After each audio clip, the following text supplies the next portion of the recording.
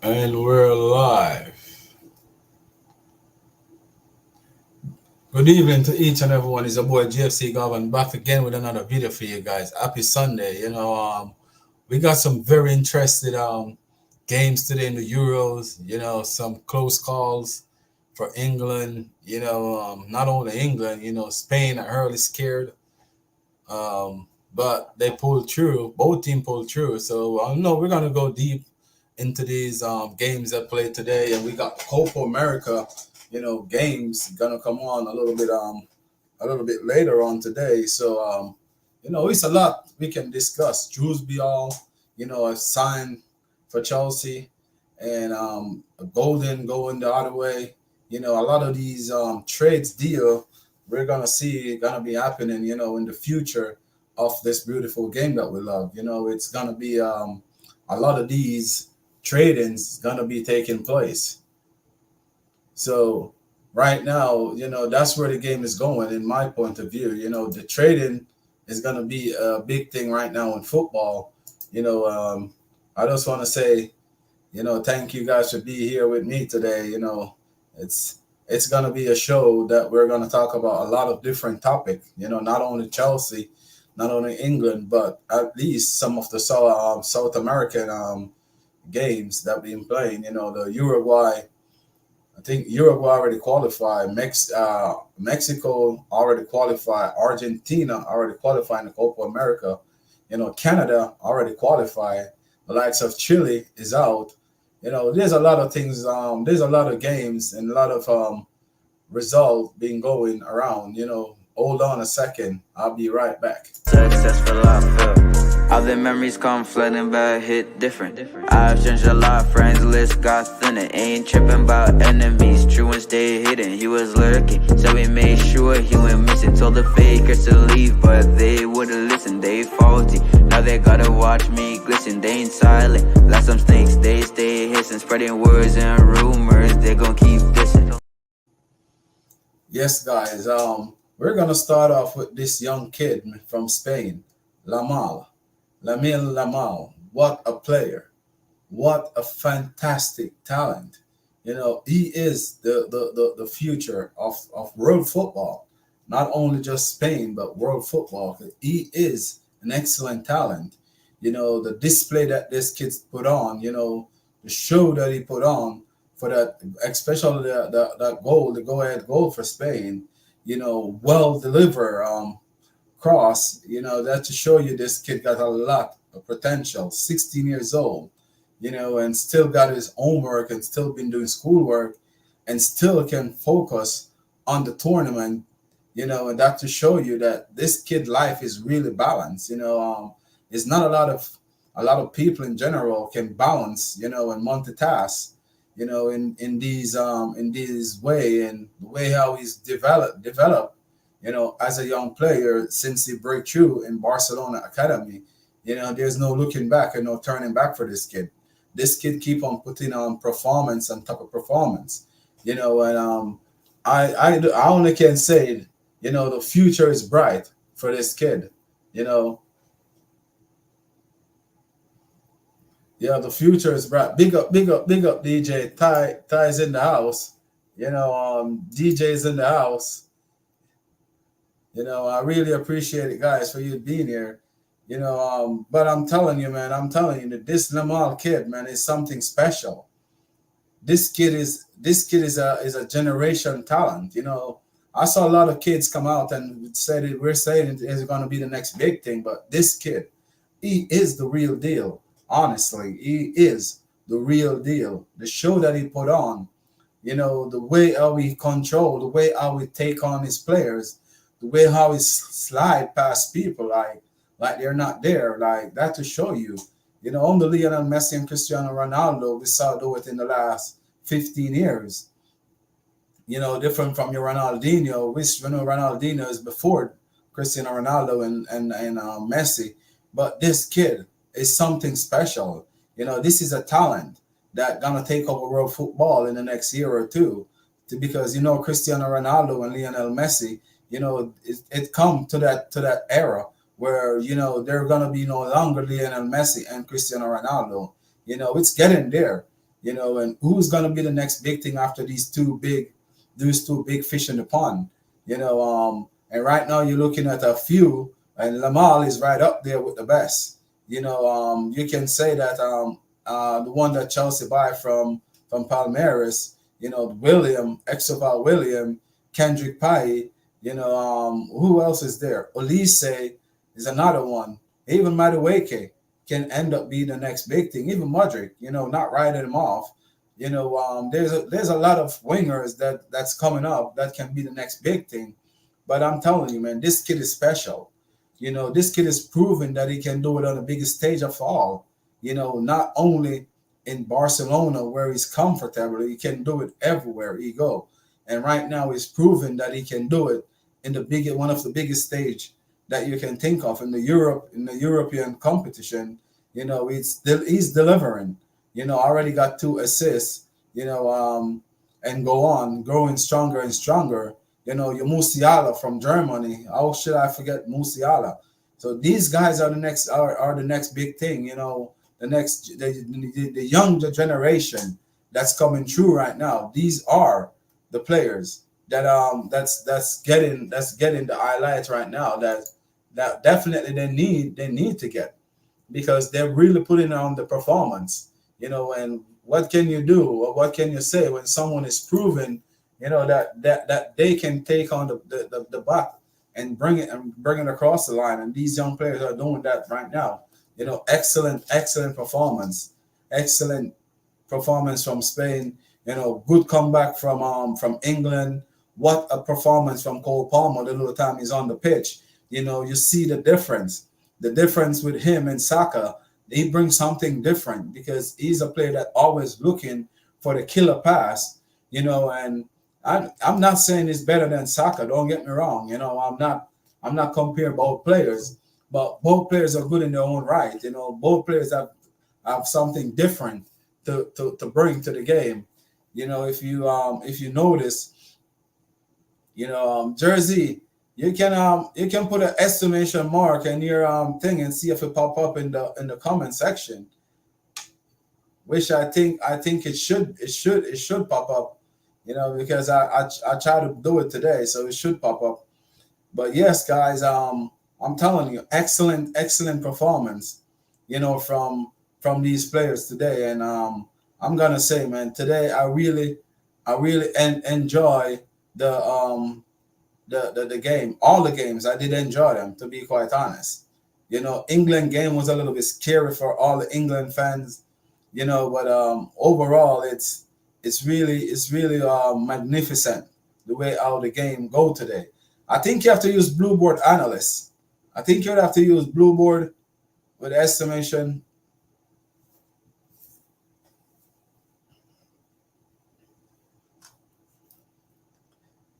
Yes, guys, I'm waiting on England fans to come in so we can talk about England, because the journey of England today was a little bit surprising for some, but not for many, because England didn't put on a performance where you can see progress from England during this tournament so far, to be quite honest. I haven't seen England put on a performance where we can say England is getting somewhere.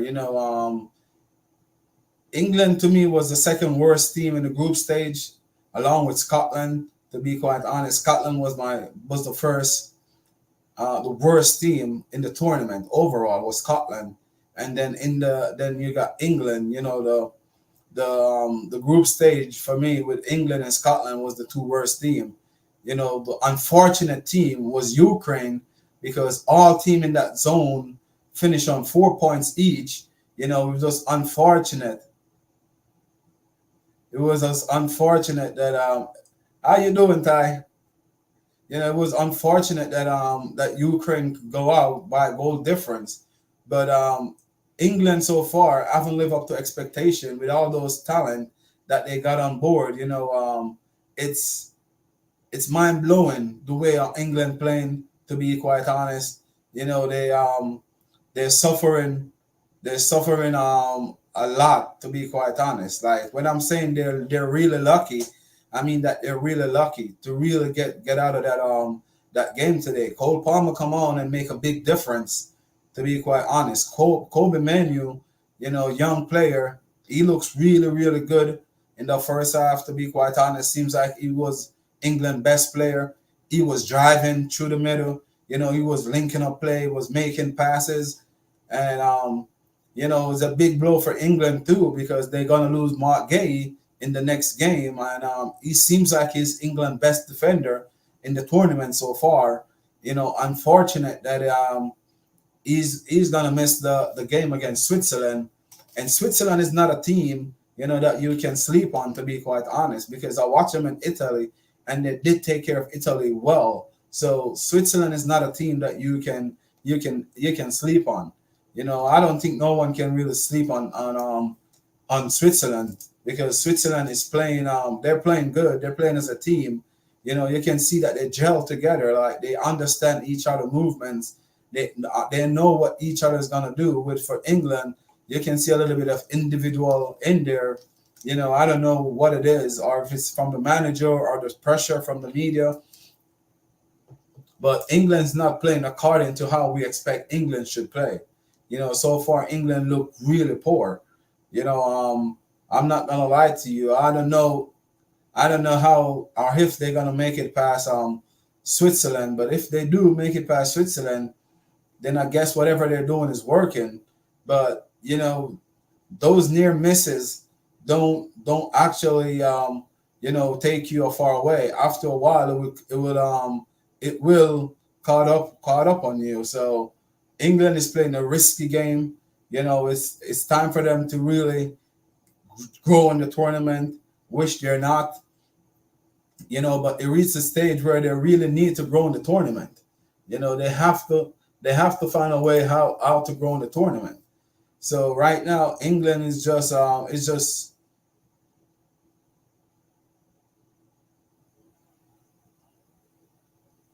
Oh yeah, DJ, I'm gonna be here for a minute. So after you finish, you can join the stream if you want to. We'll be here for a minute. Yeah, you know me. I don't end the stream until I know that it's too long for you guys or it's too late for you guys. You can join the stream at any time, bro. Soon, anytime you finish, I'll be here.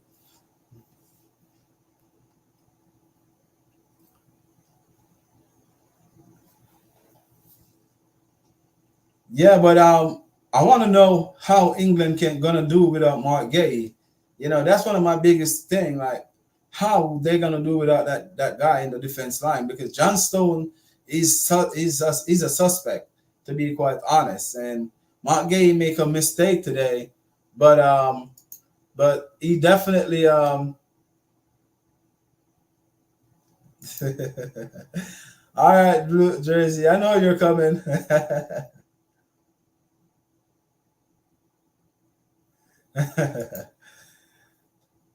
Yeah. Oh, today is Sunday, Ty. I don't know. In Jamaica, normal in Jamaica this time, your Sunday dinner is ready. What you delaying? What you delaying for? You're not hungry yet, bro?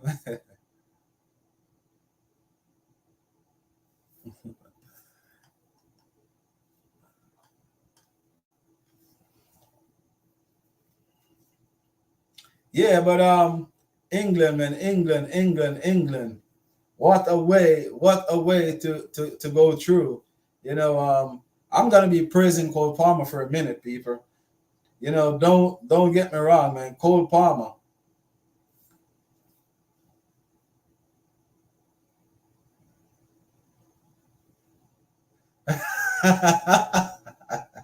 Okay, Ty. Okay, Ty. I understand. I understand.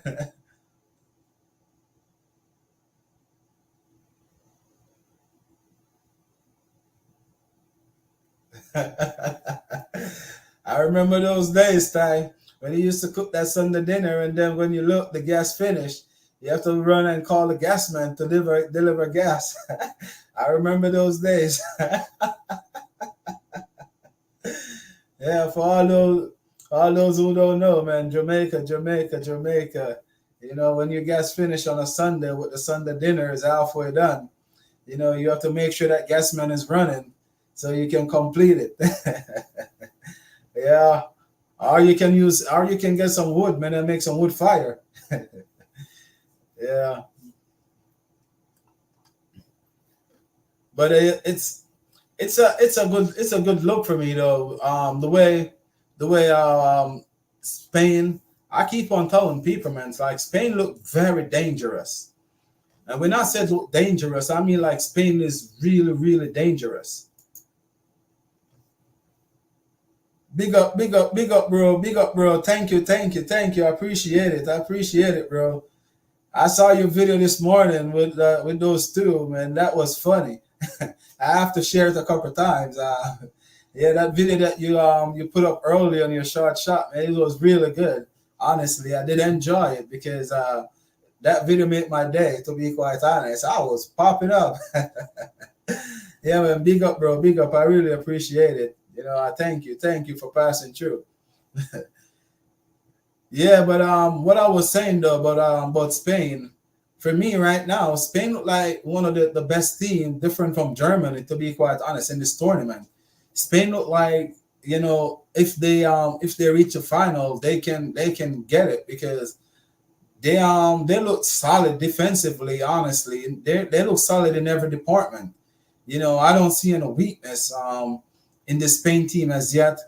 Germany, I see a little bit of weakness of with their number nines, and I think if you limit, that you limit their attack a little bit, you can get at them.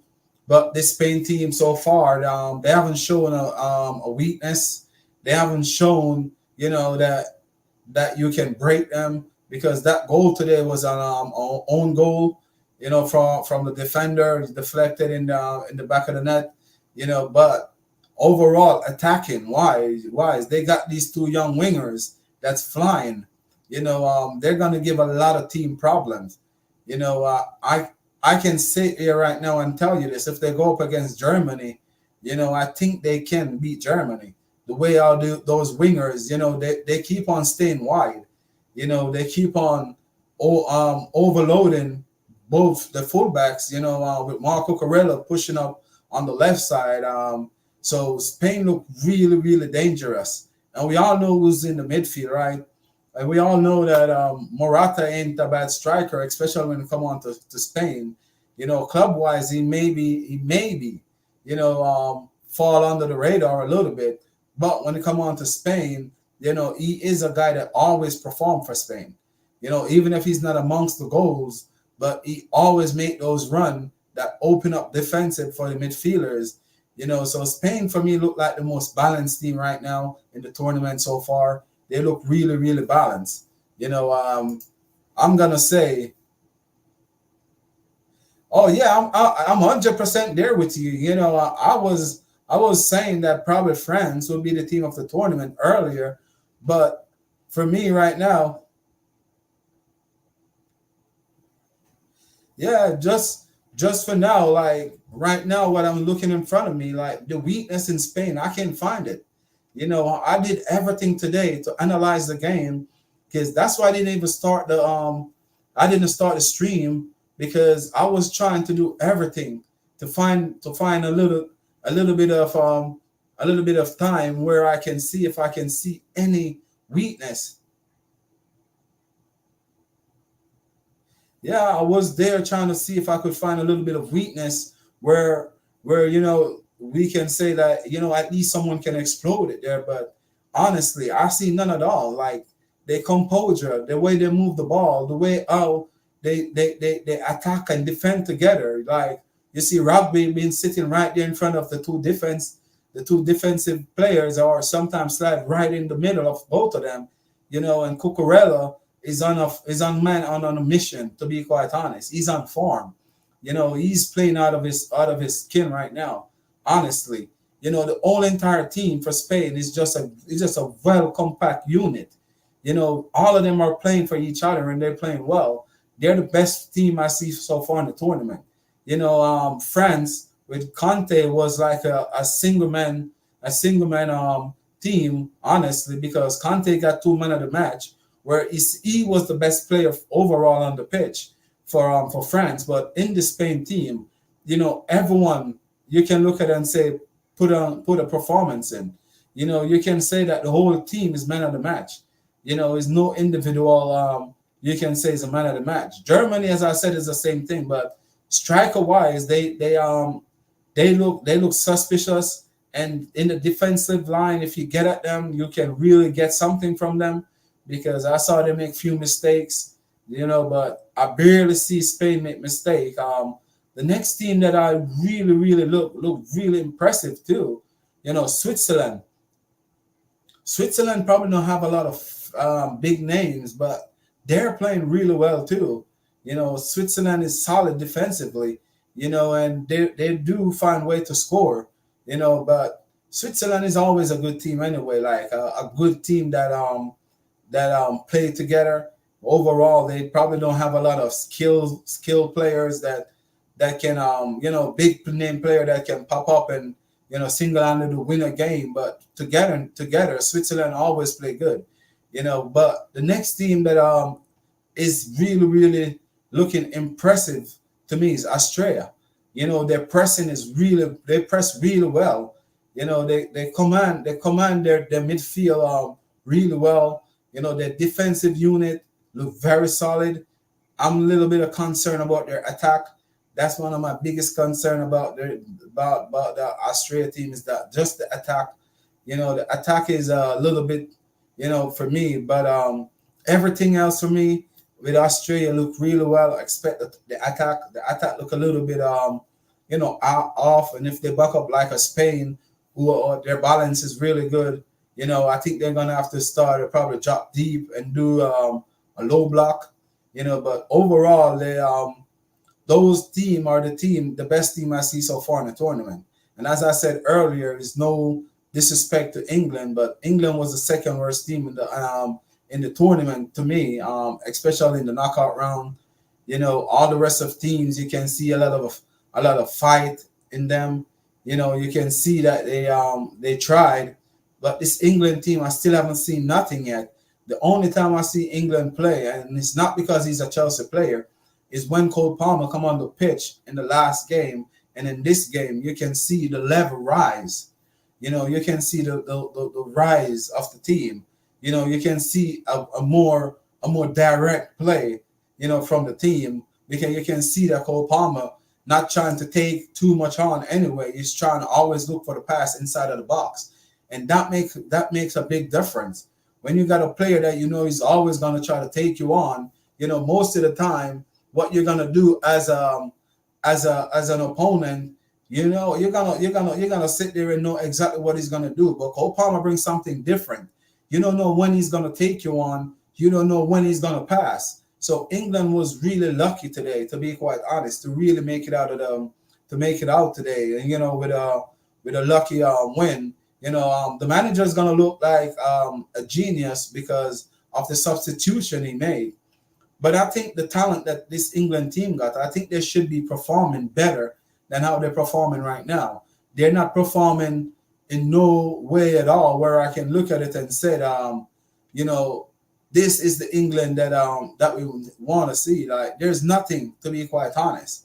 There's nothing really from England at this moment. England should at least playing way better than what they're playing. And I'm gonna say something right here, and it's nothing to do, with. I think that with Chelsea ex-manager Pochettino, I always tell people that he's a coward. He is a coward, and right now, I'm looking at it and say that that Gareth Southgate is the same thing. People go over there and check out Chelsea session video. He got a video ready for release for Somerville. Very, very good breakdown of the player. If you want to go over there and check it out, that's his link to his YouTube channel. You guys go over there and please subscribe over there. Very good analytic videos over there. All these players that Chelsea have been linked with. He always do the videos for these players. So you can go over there, guys, and check it out. I really appreciate it.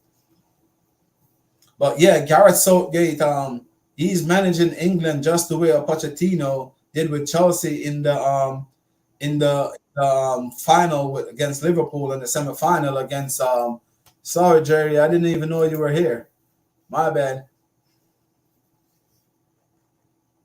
No problem. No problem. It was interesting. It was great to hear your take. So it's the same thing on the platform, behind the scenes. It's a pleasure. So please go ahead. Oh yeah, I was saying. Oh yes, Ty, go ahead and release it, Ty. Go ahead and release it. I won't complain. I won't complain this time. Go ahead and release it. Yeah, I was saying that the way our this England team have been managed during this tournament is like he's trying everything not to fail. And when you're trying not to fail, you're going to fail. I'm just saying that I think that he should be braver. The link is in the link is in the group chat. If you go in the group chat, Sir Bobby, you will see the link. The link is there. But I'm gonna leave the England topic until Sir Bobby till you get on. Jersey, go ahead and introduce yourself until My Sir name Bobby is come in. Jerry If you can Z. send him the link too, I appreciate it. My name is Jerry Z. I am a proper Chels who would never, ever compromise on success. I will always criticize till my last breath until and unless we go and improve, progress in the right direction. Winning is the most important thing. I remember when I was 12 years old, I was not picked for the first team. It really crushed me, it crushed my desire. Why I I, was not selected in the Sorry, first. Jerry, I'm not trying to cut you. Can you tell Sir Bobby whose group he must go into for the link? I think, or if you can send it to him. Okay, I don't know why Bobby is having issue yesterday. Also, I think he did not get it. So okay, I'll send it to him. Okay, So all I'll right. send it to him directly. Okay. Okay, thank you. I appreciate it. Go No ahead. problem, sir. No problem. No problem. Where is Bobby? Where is Bobby? Today I had so many conversations. Bobby is on 11th in the queue. I mean, because I was talking to so many people. Okay, I found him and I will just put the link. So, Sir Bobby the legend will join us.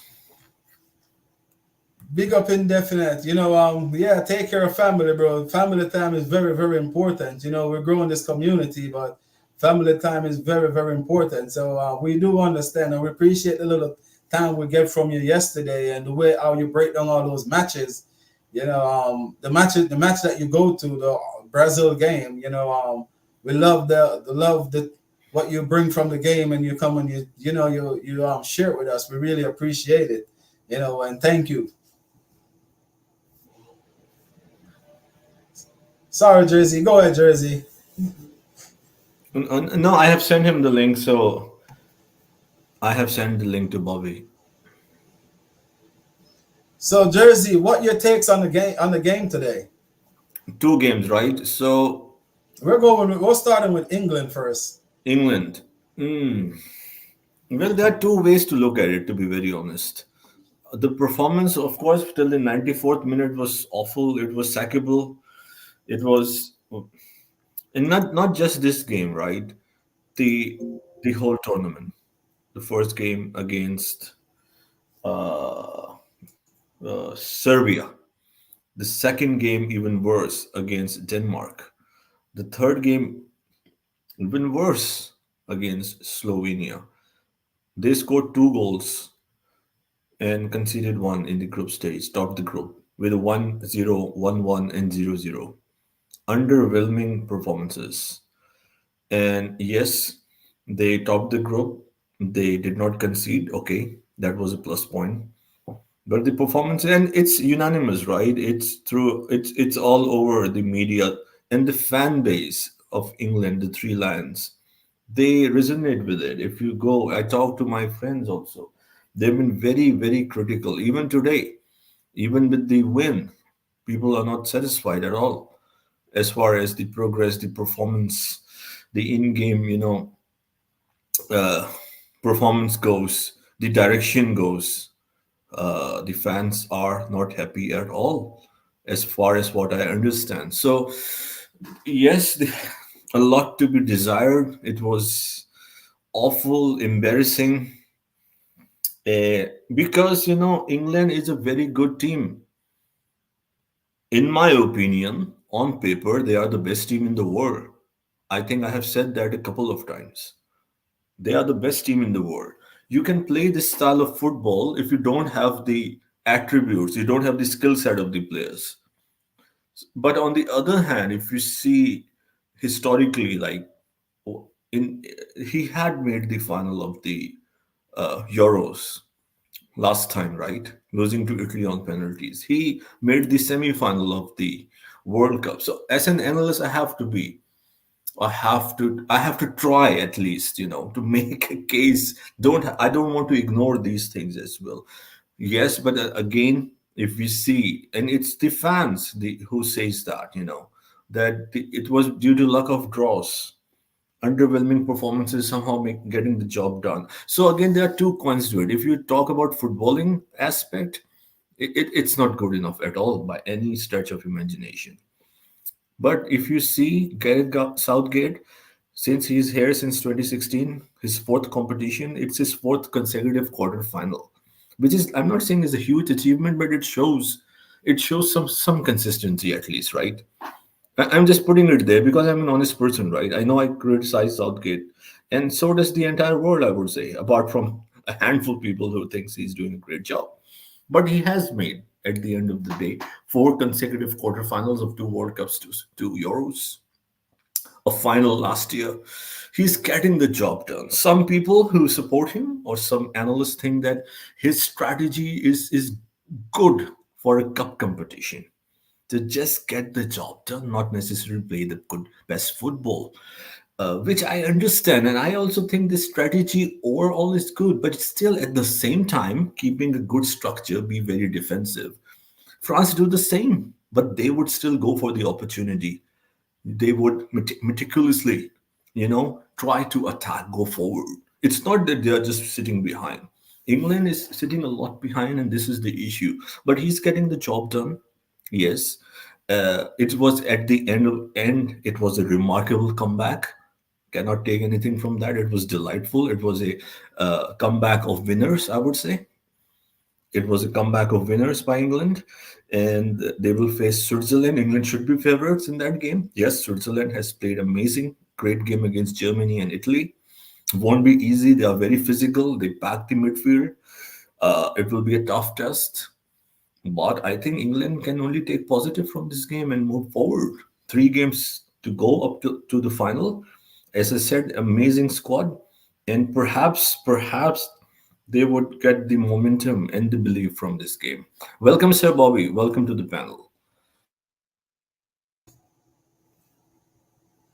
Sorry, big up, guys. I was just trying to unmute. Yeah. Gosh, where do we start? Interesting day. We're talking about England. Phew, Yes, sir. I don't have that much to say about England at the moment. I have to say, even as an Englishman, I'm disappointed that the quarterfinals pitches Germany and Spain against each other. I would have liked to have seen that in the final. Um, there's some bad chemistry with the England team. You know, people blame the manager, players, substitutions. I don't know what. You know, the team is um is full of a lot of very perhaps one of some of the world's best individual talents.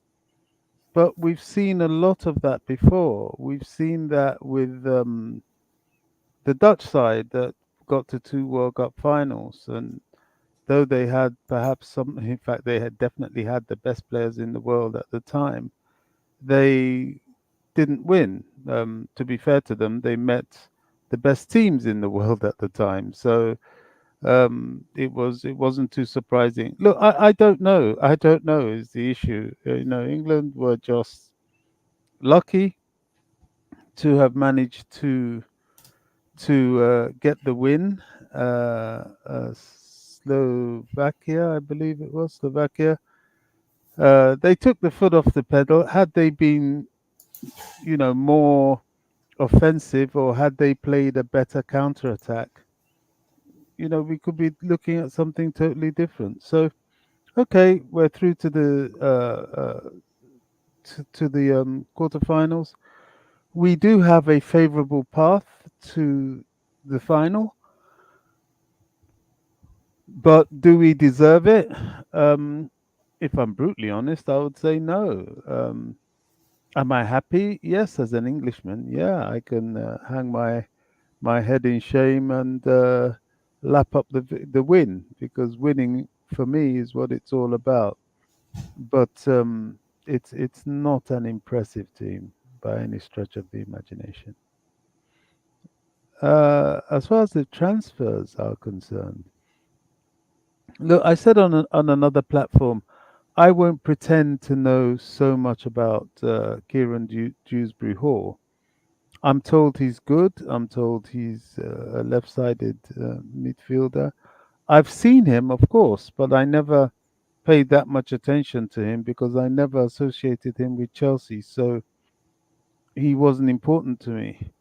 I think it's a shrewd buy. We're not looking at names anymore. We are going for players that are in a sensible purchase and wage bracket, and that fits a system that we're building with this incredibly gifted, young, talented team.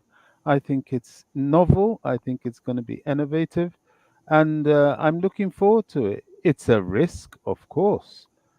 We don't know until we know, as it were. But the way world football is going, certainly Europe, this is where we're leading the way. We really are. And if you even look at the Euros, I think it's the youngest Euros in terms of squads in history. And the young player, the low wage demands, and the low fees is most definitely the way football is going now because of regulation. Um, so we wait and see. We're looking quite busy, and it seems to me that Dewsbury Hall's arrival could well signal the sale of Conor Gallagher. I like Conor Gallagher, I really do, but I like Chelsea more. And if he's a better player and he'll do a better job, then I'll just shrug my shoulders and say, well, so be it. Welcome to the show, Dan. DJ. What your takes on England game today? Big up, guys. Big up to Big up, you, every DJ. single one of you. Big up to you, Bobby. Everyone in the comments. Big up to everyone. Smash the like and subscribe, as I always say when I come onto these streams. I'll be honest with you, Garvan. I didn't get a chance to watch the England game. As I said, I'm still finishing unpacking at home. I've got no access to normal TV or anything at the moment until my TV and Sky is all set up at home. So I've not really had a chance to sit and watch any of the normal football. I know it's on normal TV. I've not had a chance to watch any of it, to be fair. So what I'm going to try and watch tonight is some highlights maybe of the game. So I don't know. I mean, I know we won 2-1 today. I think Cole Palmer came on. Is it in the 50th minute? From what I read of the stats. I don't know how we actually played, how the game went. I'm seeing some comments coming out saying we were lucky again. How true is that? I don't know, because I've not seen the game at all. You guys You're a lucky man. for me. You're a lucky man. It was a Is disaster that right? of a performance. Seriously, is it that bad? Damn. But listen, at the end of the day, I always say it might have been a bad performance, as I always say, but I think the most important factor is England have got through to the next stage, and I think all fans are going to look at it and say, okay, it was a bad performance, but I think you're going to get a lot of the fans out there going to say, but we're still through to the next stage, which is great, But again, you come up against a Spain or you come up against Italy, whoever it is in the next round, it ain't going to be so easy because the big up DJ. The draws are favorable. They will face Switzerland in the quarterfinal. Oh goodness me! Okay, that'd be another one for us, and that should be a win for us. As I always say, it should be a win. But Big up, rich moneymakers. What I've basically just seen. So, I mean, what I've seen of the highlights or bits I've seen is it seems like we've been quite lucky in a lot of our games. England have, and I've not really seen us come out of second gear, let alone getting into third and fourth gear.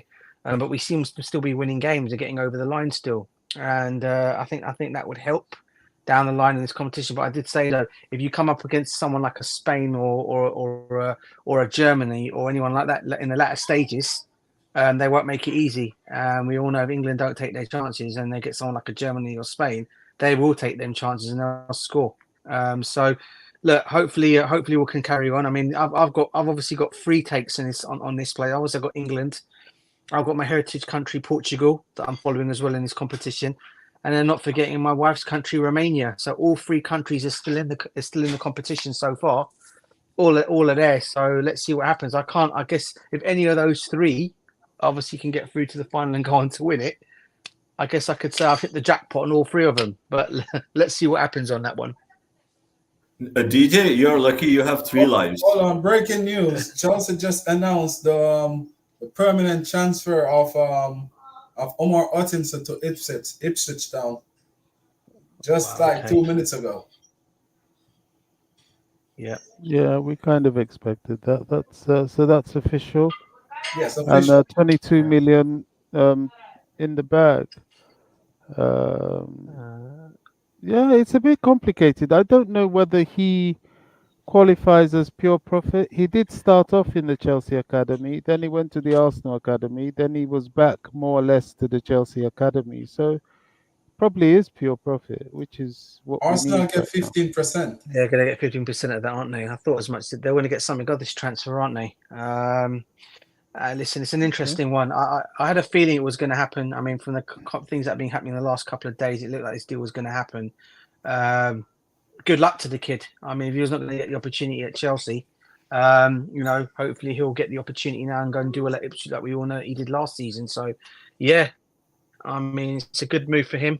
Again, let's see how he does. I mean, he performed there. I think he was Ipswich's best player last season. Correct me if I'm wrong on that one. I think he actually finished their player of the season. Am I right in saying that?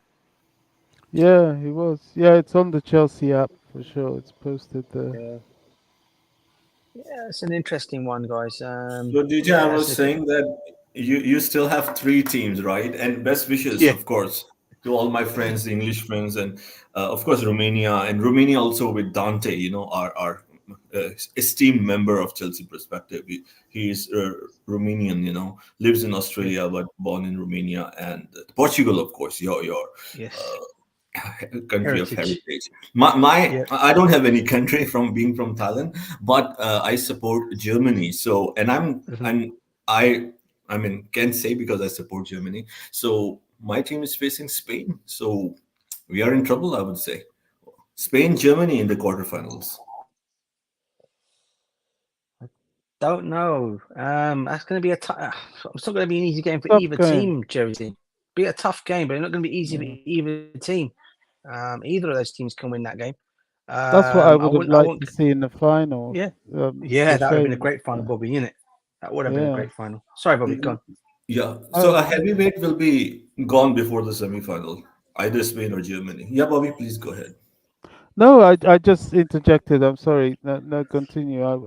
I just wanted to reiterate that that was something I would have preferred to see in the final because I like the way they're both playing. Although I got to say, DJ, Spain did miss a hatful of chances. My goodness me, it should have been about 7 or 8-1 in the end. Yeah. Wow. So tomorrow is a huge game, I think.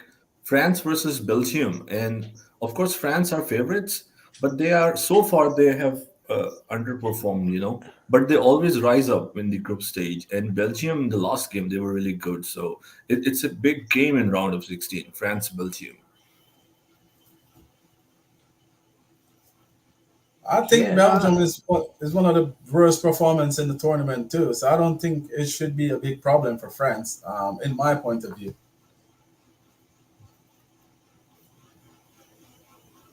Yeah, DJ, anything you would like to add to that? France Belgium tomorrow? Yeah, that is going to be an interesting. As I said, I'm not going to get a chance to watch it, guys. Again, I'm probably going to see the highlights if I get a chance to watch it on YouTube or something like that.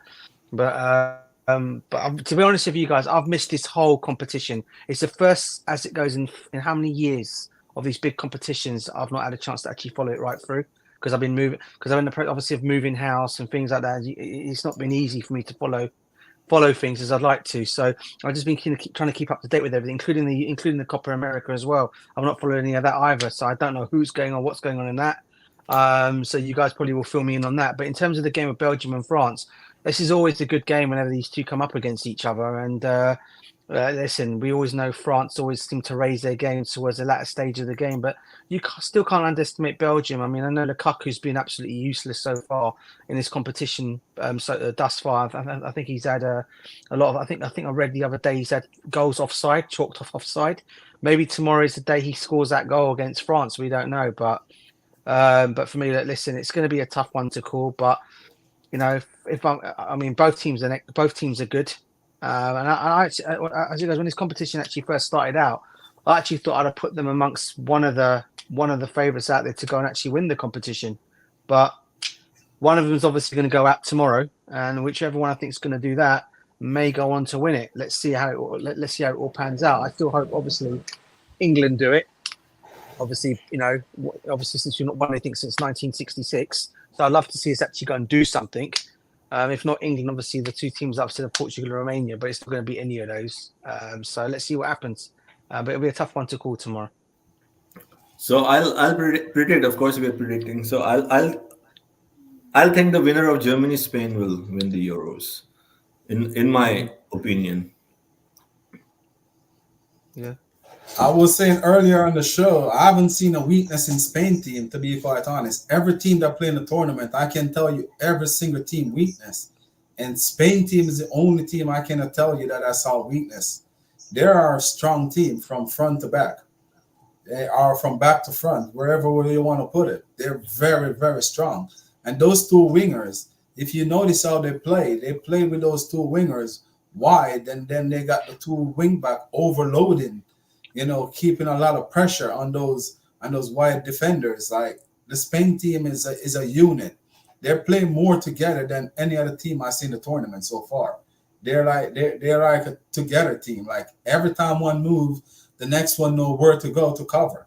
And it's gonna be hard for Germany, to be quite honest, to beat this team. Germany gonna need the 12 men to help them across this line. They're gonna need the fans gonna have to be on top of it. Germany have a 12 man. And Yeah, I Julian understand, Nagelsmann. but I'm just saying, like they're Julian gonna have to be Nagelsmann, on full force. the best That manager in the competition, Julian Nagelsmann. Talking about Spain, did you guys see the goal of Nico Williams? Unbelievable. The way he took on the defender, cut inside out. I think DJ didn't see the game. I believe that Bobby and Garvan, you saw that goal, right? So, uh, Garvan and Bobby, what you like to add to that? That was a terrific goal. His physicality, the way he took on the defender and hit it inside out. I was like, all eyes on Nico Williams. Please go ahead. You can go ahead, Sir Bobby. All right. Sorry, my unmuting, and I have a couple of other things on. Sorry, where are we? He The was Spain. the Yeah, goal I of was Spain. talking about Yeah, the goal of Nico Williams, Bobby. It was phenomenal. His body strength, the way he really took on the defender and cut inside out. Did you see that goal of Nico Williams? yeah. I think Spain Germany is going to be an explosive game. The Spanish wing play is extraordinary. I think defensively they're questionable. That's why Georgia they did so much damage in the first half by hitting them on the break. They dealt with that in the second half. They nullified that threat. So I guess defensively, maybe I'm being disingenuous saying that they're suspect because they really didn't have that much to do. But Germany will give them something to think about. I think Germany will be a different proposition. Well, I know it will be a different proposition. They both have a flaw in that Germany has Havertz, who is his stock in trade is missing chances, and uh, Nico Thomas and the other guy on the right, they missed a few. They missed a few surprisingly, showing their age. They really did miss some gilt edged chances which could have put it away. Nico's goal eventually was pretty excellent, but it took a long time to come to that. Look, I expect a very free flowing, a very attack based team. Um, my money would probably be on the Germans because of home advantage, and they just have that little bit more defensive maturity with the likes of Rudiger and Neuer in goal. I think they're just a little bit more solid in midfield as well. But you never know. The Spanish side, they're very fluid. I like the way they play. They're very dangerous, and I think maybe this is a tournament that is a bit early for them. It's in the making, but definitely as this team matures, they're going to go right back to the top of world football because they're that good. But yeah, I can't see them um, overcoming Germany, which is interesting because the Germans have their own weaknesses as well. They're not infallible, and I don't know who their pathway is to the final, but I think it's a pretty tough one. Yeah, it's a very tough one. I think I will check and It's confirm. I either think they will either face the either winner of France, France Belgium. Belgium or Yeah, the other heavyweight. So it's not easy for tough. Germany, like Spain and then probably France and then maybe England in the final. So in any event, they will play three big teams to win the tournament if they can do that. If they can get that far. Yeah, it'll be really tough for them. But they are also a team that's in the making. I think the likes of Rudiger, Neuer are. I think this is either their last tournament, or if they can make it to the World Cup. If Germany make it, then that would be it. But yeah, you're right. It's a Three very goals, tough route. 3 goals for Musiala so far.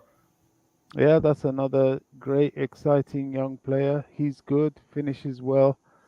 Yeah, it'll be interesting. It'll be very, very interesting.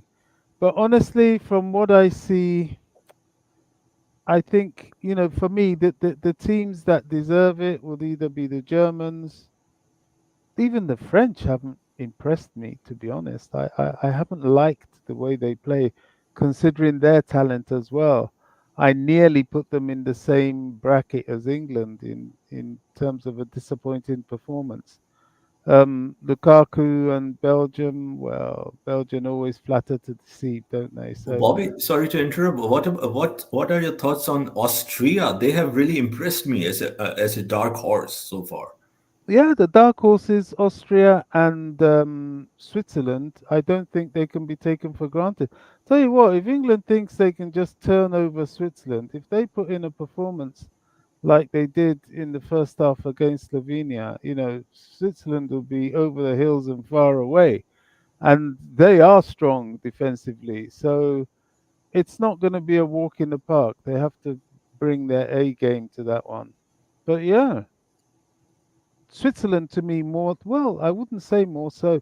Switzerland and Austria are very, very capable of causing problems. Now, Austria's game knockout stage, who are they playing? Tomorrow is France.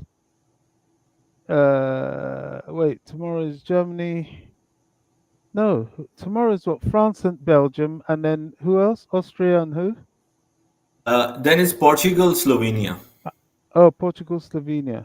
and So Austria's Austria. out. Austria will play. Let me confirm. Sorry, I don't have on top of my head. Austria will play Turkey on the 2nd of July, the day after. Oh, right, right. Oh, that's going to be. I fancy them against Turkey. Turkey is quite good, but I don't think they're going to be good enough. So Interesting. DJ, since you are here and we are talking about Yeah, Euros, so we should, yeah. capitalize and get the best out of you. If you Yeah. don't mind, could you give an overview on the performances of, I mean, on the performance of Portugal so far, the strength and weaknesses, and any thoughts on Ronaldo, Cristiano Ronaldo in this competition? Yeah, I'll be honest with you. As I said, I've not followed the competition as much as I'd love to, because of situations. I've not had a chance to sit and watch. But in terms of Portugal itself, I think the fact that we lost to Georgia, I do believe a couple of days ago, was a bit of a shock to me. I wasn't expecting that. To be honest with you, I don't think anyone was expecting that. I don't know how we played in that game. Well, I know we lost 2-0. I mean, you guys probably would know this more than me because you guys have probably watched it and saw what Portugal had done in that.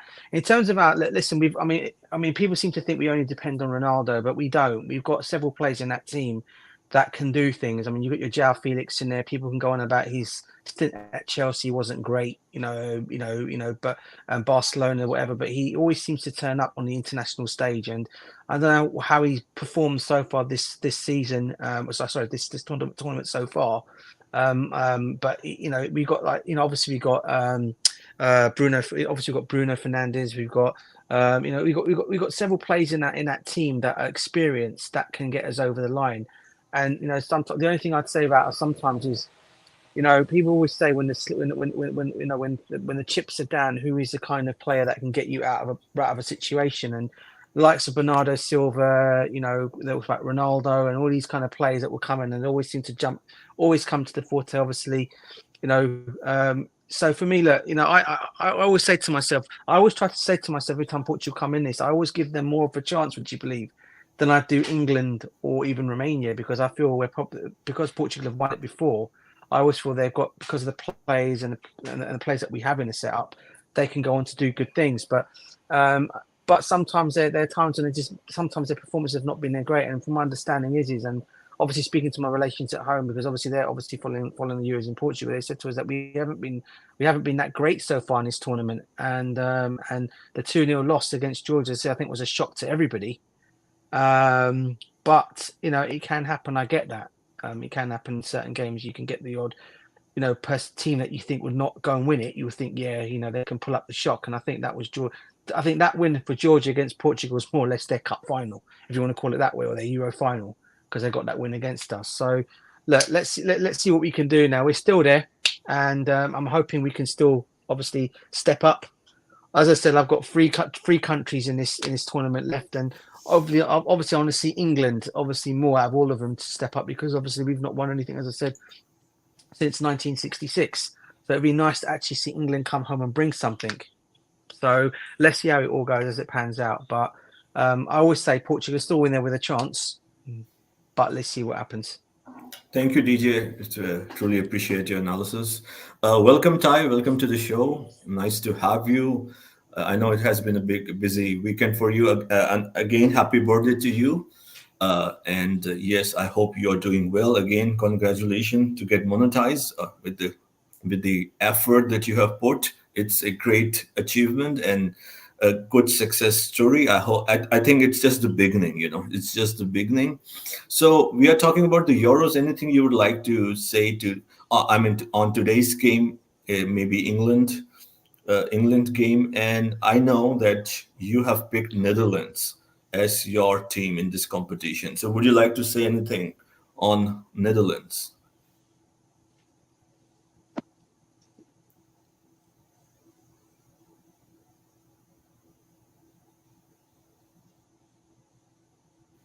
Ty, are you there? What I will say is Yes, sir. Go this. ahead. Um, the Euros has been everything but boring. It's been entertaining. It's had its unexpected moments. It's had its moments where, as DJ was saying a while ago, where teams that are considered the underdogs come out and win. And football has, recently more than ever, continuously had moments like that where the underdog team shows up, and they either give the favorites a good game, or they defeat the favorites. So I mean, it's entertaining. the Euros has had its intense moments. It's had its underwhelming moments as well in terms of the countries that you'd expect to be doing better, and they haven't. So it's had its ups and downs. As you said, I am rooting for Netherlands. I am choosing one of the teams that are perhaps not viewed as a favorite. I would have given my reasons. The last Euros I said Italy were going to win it, and they did. And I was good with the fact that they just had that level of luck, and throughout the whole campaign that they did have, it was luck. Defeating Spain, I think, to get to the finals, or something like that, semi-finals. I don't know what it was. That was pure luck. They won on penalties. So a lot of the teams that are left in the competition, it's been luck. England got lucky, I would like to say. I know nobody will on here will attack me for saying that, so I know I'm safe. But um, England, they got lucky in terms of that match. But I guess you can argue that you need a bit of luck in competitions like these, and to win a competition like this, you do need some level of luck on your side. But it just highlights the fact that football is a match is not over until the final whistle is blown. So you can't write off a team. But I don't know. England have, based on the performance, they didn't deserve the win, at least going off the 90 minutes. The additional time and what followed after that, you can say that they deserved it because they actually stepped up, and that isn't to discredit the fact that England did create opportunities throughout the 90 minutes. They simply just couldn't get some passes together. There are instances where they would have scored a goal, I think, and it was ruled offside. So there's a lot of things that would have happened in that match as well. But a lot of the teams, the countries that you'd expect to be doing better because of the quality that they have on paper, you just get that level of evidence and proof that football isn't about what's on paper. It's about what those players do on a specific day or night or in a specific match. And if they don't show up, if the team doesn't perform as a unit, or they don't perform at the greatest level that's required, then they're not going to get a good result. So it England, I don't know. They're through, but I don't know. It would have to be some level of some black magic, or the dark horses and all of that happening for them to go and win it, because the quality just wasn't there. I mean, a team can improve in the next match. That has happened quite a lot. But what should be done, I don't know if the manager is doing what needs to be done. He's been playing it very safe. Why? I mean, you have quality. You don't play it safe in a competition like this, where teams are going to be coming at you and all of that. You have to take some risks. I don't mean you should go out there and be reckless, but you have to at least not be so reserved. You have to, or disciplined to the level that they've been. You have to be adventurous at times. You have to go and apply more pressure to the team. Don't welcome the pressure, and that's what I've noticed with England through the whole campaign. And before that, they had that type of identity, and parking the bus and all of that, and they did do that after they got that goal to go ahead. So it's I don't know. I just don't see England winning it. I mean, I would like to see that narrative of them winning something. The greatest of the greatest players throughout history. Those English players never got the chance to get something for the country, despite the quality that they had, and for the upcoming and players that are around the prime and all of that to get it, it'd be nice. The narrative would be sweet, but I just don't think that they have enough in them to form at that level. And there's a lot of teams, Spain, for example, that I would say seems more rehearsed. They seem like a team that actually has more chemistry, more connection, and they can actually go the full length. But I don't know about England. Well, I don't want to repeat what DJ was saying, but with Portugal, for example, it's a basis of a lot of unexpected things that's happened with them, you know. But I don't know. What I like about this competition is that it's not straightforward. It's not easy to predict because a lot of countries that you'd expect to be performing and to have more quality, they haven't had it through the campaign, or if they do, it's not consistent. So it's not easy to predict, but England for sure. I'm not too sure about with them. Switzerland will be one that I'm interested to see what they'll do because it, their roots to where they've gotten it's been impressive. So I mean, fair enough to them, and I hope that the remainder of the competition will be sweet, and it will continue to be as entertaining as it already been. So hopefully that it doesn't disappoint in the final stages that are approaching. But I mean, a lot of the countries have disappointed me personally because I was expecting them to perform, even if they get eliminated, not be so poor in quality consistently.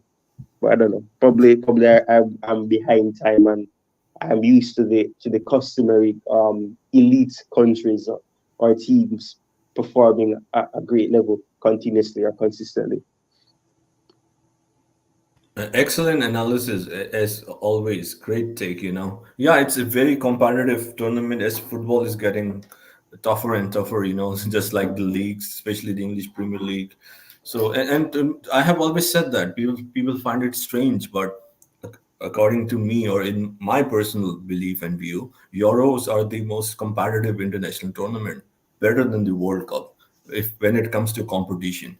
So yeah, it has been amazing. It's just and it's great that we have something in the summer because once the season finishes in May, for me it's like it's just it's difficult to spend the summer and wait till the season to start in August. So we have Euros, we have Copa America, Garvin's favorite. I know Garvin wants to talk about Copa America, Brazil, Uruguay, and some of the plays he has seen and impressed him.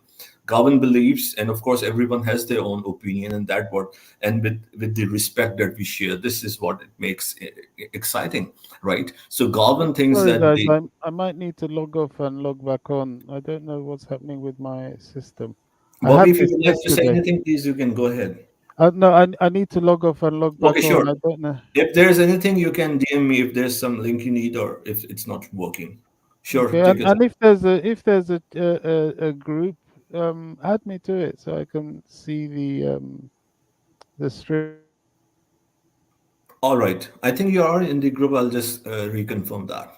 So, Garvin, um, yeah, please go ahead and tell the audience why do you think that Copa America, in your opinion, is more entertaining, better, and shows like what you said. It's more like a real football. It's more physical. It shows more emotions. Sure, I won't disagree. It's just that Euro is my cup of tea. Please go ahead, uh, talk about Brazil and some of the players that impressed you.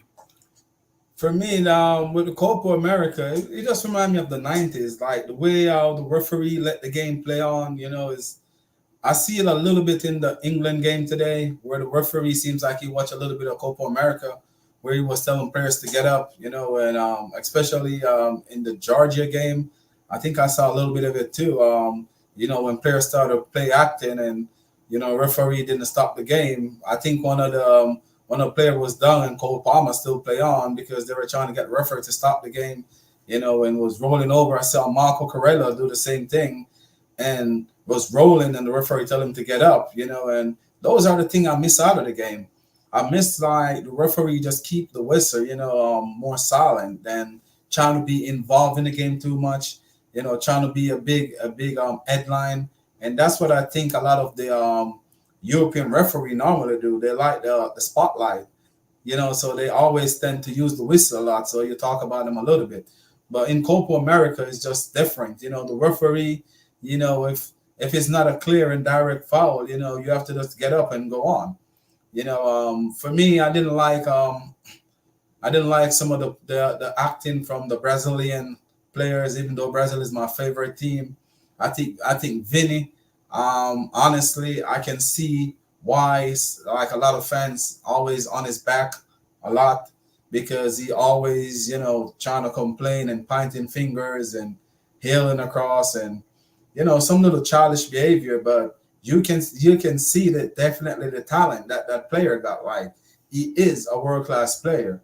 You know, I think for me that's just one of the things where I said the Copa America for me is more physical. It's more like the old fashioned thing, and I'm an old fashioned guy. I rather it that way. The VAR is not making any controversial call. The VAR don't get too much involved in the game, or unless it's something that the referee definitely have to really, the game don't really stop too much for the VR. Unless a goal score and they want to make sure it's correct. Those are some of the little things that I really appreciate about the Copa America, to be quite honest. But so far, Colombia and Uruguay looks like they're the real team for this tournament. To be quite honest, they're the two best teams so far in the entire tournament.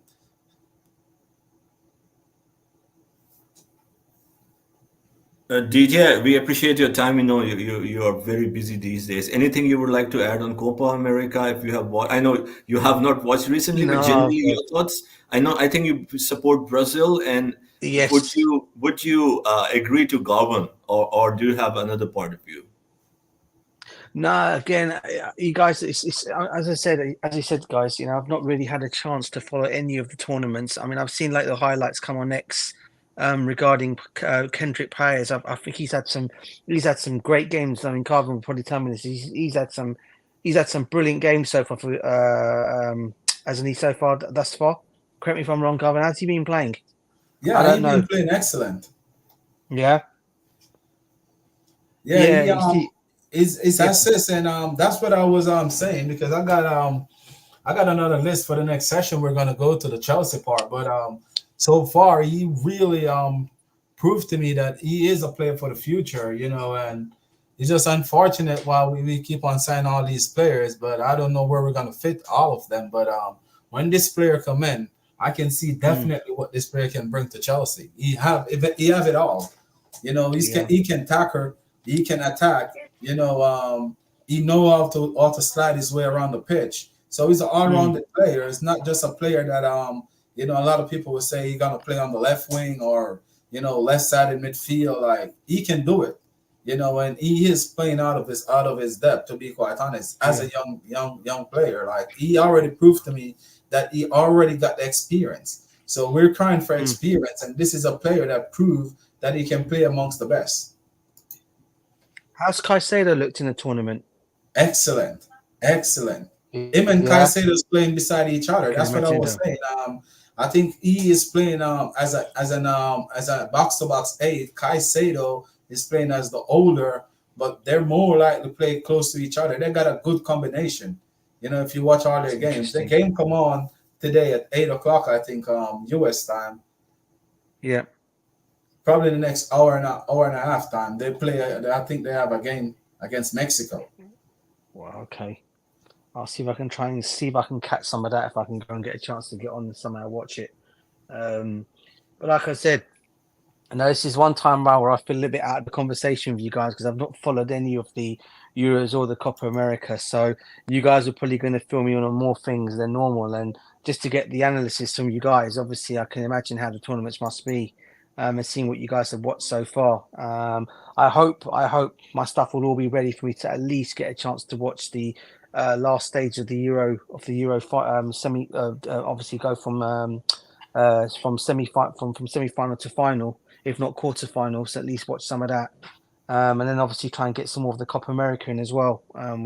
Once everything's back to normal for myself. But yeah, I mean, it's great hearing all that, and just to hear the news about Caicedo and Pai as our future signing. I'm obviously going to look forward to him coming to Chelsea when he does finally put that Chelsea shirt on, and hopefully he'll be able to perform and get the opportunity that we want him to see at Chelsea. Let's see how it all goes. Ty, you're here?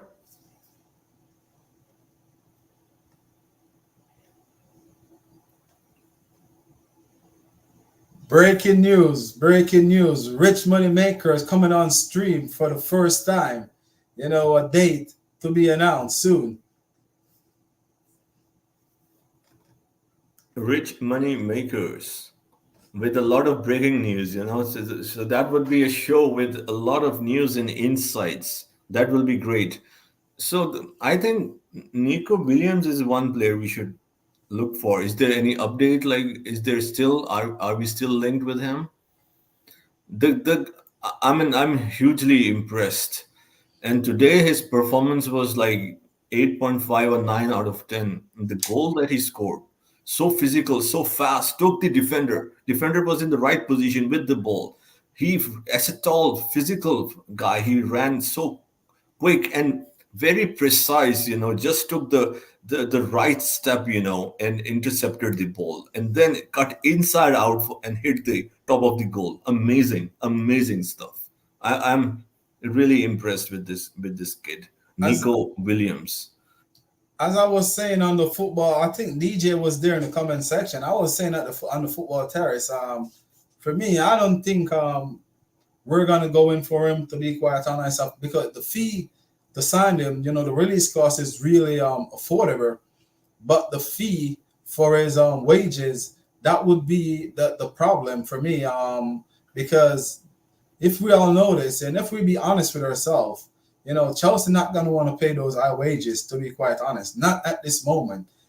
The way we're being, even today, if you notice, the way how we try to do all this business on this day today, before tomorrow, even tomorrow, you can tell that definitely that there was some financial issues there, but they just didn't want to release them. Aston Villa, Douglas Luiz have went to Juventus. They finally announced it, today. So notice a lot of these clubs are announcing a lot of deals today. So that to show you that a lot of club was in the financial strain. So I don't think Chelsea gonna put herself back in that situation for next season. Where they're gonna be struggling to meet the financial fair play. PSR is real, and we have to understand that these owners, when they did come in, they look on every aspect of Chelsea and saw where we're losing money and where they can stop from losing money and where they can gain money for themselves, probably to get on more clubs in the model. And I don't think that the Isaac deal, and I don't think the Nico Williams deal is a deal that Chelsea gonna really go for, to be honest, because I would love to sit here and tell you yes, but I can tell myself a lie. I can lie to myself, and if I'm gonna tell you that, that mean I'm telling myself a lie, and I'm gonna be looking for something that I know definitely not gonna happen. So for me, the way our football is changing rapidly, this is Well, the yeah, please go ahead. Sorry, go oh, ahead. no, you can go ahead. I assume that you finished. Sorry, maybe I was lagging. No, sir, please go ahead. I'll come next. Okay, yeah. So this is the way of football is going, and as fans, all of us gonna have to accept it, because honestly, we can make noise all we want. We can scream all we want.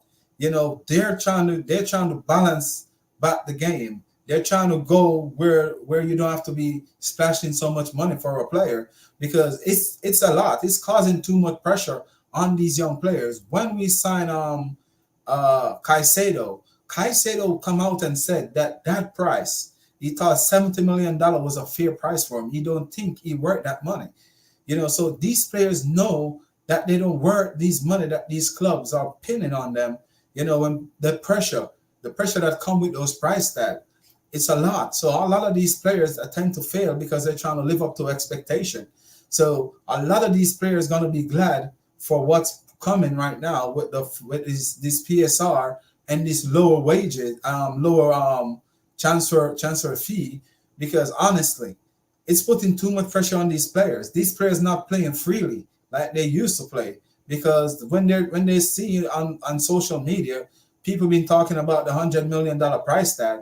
It put so much strain on them. So that's where the game is going. The game is changing rapidly. When Bowley just come in, one of the first thing that Bowley said, he can't believe that football doesn't have trading.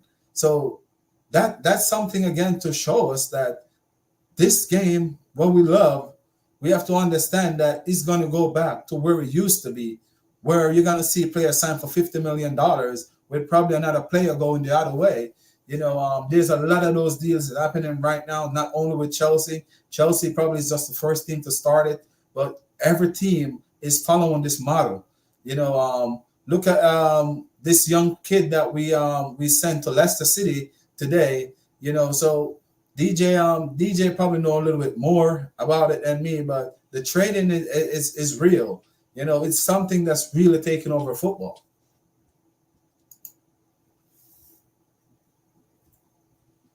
Jay-Z, you're going to go next, man. You wanted to come in, brother. Sorry. No, you can. I know your time. You really, it's an honor that No. you take out time. No, I was just saying. I'm being critical, and I will remain critical until proven otherwise. I'm really not confident at all, and I think you guys already know with what the owners are doing. I'm not satisfied at all. And I do agree with Garvan. Of course, he is my friend. He's a great analyst. What he said is true, of course. But if if this is the direction we have taken, then why did we spend £1 billion, $1 billion, whatever that is? Why? And spend on players who were not worth it, you know, not entirely, There was so many loopholes, for so many players, as you said, for Caicedo paid 40 million plus, right? And when you really need players like Ulis, okay, we can say he didn't want to come, or a Williams. I was saying Nico Jackson. Then this question comes that okay, we cannot afford to do it when we have what we spent in the last 2-3 windows is unheard of in the history of Premier League. So it's bad business.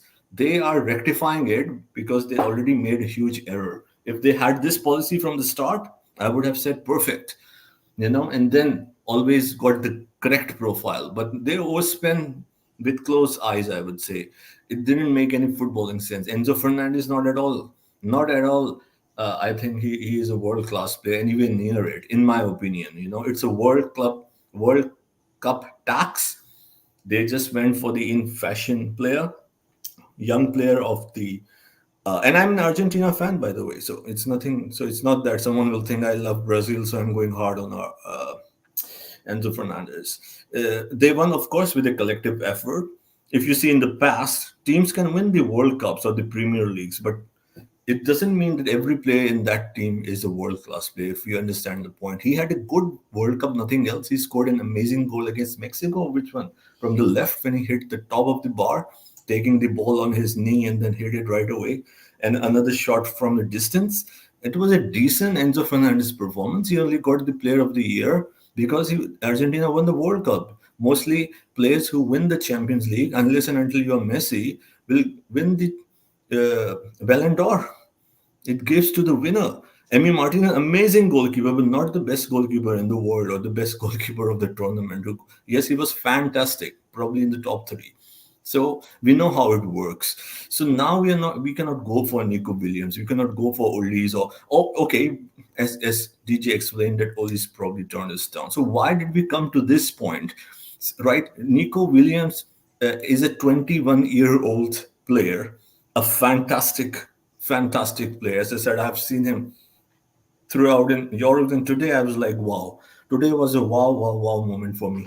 So we cannot go for a 21-year-old player who plays for what? Athletic, right? Athletic club? Yes. Athletic club. So the point what I'm making, I know it's like a mini rant. There will be many moving forward, trust me. That we cannot go for if Garvan, what you're saying to protect, of course, our club and their vision, that this is the way the football is moving forward. I disagree. Then, of course, Nico Williams will go somewhere. If you get the point, someone will pay him some amount to get him.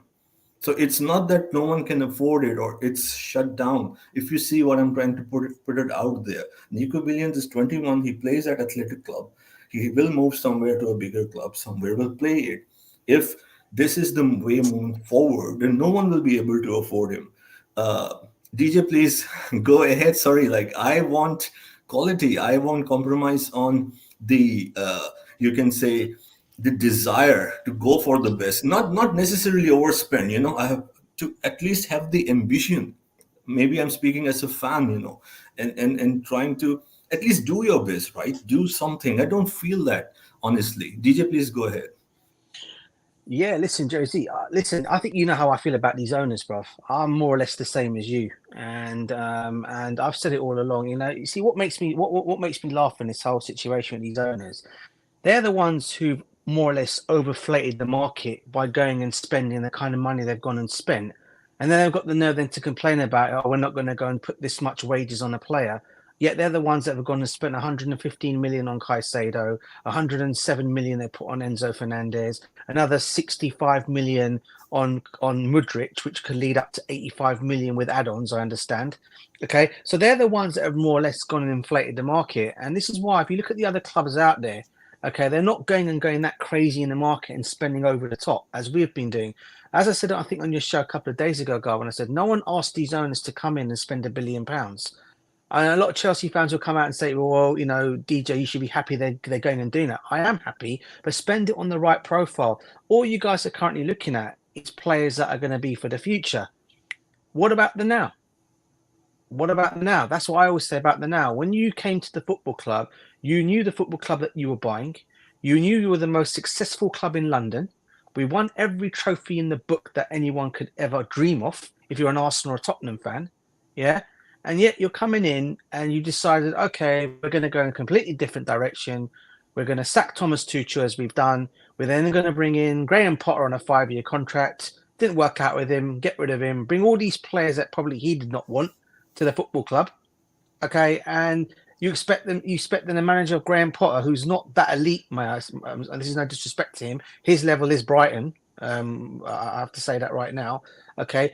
You probably need someone like a Thomas Tuchel who could have probably come in maybe or kept on with Thomas Tuchel for another year at least to see what he could do with these players.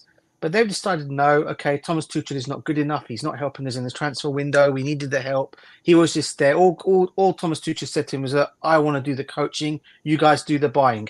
You want to come and ask me about the players? Okay, I can give my kind of, if you want me to give me my kind of analysis on these players, yes, no, whatever. But he wasn't even given that kind of him, even though they did go and ask him. But it felt like he was like in a situation at the beginning where it was like, okay, no, you guys can go and do all that. I'm just going to do the coaching. And then there was all this talk about having fallouts with all this and that, whatever it might be. Now, how I look at it, okay, is these guys have gone and inflate. They have gone completely crazy by going and spending over the odds on players. And I think this is why some Chelsea fans out there are saying, okay, you've got some fans that love it. And you've got some fans thinking, why have you gone and done that? Because let's be real here. Before the Enzo Fernandez deal was done, my understanding is, okay, from what I read and what I heard, a deal was all but wrapped up for Enzo Fernandez on a cheaper deal by Christopher Vavell, the former former director who came into Chelsea. He got that deal wrapped up. It was on a 5-year contract. It was for less money than what we were spending on and what we got him afterwards for. It's only when Egbali decided to come into the conversation is when the price raised to 107 million and you got him on a 7-year contract. Okay. The same with Caicedo. Now, my understanding with Caicedo is, right from the beginning, we all knew that, okay, Brighton knew because Chelsea wouldn't spend that kind of money on a midfielder and Enzo. They're thinking, okay, we can play hardball with Chelsea here.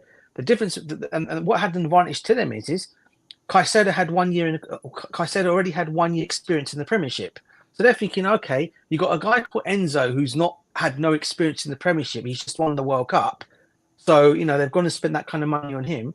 Then they've gone and brought, now you're coming just for Caicedo. So I'll tell you what we're going to do. The kids actually had 1 year in the Premiership. We're going to up his price to 115 million is what eventually what we paid. And, you can have him for that kind of money. And these owners went and spend that kind of money. So this is what I keep saying. The owners can't keep saying, okay, now all of a sudden they're putting this wage cap on, which means any player they sign has to be on 150,000 cap wage. That's it. No more. You can't go above that. You can't go below that. Now, my understanding is when we sold Ian Matson, okay, the talk of Isak coming out was Chelsea they'll be willing to go to 10 to 20 for Isak if need be. But obviously, that I think was all, again, I do believe that must have just been all paper talk because obviously no deals happened. And now I'm seeing like today's news was today, you guys must have seen it. They want to throw Jackson in the deal to get someone like Isak to the football club.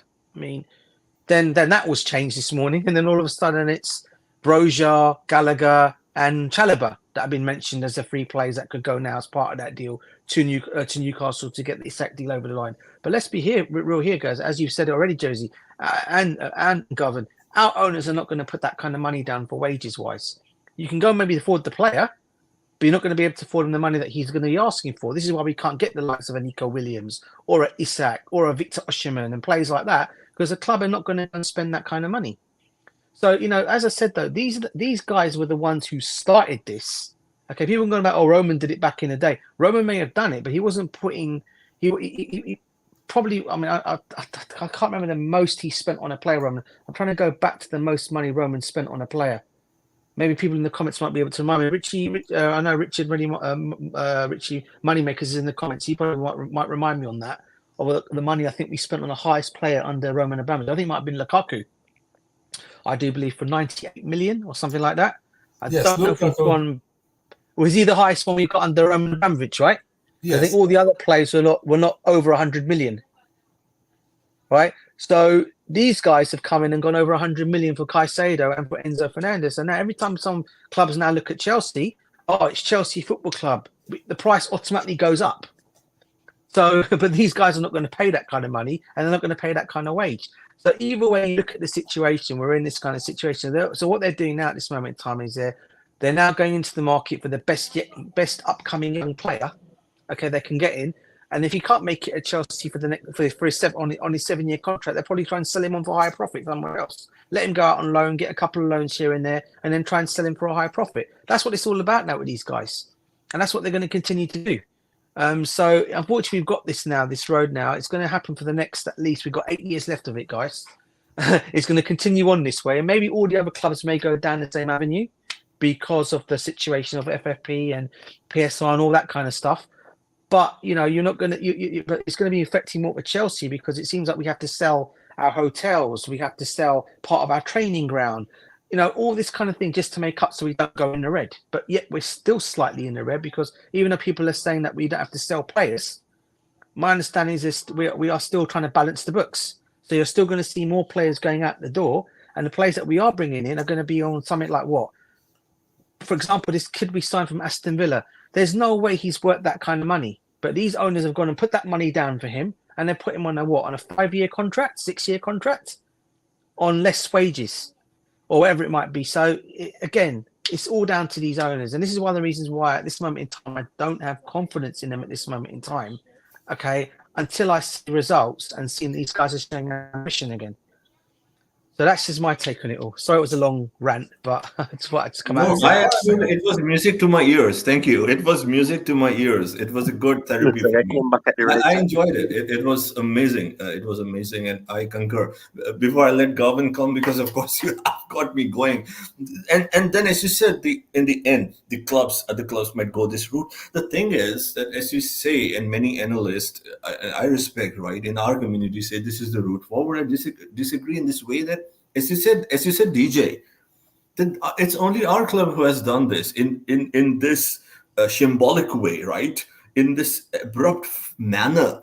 No other club, Manchester United, they got so many young players recently, and this is the direction they want, but they still have a lot of experience. And so, you phase out, you have 4 or 5 experienced players, you add youngsters like a Garnacho and other signings, right? Lisandro Martinez, just sing on top of my head, right? And then they are already rehearsed playing for a season or two. If they will take the route, the youngsters have had a season or two, and still I don't think so that they will take this kind of a route in 1 or 2 windows. Okay, let's go for all the 18 years old. Arsenal, very young side, but they developed over time. They took their time, right? They took time through phases, through strategic planning. We phased out everyone. What was the need? What was the need to phase out the entire team in 2 windows? I don't remember in history that's happening, at least in my knowledge, right? To my knowledge. So this is weird. It doesn't make sense to me, right? And then you got the players based on potential. If you spend this much money, there should be something on the pitch already in 2 seasons. When you spend this much money, you get the results instantly. With the results, I'm not saying in 2 years to win the Premier League. At least be in the top four. Be competitive. Choosing the wrong managers. Potter, as you said, with all due respect, I think he could be a great manager, but not the correct time. Pochettino, I like him. I liked him. He underperformed as a manager. He's not a bad manager, I would still say, but you don't get a Tottenham legend, I would say. For them, he's a legend, iconic manager who had the best results over the period of time. You don't get a ex-Tottenham manager, right? You missed on Julian Nagelsmann. Whatever happened when you had the opportunity to sign the best young manager, he's already proving it in the Euros, and you'll see in the future as well. If they really wanted a young manager, he's 7 years younger than Enzo Maresca. He is 100 times, sorry to be rude, 100 times more accomplished than Enzo Maresca already. I don't know what else I could add to this. So please go ahead, guys. I mean, And let's go. don't forget Amarin. Don't forget Amarin, Jersey. He was another one we could have gone and got. Absolutely, absolutely, bro. How much I loved Emerin, and I was taking his name. Yup, absolutely. He was not. He was my second choice, but yes, Ruben Amorim, of course. I just stopped because if I had continued, it could have gone for an hour. I'll save it for other podcasts. So much material in my head. Ruben Amorim, I think second best. Yeah, I will say second. And one of the great managers moving forward. It's clear someone who understands football can tell, but no, Ruben Amorim, no, because he doesn't play possession-based football. Maybe because he has a strong personality. I don't know what else to make. No, bro. I know you're love. I know you're love for Nagelsmann. Look, he was one of my choices as well. To be fair, it was either one of those two managers. I mean, if we were looking to go for creme of the creme, as we like to call it, my other one was I was looking at two other managers, and that was that one of them was available. He was actually available, not had no job, and that was the guy who went to Barcelona. He was another one who was available. Hansi Flick, who was experienced. Absolutely, he's another amazing manager. And I'm now, of course, he was on top of my list. I'm taking the name of Nagelsmann and Emerim.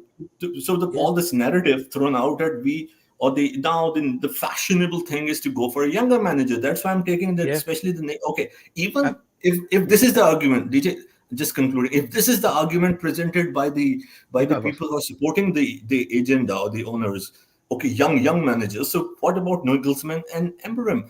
Of course, Tuchel, Flick would have been better, I would still say, based on the experience. But okay, they are elite managers. They are, it's not the era of going to for these managers. I say, okay, let's play with what they are saying. Let's play with what they are saying, accept that, and still put a point that they don't have anything to come up with. Okay, Flick, Tuchel, no, because according to whoever, this is not the way moving forward. Okay, I say fine. Let's play by your rules. Then even with your rules, you went for perhaps the 10th or 15th best option in that list. I mean, what else can I say? Yeah. I understand what you guys are. Go ahead, DJ. Go on. I was just going to say, I'm not sure if you guys were aware of it, but the club actually did also interview Luis Enrique as well. He actually went with his full dossier to the football club, what he wanted to do. And in the end, they said no to him after he put his whole thing down. Because I think he said he wanted to keep João Felix at the football club. And they didn't want to keep João Felix for whatever reason or another. They didn't want to keep him. And I think my understanding is, I think he also wanted to keep Mason Mount and Kai Havertz at the football club. But again, whatever reason it was, they just did not want. They just said no. They're going to be the ones that are going to be sold. They're going to be the ones to be sold for profit. For profit. So I mean, it's one of those situations. So I wanted to throw that one in there as well. I'm not sure if you guys knew about that one. So this is my the new angle, and this is the new Jerry you will see moving forward. I have tried to hold myself back a lot, but I will try to say what I believe in, right? And I do say, of course, what I believe in, but many times I try to keep quiet, But no, it's 1st July, almost 13 minutes remaining. So I promised myself not to hold myself. Of course, being a very respectful person, but I'll be critical. because I don't really agree to what's happening. Please go ahead, Garvan. You have anything you want to add to that, Ty? Let me give Ty the floor. I think Ty is back with us. Wow. You're gonna give me the floor, nothing else, just the floor. Wow. Ty, go ahead. You can dance all over the floor, Ty. We move all the chairs and tables. Come on, Ty, bro. I'm waiting for you to come at me, brother. That's what you're gonna do. So come on, let's hear it. Sorry. I cut out for a bit. What you guys? What was the last thing that Jerry was talking about a while ago?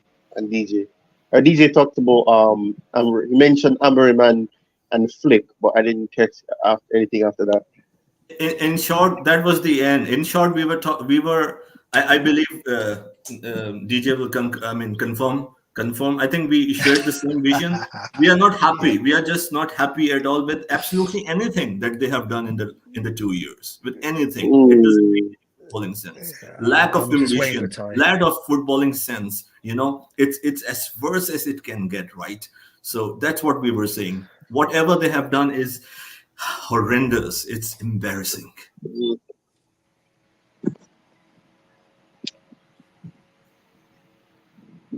I'm waiting for Ty now. Come on, Ty. A one, two, All three. right, Come on, Ty. Come at me, brother. all right. So, Come on, brother.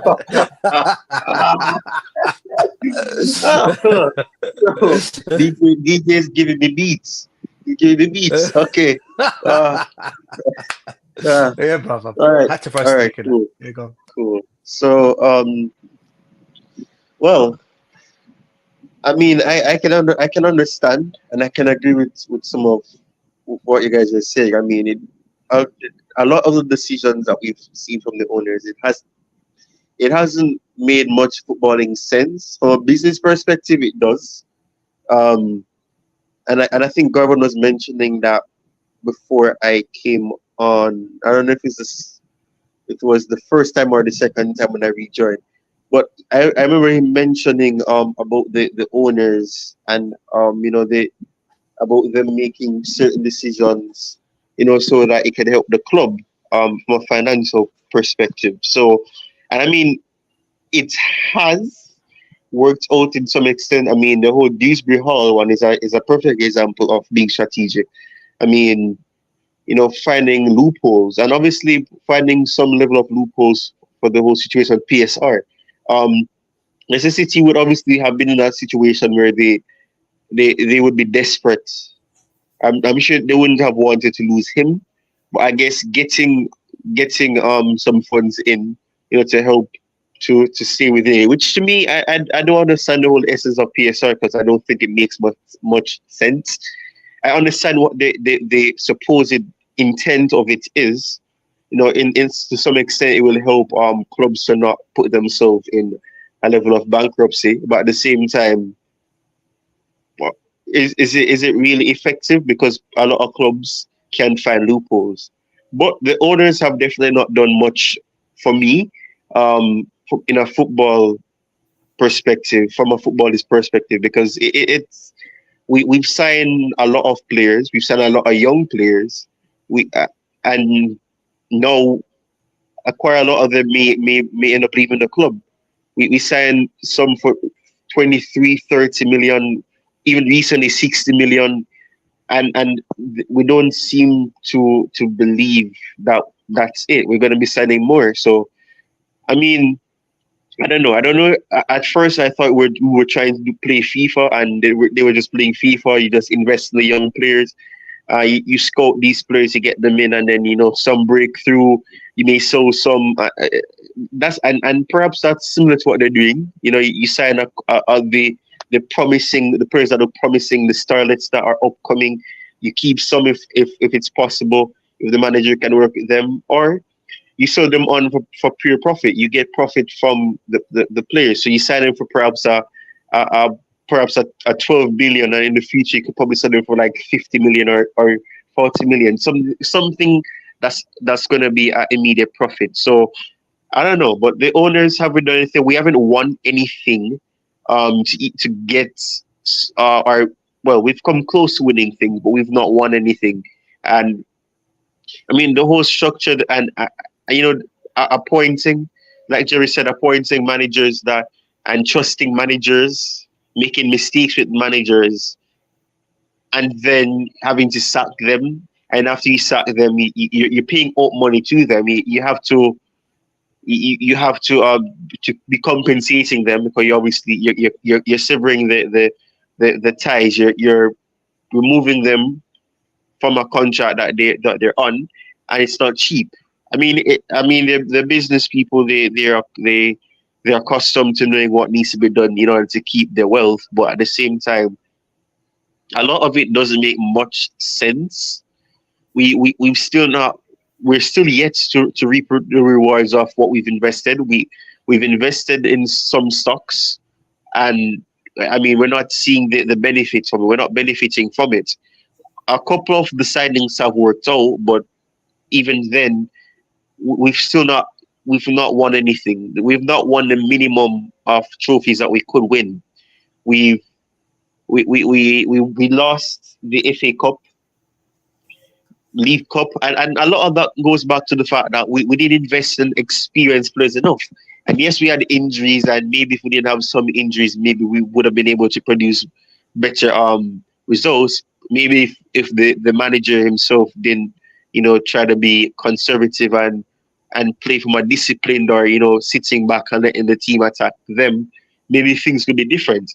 But a lot of the players that we've had, a lot of the players have not worked out.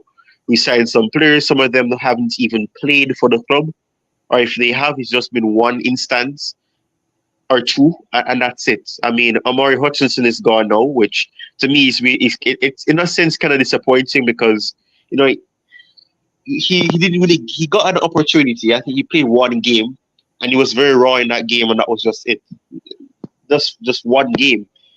We're saying a lot of young players now, so that we can swap players, we can get some players in, try to stay within the PSR restrictions. And we're letting go of some players that you know could have perhaps helped us to not have to spend a high amount on getting new players in after we perhaps have to sell others. So I don't understand the whole concept. I'm still finding it difficult to see a project to follow and to trust in. Right now, I have to be on the wagon of seeing is believing, and seeing what happens before I can believe, but I'm not seeing anything to believe in. We're investing in players that, to be honest, I don't think we really need. I think I saw it like Tobago a while ago, but in a sense, it's I don't know. It's difficult to follow. It's difficult to understand what the next step is, what the pathway will be, because the pathway isn't straight. One minute we're hearing that, oh, this is the plan. Next minute it's not. That's not the plan. This is the plan. It's not. It's like you gave the keys to somebody to drive a car, but they don't understand what the difference between P and D. They probably think P means to be pacey on the road, and D means that you dial it down a bit, and you don't speed, or you don't drive. D doesn't stand for drive. P means that you progress. That's literally what it feels like. So you don't know what they're doing, and they're learning as they go along. You're not gonna. There's nobody to correct them to say that, okay, maybe this should not be the case. And a lot of those persons would have left. Obviously we saw Petr Cech leave. Although some people are not fond of what Marina would have done at the club, she did help the club quite a lot. We made a lot of profits, and we still benefited from what she would have. Obviously, we lost some players that perhaps if things were different, maybe the situation at Chelsea would be different right now. But I mean, nobody's perfect. And I would say that the positive outweigh the negative as relates to her, because she's done a lot of positive things for the club. But a lot of the personnel that would have understand the club, they've been there long enough, whether as a player, whether as working as a director. We would have had seen them gone. We replaced a lot of the persons. A lot of the physios, the medical team would have been released, and then we brought in persons that obviously, based on the ages we've had, have not found a solution or an explanation that can explain why these players even if they come off the bench, they're getting injured. They have hamstring in training. I mean, I guess I guess perhaps you can say that the training plan perhaps could have been a factor. But I believe a physio or a medical team should tell you that, okay, you can't push this player to this level because they're more likely to get these injuries. I haven't seen that. The medical staff that we've supposedly invested in. I think at one point we appointed somebody who deals with superstars or some. I don't remember the truth, but remember. Some mental manager, like Right, yeah, some right. So assistant. we Yeah, Right. So we've appointed a whole bunch of personnel just for the name, just for the sake of it, and like I don't understand. So the project isn't clear. I mean, at one point I could say, okay, you know what, maybe I can see what they're trying to do, but now it's a case of it's changing. Like they don't know. They're indecisive. One minute you must do this. Actually, you know what? We understand that you can't do this right now. So you know what?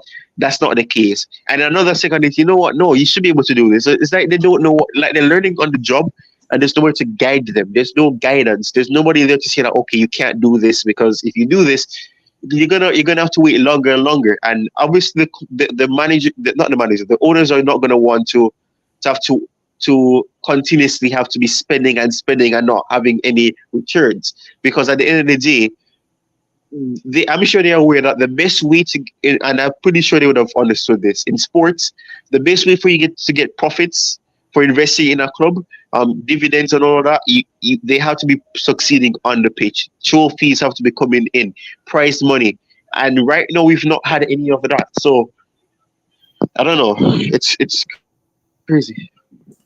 can I give my 2 cents on this? With me, I know that probably Jersey and DJ, just listen to me like really carefully because I'm going to be two-sided right now. The owners, for me, they know exactly what they want. I think they know exactly what they need.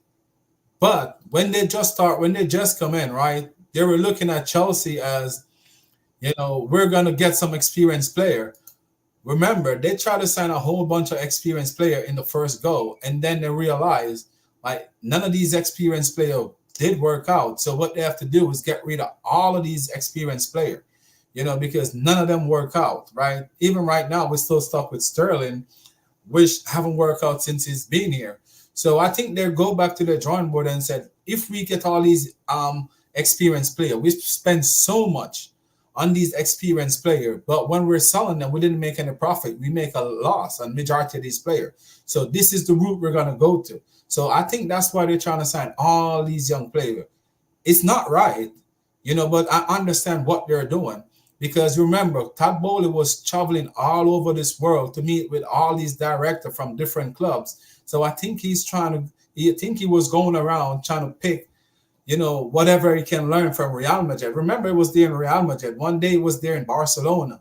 He was over there in Portugal one of the time. He was traveling all over, to get different ideas when he was doing sporting director. So I think that this is the model or the way that he see that they probably can build a super team and get profit at the same time. It's not right for Chelsea because we used to Chelsea as a winning team. But this is the route that I think they're going down to, and they're not going to turn back. We're just going to have to either like go outside of the stadium and riot, or stop buying merch and let them see that we definitely need a winning team right now. But if we're not willing to go all the way with that, then probably don't even work. This is the route that they're going to. They're going to look at Cole Palmer next season to be a leader. When Kendrick Pye and Exoval Williams come in, Cole Palmer should be the leader. So this is what they're looking forward to. These owners not looking to win the league next season. They're probably looking to win the league the season after. So right now, this is where Chelsea at. Whether we like it or not, this is a Chelsea that's gonna be there for right now. Next season, they're gonna want probably challenge for the UEFA Cup or to get into Champions League. But there's no way these owners gonna turn back. They definitely see that they can make profit out of selling all of these young players, and selling all these hotels and buying all these young players, and then few years after, look at Hutchinson. It's a prime example. They know they get him for free. They know that's a 22, probably about 15-16 million dollars profit right there, because Arsenal get 15%. Probably Ty can do the math for me. Out of that 22, I think it's what, 22 million they pay, and if they're supposed to sell him on, that's another probably $6 or $7 million, depends on what they sell him for. So right there, they already know that that's a $20 million right there in the bag. Even if they give Arsenal the 15%, they still Rich Moneymaker said 3 million. So right there, they're still making at least 18 million. Just put it 18 million off of Omar Hutchinson. This young player that they're bringing from Aston Villa, this young player is going to be the same thing. They spend 19 million for him, but when you look at it, he's a player that do got potential. So if he can get a good loan like Omar Hutchinson and go kill it over there, you look at it probably another 25, 26 million dollars. That's another profit. So a lot of these young players that are coming in is gonna be on the pure profit. They're gonna build a lot of these young players just to sell them off. We can talk about it, but for right now, we have to just hope that these owners got the mentality that, okay, we're going to want to win someday. Todd Bowley did an interview sometime last week where he was saying that, the biggest problem he got is that the Chelsea fans don't got patient, because they're trying to build a super team. That's what he's referring to. He's trying to say that they're trying to build a super team. It's going to take time to build this team. It's going to take time to draw all these players together. But the fans just have to have patience. And it's unfortunate that the fans doesn't have the patience. That's exactly what he was saying. Excellent analysis. But what you said is great. I mean, But it sounds stupid though. but I'll say Todd Bowley is delusional. He's delusional. Yeah, it sounds delusional. It sounds utopic. It sounds like he's living a utopic 100%. world. He's living in a 100% utopic world. Yeah. Sorry, Josie, go on. I was just agreeing with what you were saying, bro. Go on. Sorry, No, bro. DJ, go ahead. I'm enjoying it. So yeah, I just said that I think he's delusional with all due respect. It doesn't work like this. No. Because he was saying something about baseball. He was comparing baseball, and that's how we build his baseball team. In the interview, he was saying, but this is not baseball. And a lot of people don't understand, right? American sports, you can fail. Look at the Dallas Cowboy and the Indian Pacer and the Redskins. Those are teams used to dominate for the 90s. I can tell when last they win a Super Bowl or even go close to it, but they're still bringing their revenue because there's no relegation. There's no relegation in this league. The same thing with the MLS. Lionel Messi is here playing. They don't have to win the MLS Cup at all, but they still don't have to worry because there's still no relegation. There's no team get relegated, and what they have to understand, like when you reach a stage when you have to think about relegation, you have to think about fighting to get back to where you want to be, and not only fighting to get back where you want to be, you're gonna have to fight back to get back to the top. So it's totally nonsense what he's saying. I do understand, because what he said don't make any sense. He don't understand the sports. He don't understand. We played good for 2.5 games. That was embarrassing. I mean, to even mention that. I mean, this is exactly it. This is exactly it. I mean, come on. Come on, you're coming to buy you're coming to buy a huge you're coming to buy a huge asset like Chelsea Football Club, right? Who's more or less won everything in the game, right? What any businessman would do, any successful businessman would do is say, okay, I want to continue with this model and make this business continue being successful, right? So, listen, I get everything you're saying, Garvan. Yeah, 100. I get what you're saying. The comments you said that, and I'm trying to get into a situation where I agree to disagree, because how I disagree on it, right? Yeah, is that we are not Brighton 2.0. I mean, he's come in and more or less making us Brighton. He's taken their manager first of all. He then took their coaching staff for them right here in Win Stanley and Stewart. Okay, and then he's trying to make us go down this model of Brighton. We're going to do everything on data analysis. I mean, clearly that is clearly right. You're right what you just said. Football is football. Baseball is baseball. All your scouting is done by scouts. This is one of the reasons why when we had a full scouting team set up, you have scouts in the UK, you have scouts that scout South America, and you have scouts that scout Europe, and then you have whatever, and it is for the rest of the world after that. You look for the best scout. So each scout that goes out will go for the best player that they can see around or scout those players. These guys are not even scouting. They're going by all their data is going on analysis and reading data off a computer system or whatever you want to call it. That's not what football is all about. And I think this is why Chelsea fans are not saying they're not. It's not about being patient. I can understand the project because I've been, as you know, I've been a Chelsea fan since the 80s. I've seen worse with my football club. At the same time, I've also seen, even though we were not winning much in the 80s, but when you see people like Ken Bates and then the late Matthew Harding, RIP by the way to Matthew Harding, going and getting players like Gianfranco Zola, Ruud Gullit, you know, and players like of that ilk back in them days, Vialli and players like that, we still won cups. We may have not won a Premiership title or challenged, but we still won cups under these guys. Yeah, we won a Cup Winners' Cup. We won a European trophy before Roman Abramovich bought our football club. Yeah, it's just when Roman came in, he took us to another level. These guys have taken us down 2 levels. I think you saw that in the first season, we finished 12th place. Second season, we finished 6th under Poch. What's this season? And he's got the nerve then to come out and say, oh, Maresca, you must finish 3rd or 4th or get a Champions League spot. If you're not, what then? If he doesn't get a 3rd or 4th spot, a third or 4th position, come the end of the season, what's he going to do? Sack him? I mean, the guy's just signed a 5-year contract with an option for an extension. So he's coming out and saying they've got to come. The owners are demanding you must finish 3rd or 4th.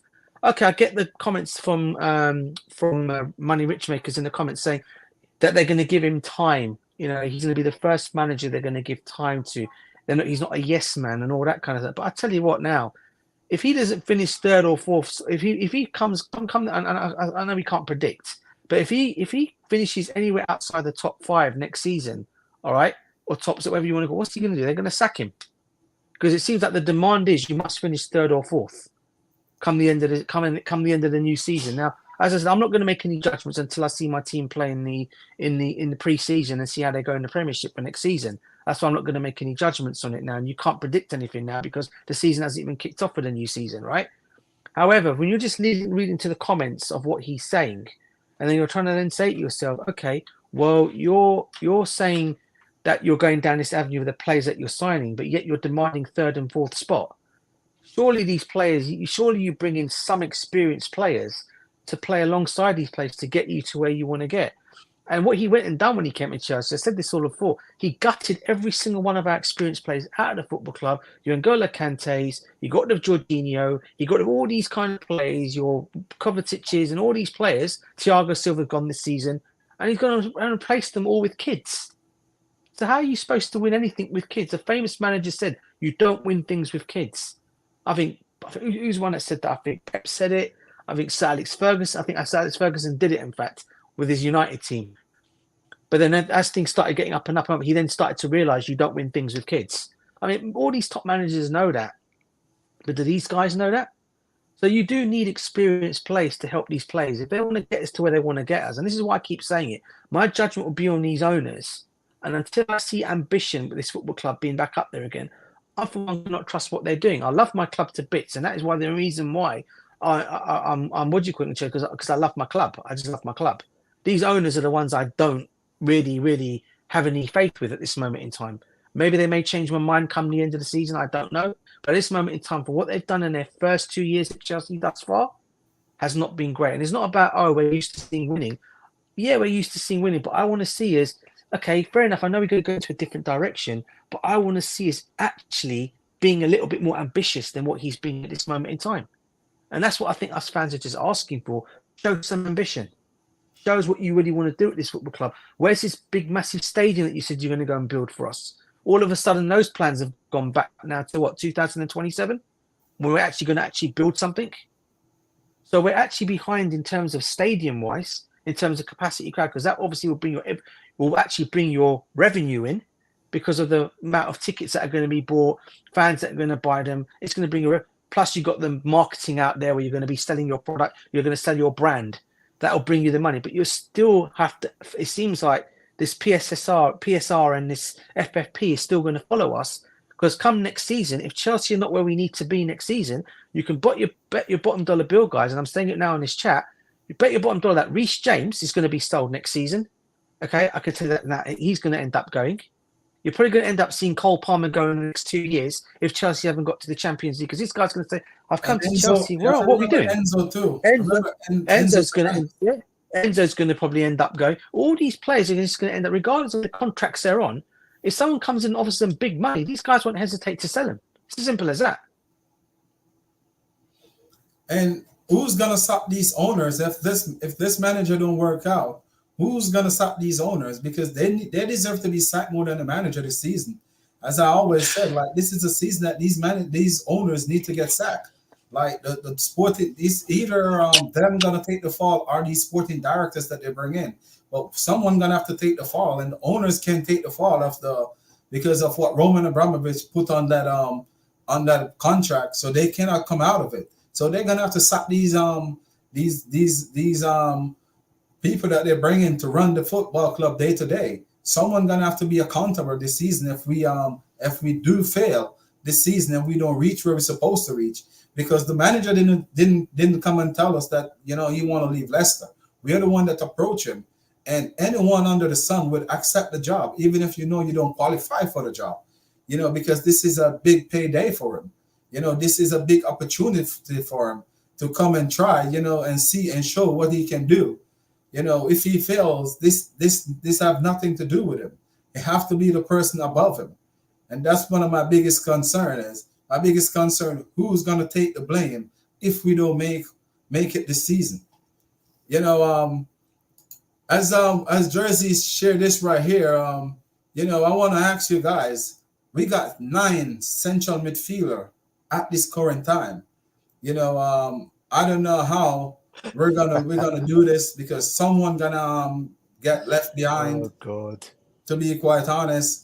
With this signing that we did make, because so far it seems like the medical already done, just waiting for tomorrow to announce it, so we don't go on this calendar book. So probably when you wake up in the morning, you'll probably see this announcement of Dewsbury all to Chelsea. So I want to get all three of you guys take on Jesus. This is a very difficult one. Who's gonna get left behind? Well, I would be the one who will be left behind in analyzing this because I'll ask DJ or No, Jerry. Jerry, you can't get Jerry. You are right. You are next in line on the panel right now. The reason why I'm saying, please hear me out. I will request either DJ or Ty to go ahead and try to make sense of the nonsensical. No, Jerry, you need to go, brother. You need to go, man. You're the next one. You need to analyze. Yeah, Jerry, you don't realize what he's doing, DJ. He's running away from the question. I know, he's running away. Ty, please go ahead. Ty, try to make sense. Ty, I said try. Come on. Yeah, Ty, please try. This is a new one, right? Okay. Make case. Ty, do you want to go on this one, bro? You go on this one first. Make sense of the nonsensical. I'll go first because make sense. The question is make sense of the nonsensical. So, all right. So, based on oh gosh, I already Ty, to make it easy for you, brother. I already know 2 are going to end up going from that midfield because it's already been mentioned in the last couple of days that one of them's, in fact, one of them's definitely going. I think we all know that. Yeah, and the other one that came up. The other one that came up was surprisingly. I was actually surprised, and they only signed that guy last season. Yeah, I think I probably know which one you're talking. But well, what I will say is that one of the most unfortunate things about this is that with Leslie, for example, I think Leslie's gonna be the one that's gonna be. He could be sacrificed because I mean he's been injured he was injured for most of the season. I mean he was he was asked to play in some games and he got an injury. Then after that, I mean, he was, I don't know. I didn't see the value behind him as a signing. He looked promising based on what I would have seen of him last year, but I mean, like, in terms of the profiles and like the players that we would have signed after that, it just didn't make sense to me, or during that same time frame, because I think we signed Casado, Lavia, and him around in a very close proximity. The when we signed him was very close, so it didn't make much sense to me, because I mean, if Lavia didn't get injured, was Leslie ever going to get the opportunity? And one thing with Dewsbury Hall is that although he's viewed as more of an offensive outlet, he's also been a player that, based on what Enzo Maresca would have done with him, he's been used in a pivot format as well. So in a sense, it mean if Enzo Maresca ends up using a pivot system where you have one offensive player and you have one defensive player, and then you have that flat back four with an inverted fullback, so to help support that midfield, you may end up seeing one of Leslie being sacrificed. Lavia, I don't think they'd really want to sell him in this moment. I think Santos or Chukwuemeka one of them will obviously be loaned or perhaps sold. Santos, I'm not sure about him getting sold. He may get loaned, but at the same time, I'm leaning towards the fact that we may need to have depth. I genuinely think we may need depth, because we don't know what Lavia. We don't know. We've not seen enough of Lavia to know that if he's going to be able to deliver the the ability that we signed him for. So at the end of the day, it's risky. Chukwuemeka, we've seen glimpses. He was unfortunate the way that he got injured, and all that. But I genuinely feel like one of these players will be sacrificed, and I think it's going to be one of the ones that are, funny enough, forming. Well, it's an inverted L. So the club's going to take an L, if you realize, because it's right there. It's an inverted L, literally an inverted L. Oh, there's actually more players at the bottom. I actually forgot about that as well. Right. So That's why I was trying to hide behind the bush. right. So in that well, Cassidy, I generally feel like Cassidy, Santos, Chukwuemeka is gonna be one. It's gonna be two. I think two persons will be sacrificed. Cassidy, we were hearing something about Leicester City. I don't know the truth behind that. And Leicester City, I generally feel like I know Leicester City was fond of Cassidy. I mean, albeit he only played some of the games he did because of the injuries that they had. I generally feel like Cassidy could be sacrificed. Although Enzo Maresca does, I mean, Enzo Maresca was very fond of him, but I don't think Enzo will perhaps struggle. I don't think Enzo's gonna be that. You can always rotate the players that you have there. Lavia, we're gonna have to wait and see what happens with him. Santos is one where I generally feel he could still go out on loan, especially after we see what happens in preseason. But right now, I generally feel like we need the depth. We need the depth, and I don't and as Bobby would usually say, there's nothing wrong with having good players on the bench. I don't know why we see that as a crime or it's criminal to have good players on the bench. You need competition, and we don't really have that. We didn't have that last season. We had Enzo and Casado being forced to play consistently to the point where Enzo Maresca had to be not Enzo Maresca, Enzo Fernandez. Too much Enzos at the club, man. Enzo Fernandez had to be playing with through injections and playing through a sports hernia because we had no other option, and it got to the point where it was gonna affect him even further. So we were forced to try a system of Gallagher solely, and then a Kukurea coming invertedly to support the midfield. So we need depth, we need competition, and we don't have that. The only unfortunate thing is that a lot of these players, especially, and what I can say to keep my little pun going, is that if you look at it, the players going down right in the middle, all of them are very young.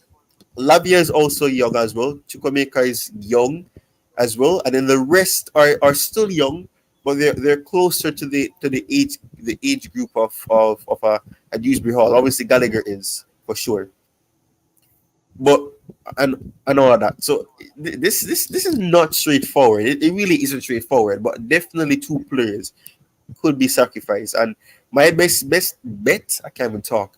My best bet would be Leslie and also one of Chukwemeka, Santos, and Cassidy. And I feel like Cassidy may get sold. Yeah.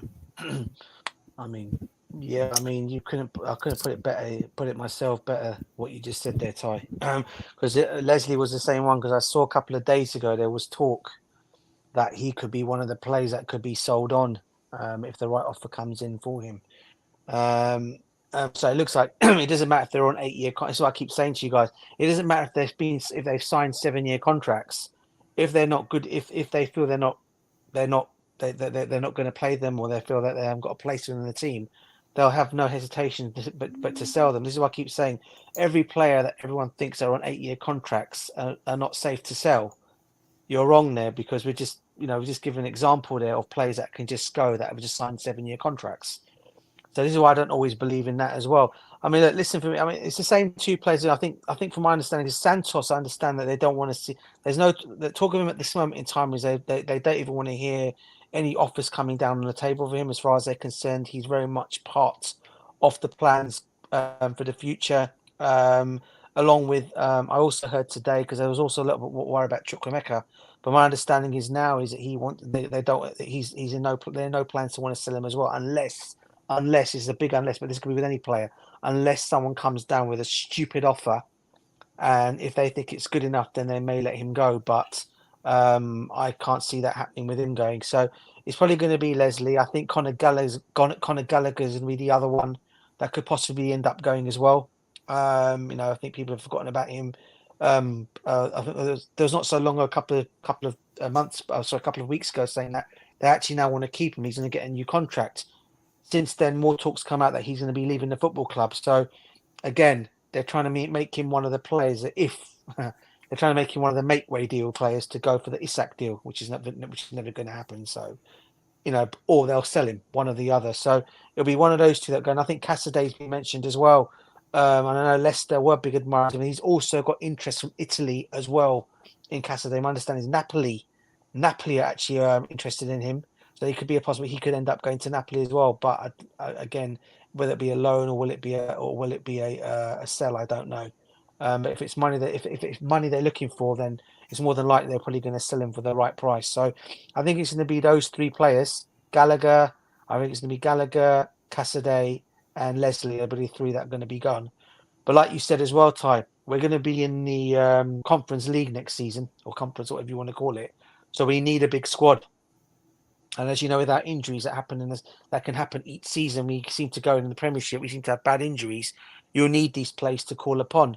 So, like you said, like Bobby's always returning to Bobby, and big up to him. He always says it. There's no harm in having too many players at your football club to make up a team, because you do need a squad, and we do need squad depth. And I would personally, if it can hold on to them players, great. But then again, we don't have the same situation as we did when they first came to the football club, where you got no room in the changing rooms and players are standing outside and sitting outside the changing rooms. You don't want to have that kind of scenario happening again at the football club. So again, it's going to be one of those guys. But as I said, I think if anything does happen, it's going to be those three players I've said that will be sold.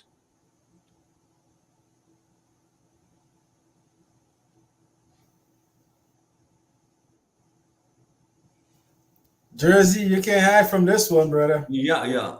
Yeah, Of you course. can't hide. Stop hiding. Right, Life you is can't easy hide. now. Life is easy after the brilliant analysis. So I think the obvious one, in my opinion, is Conor Gallagher. Conor Gallagher, no more a Chelsea player. I have made peace with that. For, of course, both financial reason, pure profit, which is a reality. If we get the opportunity, I think 2 years left on his contract. This is the time when they have to make the decision. And secondly, in my understanding, he doesn't if Mariska will play the way he sets up, he sets his team at Leicester, Gallagher is a misfit. Is a misfit in Mariska's system. So I see, as much as I love, adore him as a proper Chelsea, I think he's a great example for the kids, the way he conduct himself on and off the pitch. And I really like Conor Gallagher, right? But um, I don't think so. He will fit in well, playing, keeping the ball, you know, playing in tight spaces, keeping the retention. That is not his attribute. Who knows? He can do that, but we have not seen at Crystal Palace, at Chelsea. So he can at best be a squad player. So if some club would approach him, and I'm sure they will be, it's been speculated Aston Villa, Spurs in the past. I think they made an offer on the deadline day, something like that last season. Atletico Madrid. So it will be sad in a way because I really like him as a person and also as a player. But I think Conor Gallagher will not be with us anymore. Um, so yeah, we have to wait and see, of course. And as DJ was talking about Cassidy, I like Cassidy myself. I think he's a good player, but for some reason, Poch didn't give him time. And with the options we have, I see him again. I mean, I'm not sure if it's the best move or it will be the best move. I personally see a lot of potential, but I think he might be loaned, or if, as DJ said, that Napoli are interested, or I mean, there is a link there. So who knows if the right price comes and if there is a club that will come for him, he could be sold. Uguchuku, I think, a loan.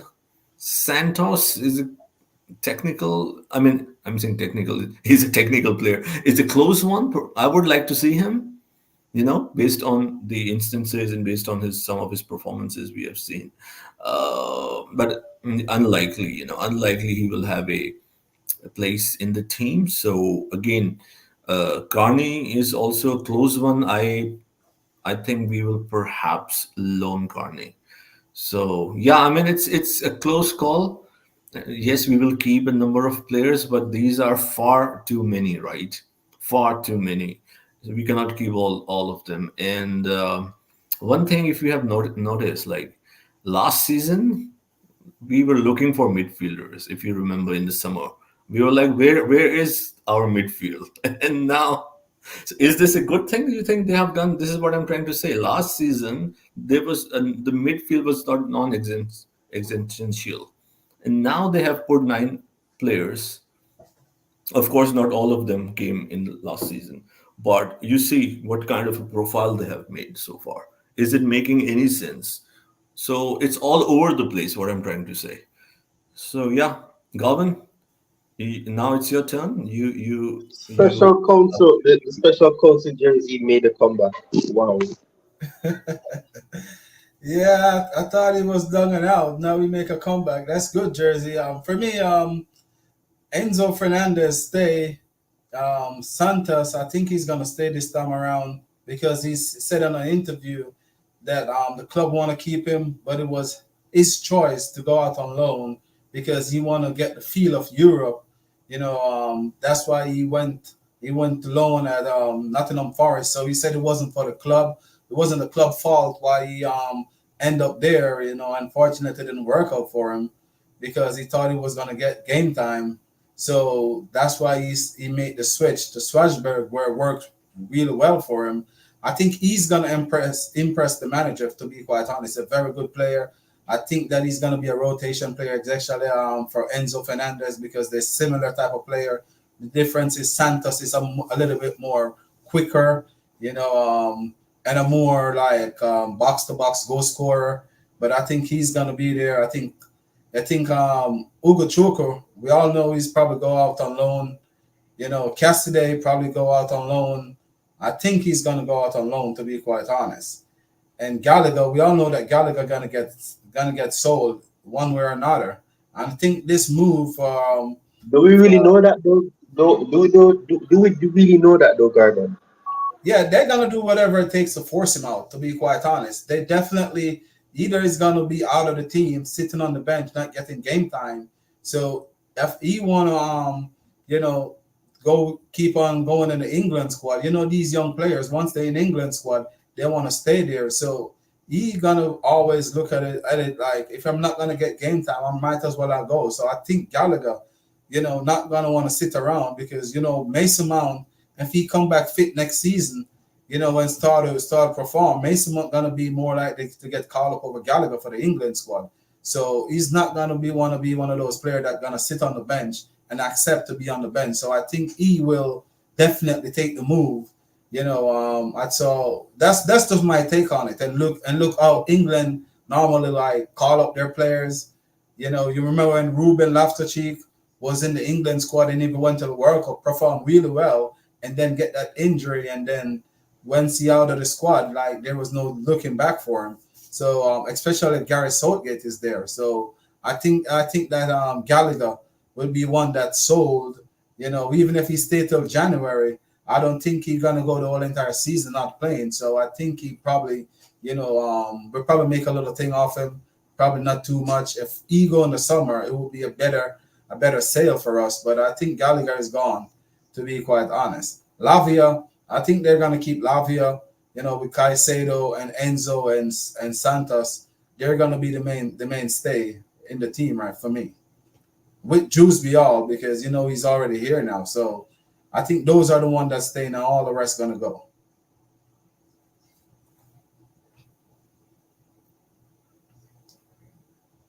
I got one more question for you guys. I sent it to you, Jersey. The last one with Mitchell Golden, the young kid from the academy that went to Leicester.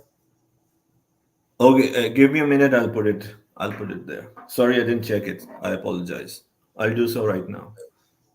My question on this for Ty and DJ, do you think DJ probably know a little bit more than Ty, but I know Ty always do his research.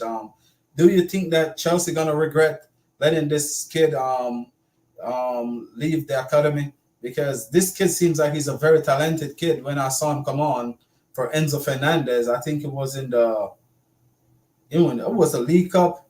I think it was either the League Cup or the FA Cup, but he showed me a lot of potential, and I think he was a part of the deal for all to come to Chelsea, and he gonna go to Leicester for $4 million, I think. But I think they're saying the report that there wasn't a buyback clause in the contract when he left. Probably a sell-on clause, but no buyback clause. Yeah, that one is a bit of a strange one for me. To be honest with you, I guess if any player I was expecting to probably go as part of this deal for Dewsbury Hall, probably would have been Cassidy because of his loan move that he had at Leicester last season, and the fact that they all I know that sort of Maresca liked him, but as far as I know, that even the club in general liked Cassidy when he was there. And I was a bit surprised that we let young Golding go, to be honest with you. I thought when he came on with his little cameo role that he did, just like Achimpong did when he came on for us as well. The cameo roles they both played, I thought were excellent, and I was just a bit surprised to actually see him go. But to have no buyback clause in that I think could be one that we may regret. I can't see him staying at Leicester for the rest of his career. From what I've seen of him, when I watched a few of the youth games that he's played, he's looked one of our better players. He's actually probably one of the most promising young talents to have come out of our academy, along with another guy that apparently we're going to lose as well. I don't know if you guys know, we're also losing another 16-year-old to Manchester City, who's going to be going out as well, who's going to be leaving Chelsea as well. Which is again a bad news for our academy, and this is what we're expecting from these guys. As I said, academy is just going to be more of a selling thing for these guys to make their money on. And obviously, you think back when they first came to the club, they thought about, oh yeah, we're going to give academy opportunities for these young players to come through our ranks and things like that. But we're clearly not seeing that, and they seem to be wanting to get rid of. And letting Golding go without no buyback clause will be one that I think we could maybe regret, guys. And I can see him down the lines, going going to a top team down the line. It's just like we saw with the young Dutch defender that we let go to Liverpool, who's now at Liverpool. So yeah, it's one of those situations where it could be one that could come back and definitely bite us on the backsides down the line. But yeah, that's my thoughts, and I'm not sure what you think of that, Ty.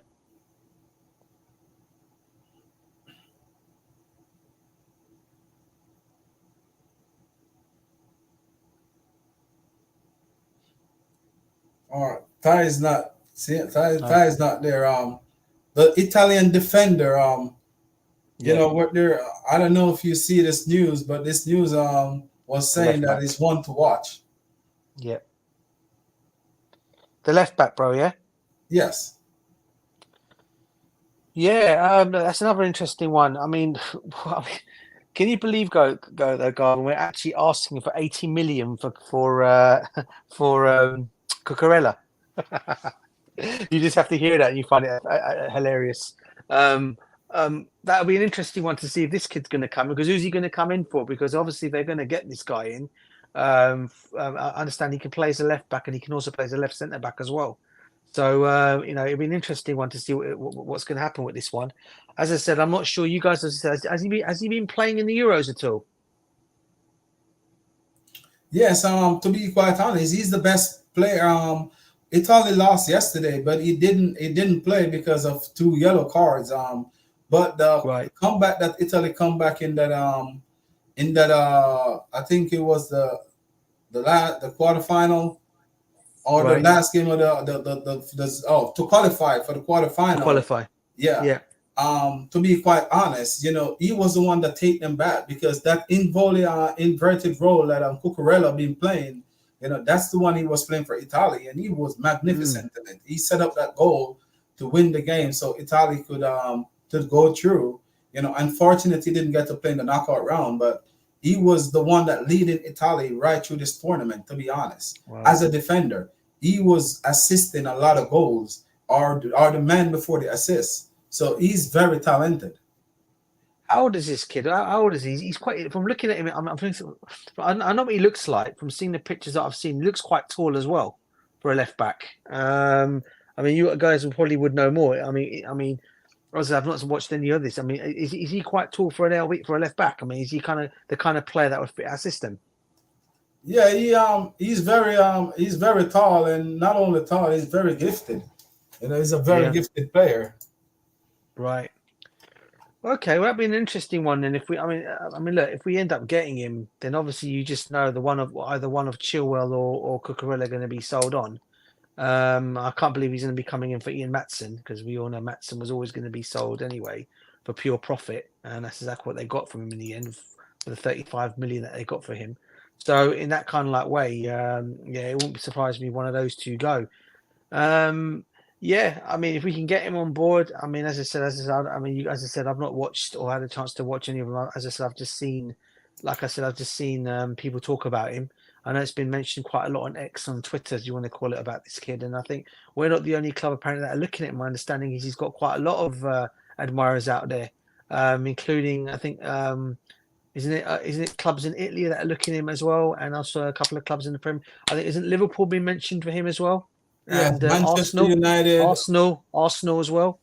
Yeah, and Juventus, but Juventus and Bologna kind of hit a little beef because of the way they take their manager. They didn't like the way they top up the manager, so I think the negotiation part right there, it's kind of a little steep one for Juventus, but Juventus would be the favorite if they can get over their issues.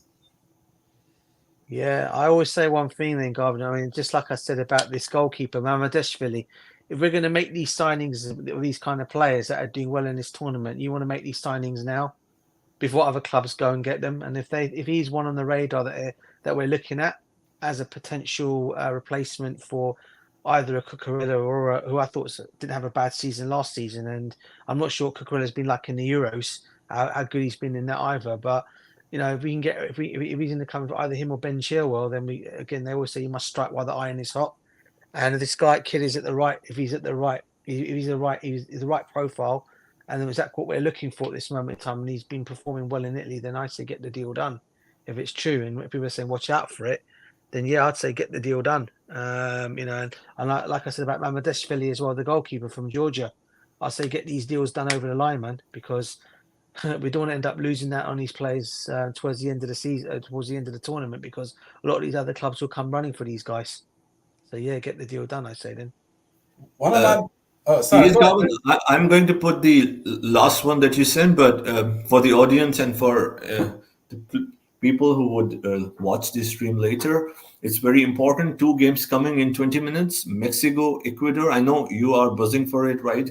With your team, Jamaica. I know probably they don't have an opportunity. You can correct me if I'm wrong to progress, but for the pride, for the flag, for you, for Thai, for me. We are all Jamaicans now. Jamaica will Yeah, take for the on flag. Venezuela. So please give a quick preview. Any opportunity for Jamaica, or which 2 teams you think will go ahead in the next round, the quarterfinals, and which player uh, are you excited about?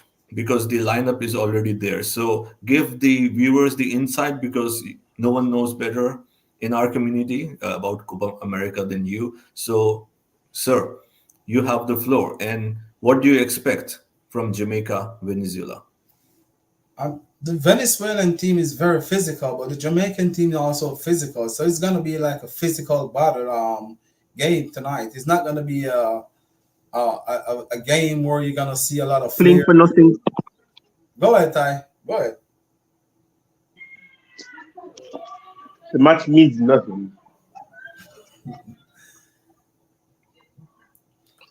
Means nothing for I was, Jamaica. I planned, I told you I bought the drinks and everything. It's going to be what, 1 a.m. Tomorrow I have Mm. work early, but I will watch the game and say, you don't have any excuse. I'm a Jamaican now. I'm a Jamaican. But yeah, like I said to you the last time, don't waste your time. It's not worth watching. Don't worry, we'll fight. We'll fight. So, Ty and Garvin, please go ahead and give some, as you were saying, Garvin, the insights, the players that you're looking for, and what they can add. Yeah, please go ahead, sir. They haven't started Ty's favorite player, so that's why Ty said what he said, because Dixon, it's on the bench and he's a young upcoming striker. And I'm gonna tell you something. If you guys haven't check out this guy yet, Ty, I need you to make a video on this kid. He's very talented. He remind me of an Aguero. He's stocky, but he's a lethal finisher. You Which know, player are you talking about? Sorry, which player are you talking about? I think he's on the bench, the number 8 for Jamaica. Let me see if I can find him. His name is Dixon. His last name is Dixon. Dixon. Okay, Oh okay. gosh. And in the playing 11, which player to look out for, Garvin? Which player to look out for? We all want to learn, right? And want to see these players. I know I have watched 2 games, but I'm still learning, right? Because of lack of, you can say, uh, a spotlight on It's, Jamaica. So it's not much to look out for, to be honest, because you got the former Chelsea players playing in defense. Michael Hector, one of Chelsea loan army for many years, and then you got KC Palmer, former Chelsea player, inside in the midfield too. Mm. You got Omar, you got Burrow. any player. I mean, in the sense that Leon any player Bailey, you can think, Leon, any player that can Leon be Bailey. linked to Chelsea or any No, player. Liam Bailey is not a part of the team. He's suspended from representing Is he? the country. Oh God, okay, I didn't know. Okay. Mikel So which two Antonio though teams? is, So is which two starting. team, Corbin? Which 2 team are in prime position to qualify from this group? It's gonna be Ecuador and Mexico, to be quite honest, because And they're playing against each other, so it's going to be interesting. it's gonna be interesting. That's the match that should be watched. Not Jamaica versus Okay, Venezuela. There's I there's will no watch value. Mexico, Ecuador, and I will watch for you guys Jamaica and No, Venezuela. no, I'm no, no, gonna no, watch no, no. both. I'm gonna No, be I'm gonna watching watch both. both. I have to watch both. Even though I'm saying what I'm saying, I have to I get it. support I both. get it. Of course, I was also Guys, kidding you. I hope you is understand, is right? is So is Whisper Richard still injured? Yes, he's out for a couple of weeks. Ah, So that's a good Garvan one. or DJ, if you want to come in, please, sir, anytime. So No, no, I'm asking Garvan no, because no. he's super Sorry. passionate about He Copa is. America, and from the office send me all the updates. So Mexico, Ecuador, of course, it's a big one. So what do you expect in this game? I'm gonna look at it this way. Like, let me break it down for DJs because DJ haven't been watching. If Jamaica Ah, want to go I'm through, missing. Yeah. um, Jamaica have to look at Mexico to at least beat Ecuador by about 3 goals to nothing or 4 goals to nothing, and Jamaica would have to beat Venezuela to at least 4 goals, I think, or about 4 goals, about 4 goals for them to really qualify. To be quite honest, so it's a really sticky situation for Jamaica. Automatically, they're out if um if Ecuador and Mexico drew. Both teams gonna advance. If Mexico beat Ecuador and Venezuela drew with Jamaica, Venezuela gonna go through. So it's a group that is not over. When you look at paper, but mathematically it's over for Jamaica. To be quite honest, only 3 teams still have a shot to stand a chance to go through. So heartbreaking. Seriously, mate. Sorry, how Brazil been doing in this tournament so far?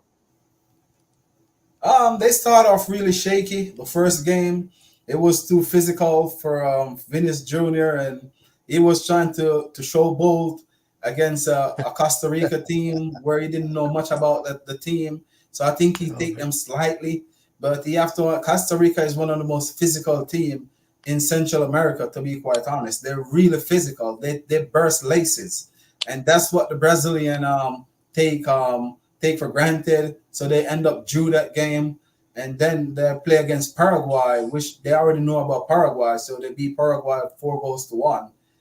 But so Mm. far, the best 2 teams in the whole entire tournament is Uruguay and Colombia. Colombia haven't lost a game almost 2 years now going. So they're a team on really good form, and they play against the World Cup winner Argentina, and Argentina still haven't defeated them in the last 2 years. In the last 2 years, they haven't lost a game at all. Doesn't matter if it's friendly or international or World Cup qualification. They're really playing. They're really playing good. And Uruguay, so far, show that they're a former World Cup winner. Like they're back to some gloriness. Because Uruguay being off topic for many many years now, but Uruguay seems like they're coming back. They look really good. Their team are playing a very good team game. Defensively, we all know Uruguay always a defensive unit. So those are the only 2 teams in the tournament so far that really you can really say that pushing to win it. But overall the tournament, as I said earlier, it's really entertaining because the Mm. players are playing, and the referee letting the game flow. So it's something that you will love to watch, honestly. Yeah, Garvan, I excellent And analysis. the country that I'm supporting to go all the way is Uruguay. So you already know how that makes me feel. So it's difficult for me. I mean, Jamaica for you guys. And unfortunately, we know it's the last game, but we'll support, of course. Don't rub But it in the in, Jersey. competition, Don't rub it in. Don't rub it in. no, no, no. I didn't. You know that I'm saying I'm that. just messing with you, Jersey. I know, I know. I mean, I don't want anyone else to take it in another way. So yeah, of course. But in this tournament, I don't know. For Garvin, I will support Brazil because he has shared that he is a lifelong supporter of Brazil, but very good friend, indefinite. He supports Argentina. He has Argentine blood in his DNA. So it will be interesting. So Garvin, my question is, in Thai, you can follow and DJ. So you can, of course, I love to ask the question, but you said you haven't watched the games. So that is no, the only reason I'm not directly asking about no, Copa that's okay, America. brother. That's all right. It's cool. So, Calvin, and please, Ty, if you're following Copa America, I'm intrigued that you haven't taken the name of Brazil and Argentina. Garvin, you said the 2 teams to watch out for and what you expect. I mean, the 2 teams you expect to go all the way in. have the best chance are Colombia and Uruguay. You didn't take the name of the world champion Argentina and Brazil. Sir, please go ahead. Argentina, they've been finding ways to win, to be quite honest, but it's not impressive win. Even when Lionel Messi is there, you can see that age is caught up on him. You can see that time, it's there with him right now. Just like Cristiano Ronaldo, he's not Lionel Messi that we normally used to see. The team is playing for him as usual, but he is the team. Something the team is just off. They're still competitive, but the way how you would look for your world champions, and the last Copa America, the way Argentina was kicking it about, they were gonna win it, and this one is just like they're not really there for me, to be quite honest. I don't know if it's because they're the defending champion of the Copa America and the world champion, but something is off. I haven't seen the full Argentina, that we saw in the World Cup, the performance, and even in the World Cup too, it was just luck while they end up leaving the group stage. So this is the type of vibes I'm getting from Argentina. They can turn it around because they're a very experienced group, so they can turn it around at any minute. But so far, Lionel Messi haven't light up the tournament. Alvarez haven't been light up the tournament. So Enzo Fernandez is a hit and miss. Probably because of the injury. Sometimes he come on for a few minutes. Who else is there? Di Maria is Di Maria as usual. Going good spaces, be missing a lot of chances. So for me, Argentina is not the team that right now is taking the storm to the rest of teams. They're not. But with Brazil, as I was saying earlier, Vinicius Jr. and rugby, I think they underestimate a lot of these players, and the Brazilian team don't play as a unit. If you see the likes of Ronaldinho come out and say he will never sit and watch one of the games because these players don't know how to represent Brazil, they don't got no fight in them. And you can see it on the pitch. They're more spending time complaining to the referee when he don't give a foul. I think they still got the European mentality inside of them in this tournament. They don't adjust to it as yet. So for me, I think when Brazil adjusts, it probably be too late, just like England. So I don't think Brazil gonna go all the way, which is sad because back in the days we all know Brazil was a powerhouse in world football, but the landslide have changed. Brazil in that they're producing the talent, but they're not producing a team. So they produce all the best players in the world. But if you notice with Brazil for the last couple of years, they still can produce a team that can play together, and that's where Brazil is failing as a nation. The tricks and the flares are there, but you have to know when to use those tricks and flares. When Ronaldo and Rivaldo and Babito, Romario, all these big names was playing for Brazil, when they go to tournament, it's not about the tricks and flares. It's about getting the result.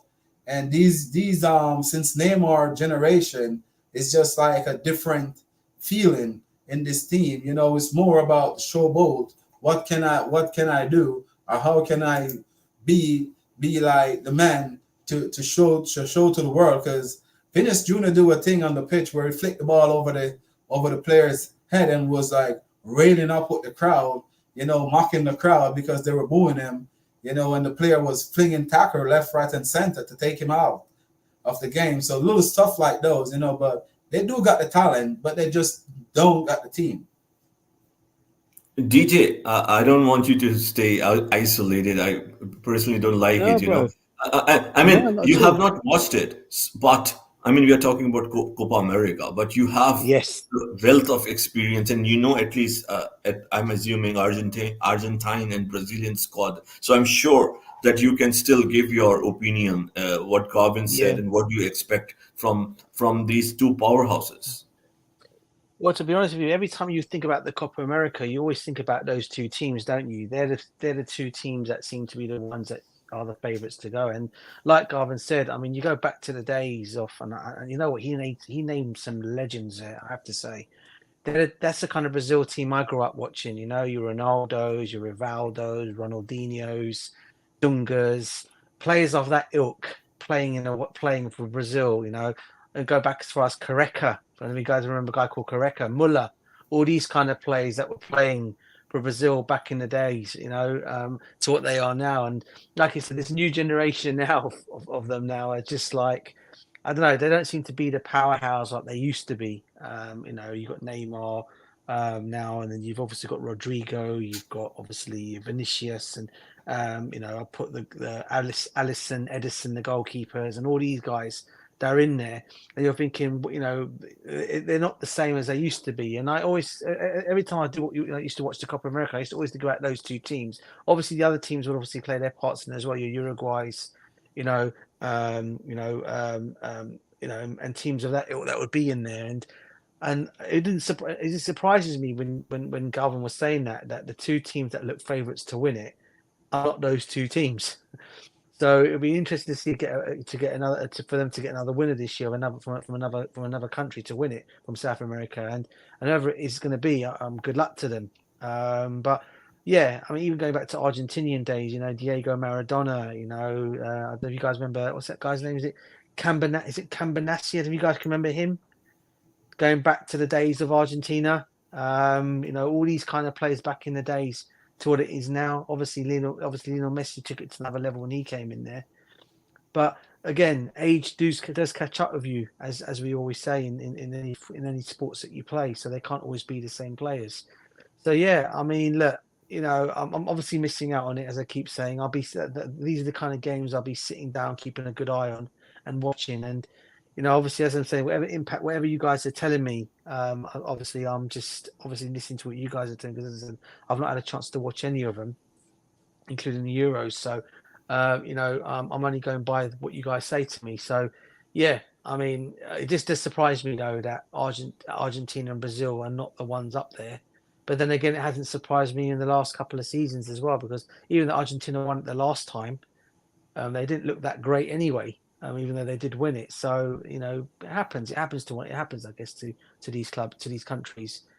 So yeah, like I said, hopefully I'll try and catch some of them, to watch some of them, what's ever left of it, when I'm back on again, allowed to watch some TV again when my TV's all set up again for me.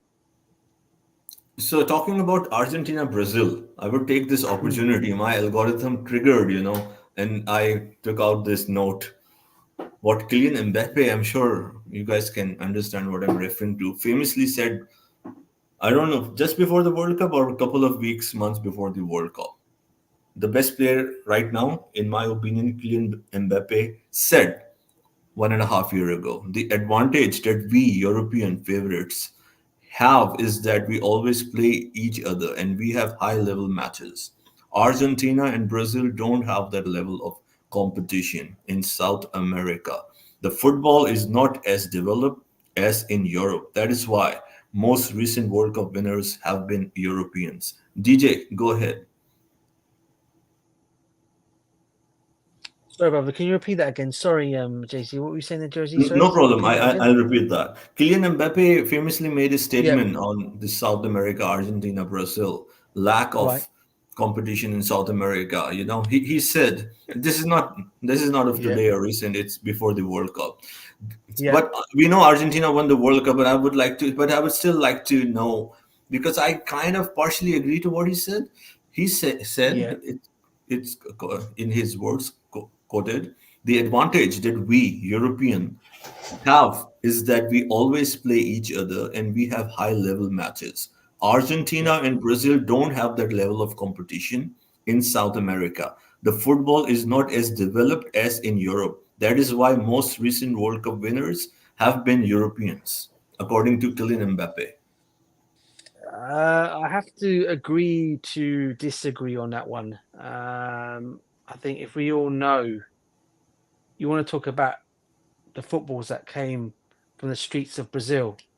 You look at your players like Ronaldinho, players of that ilk that came from there, and saying that they are not as competitive or as it is now, to maybe that might be the case because obviously your countries that you're playing in South America, and I guess when the World Cup comes around, these teams all get a chance to play European clubs. Is obviously, as we all know, it's a worldwide game then. But to say that they are a little bit more ahead of the game to the South America, I have to say I do slightly disagree with that. I think all teams have got their all countries have got competition in them. You know, it's like I have to give an example. People used to always say the most going back to football league, most watched league in the world is the Premiership, and why that is because anybody can beat anybody on their day. And as far as I look at it, with the European games and also the South Americans, any player, any team that we would consider as underdogs can turn up somewhere on someone else's ground and smack them and beat them, and that can happen. So I have to say, as I said, I can understand he's saying the roots of it because I guess it's because the teams are not as probably as maybe your Englands, your Portugals, your Frances, and your your Germanys and all them kind of players in Europe. But you still got good teams in South America, as far as I'm concerned. Because I always remember the days when you go back to the old days of the World Cup and things, and the players that used to make it back in the day. You always look at Brazil as one of the teams in the World Cup. I don't know if you guys will agree with me on that one or not, but you always look at the Brazil from back in the days in the World Cup. And I mentioned their names previously, Dunga. You mentioned Ronaldo, Rivaldo, and teams of that ilk. So maybe now the players are not as great as they were back then, but they're still high nations. They're still top for me. They're still top teams, still top countries. And it's about if you're lucky on the day and you beat them, anyone can beat anybody. That's how I look at it. Garvan, go ahead and give your view. I understand both sides of the story, to be quite honest. If you remember back in the days, the South American players used to would stay home until probably like they're 20 something, where they properly develop in South America. But these days, teams from Europe been going there and taking players, from 16 down on. So a lot of these players, don't properly develop in South America to understand the South American way, aggressive, style. So I understand what Kylian Mbappe is coming from, but I understand what DJ is saying too. But for me, the reason why, we're getting these South American teams because they're not playing the samba. Go back to Brazil. Brazil players used to have the samba flair. These players that playing from Brazil now, they don't got the samba like your Ronaldinho, your Denilson. Remember, Brazil used to have Denilson. That Denilson was one of the skillest player I ever see play this game, but he didn't. It cannot play a full 90 minutes because of the way how we play. He's a showboat, like your Neymar.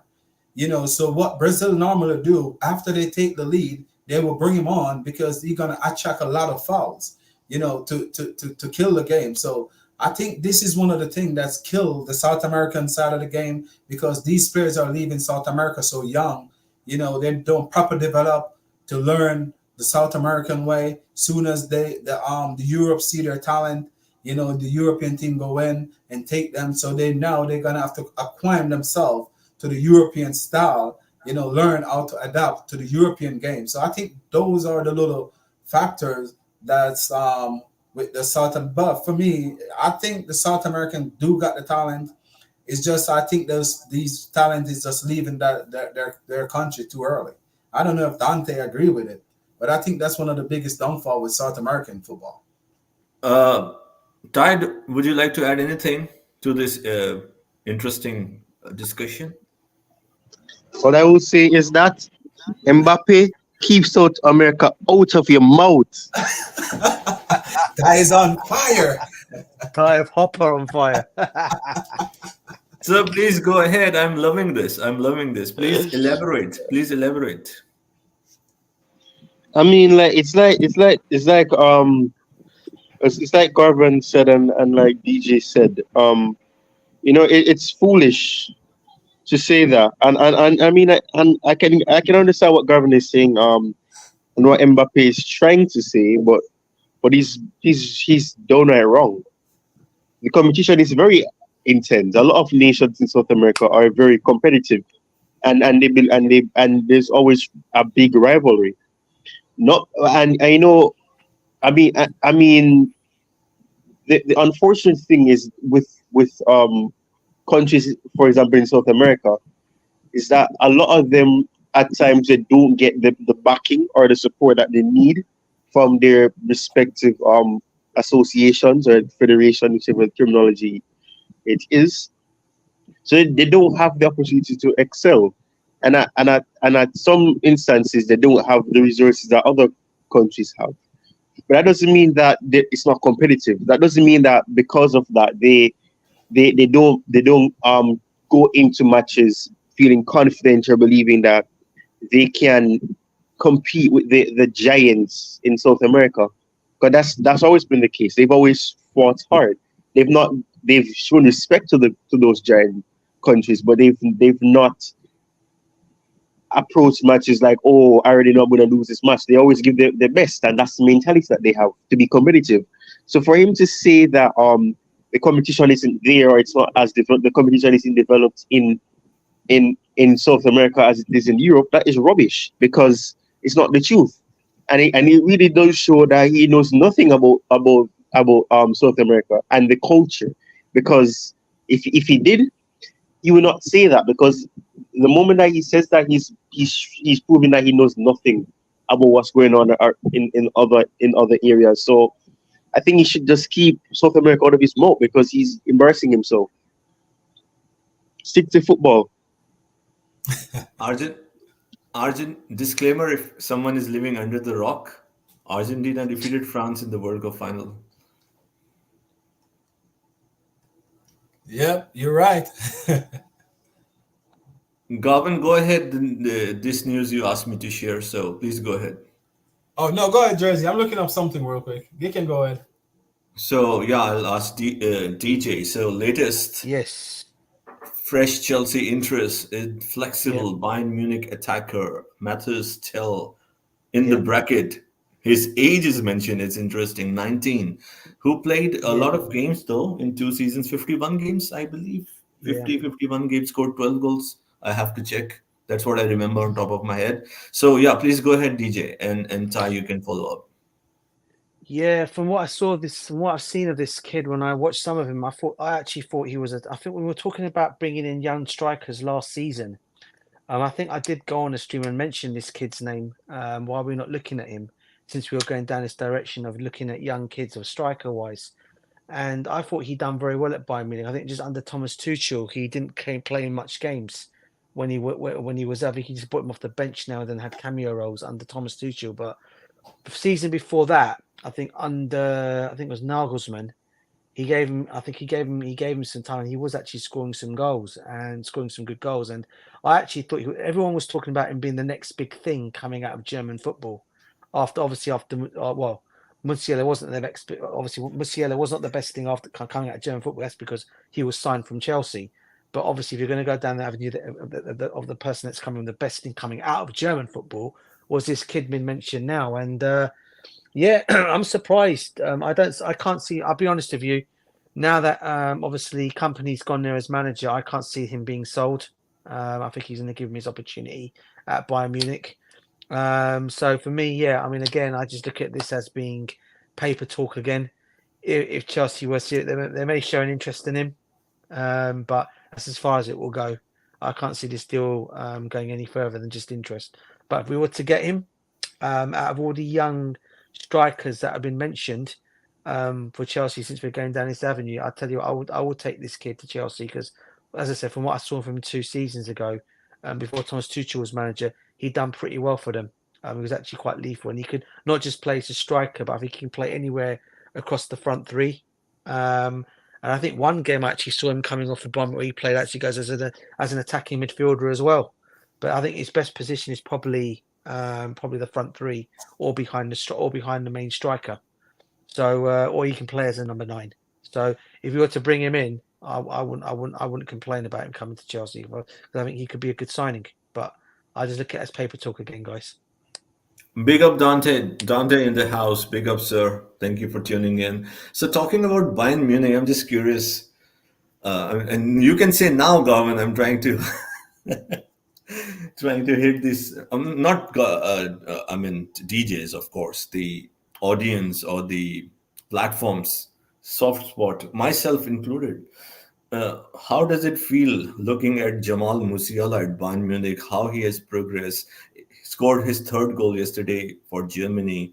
In my opinion, the top two young player, and moving forward, I already see him as potentially the one of the best players in the world.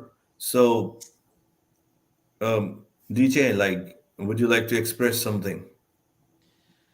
Yeah, I always knew this. I always knew this. He was always going to be something big when he left Chelsea. To be honest with you, I was actually gutted when we actually let him go. To be fair, I think it was under. I think it may have been under Jose. I think at the time when he left. Again, another kid that we just never gave a chance to. I think I'm not sure if he even had a debut. I'm not sure if he even had a. Even if he even made his debut for Chelsea. I think he had a cameo role. Maybe you guys correct. I think he might have had a cameo role with Chelsea. Came for a brief, like whatever minutes, and that was it. But we just never decided to proceed with him. And obviously, Bayern Munich saw the potential, and they said, okay, they obviously looked at him and thought, we can bring him to Germany because they obviously saw something in him. And boy, has he proved to be that. And look, people talk about Jude Bellingham. For me, this kid gives him competition in Musiala, to be fair. And I think he could. I think he's one that we did let get away, but it's what it is. To get him back now, I do believe he's going to be a lot of money. To bring him back, I can't see Bayern selling him anyway. And he won't even come. And we as Chelsea, might as well run us out. We might as well rule us out a deal for any kind of deal for him anyway, because that ain't going to happen. So yeah, I mean, obviously gutted, but happy for him that he's actually worked out at such a big club in Bayern. Yeah, Garvan or yeah, he's one of those players that yeah, please go ahead. Please go ahead. yeah, he was one of those players that we definitely want to keep. But after I do my research, I realized that he it's not like he did want to leave. It was a change of home for his parents. They want to go back to Germany, so I think that's the reason why he went back to Germany. So it wasn't like we lose out on him because of you know he want to really leave Chelsea. It was just because of his parents want to go back to their native country. So he born in England. He represents England at youth level, but it's just one of those one. It's just what it is. Unfortunate that at that time when he was coming up and started to show all these potential.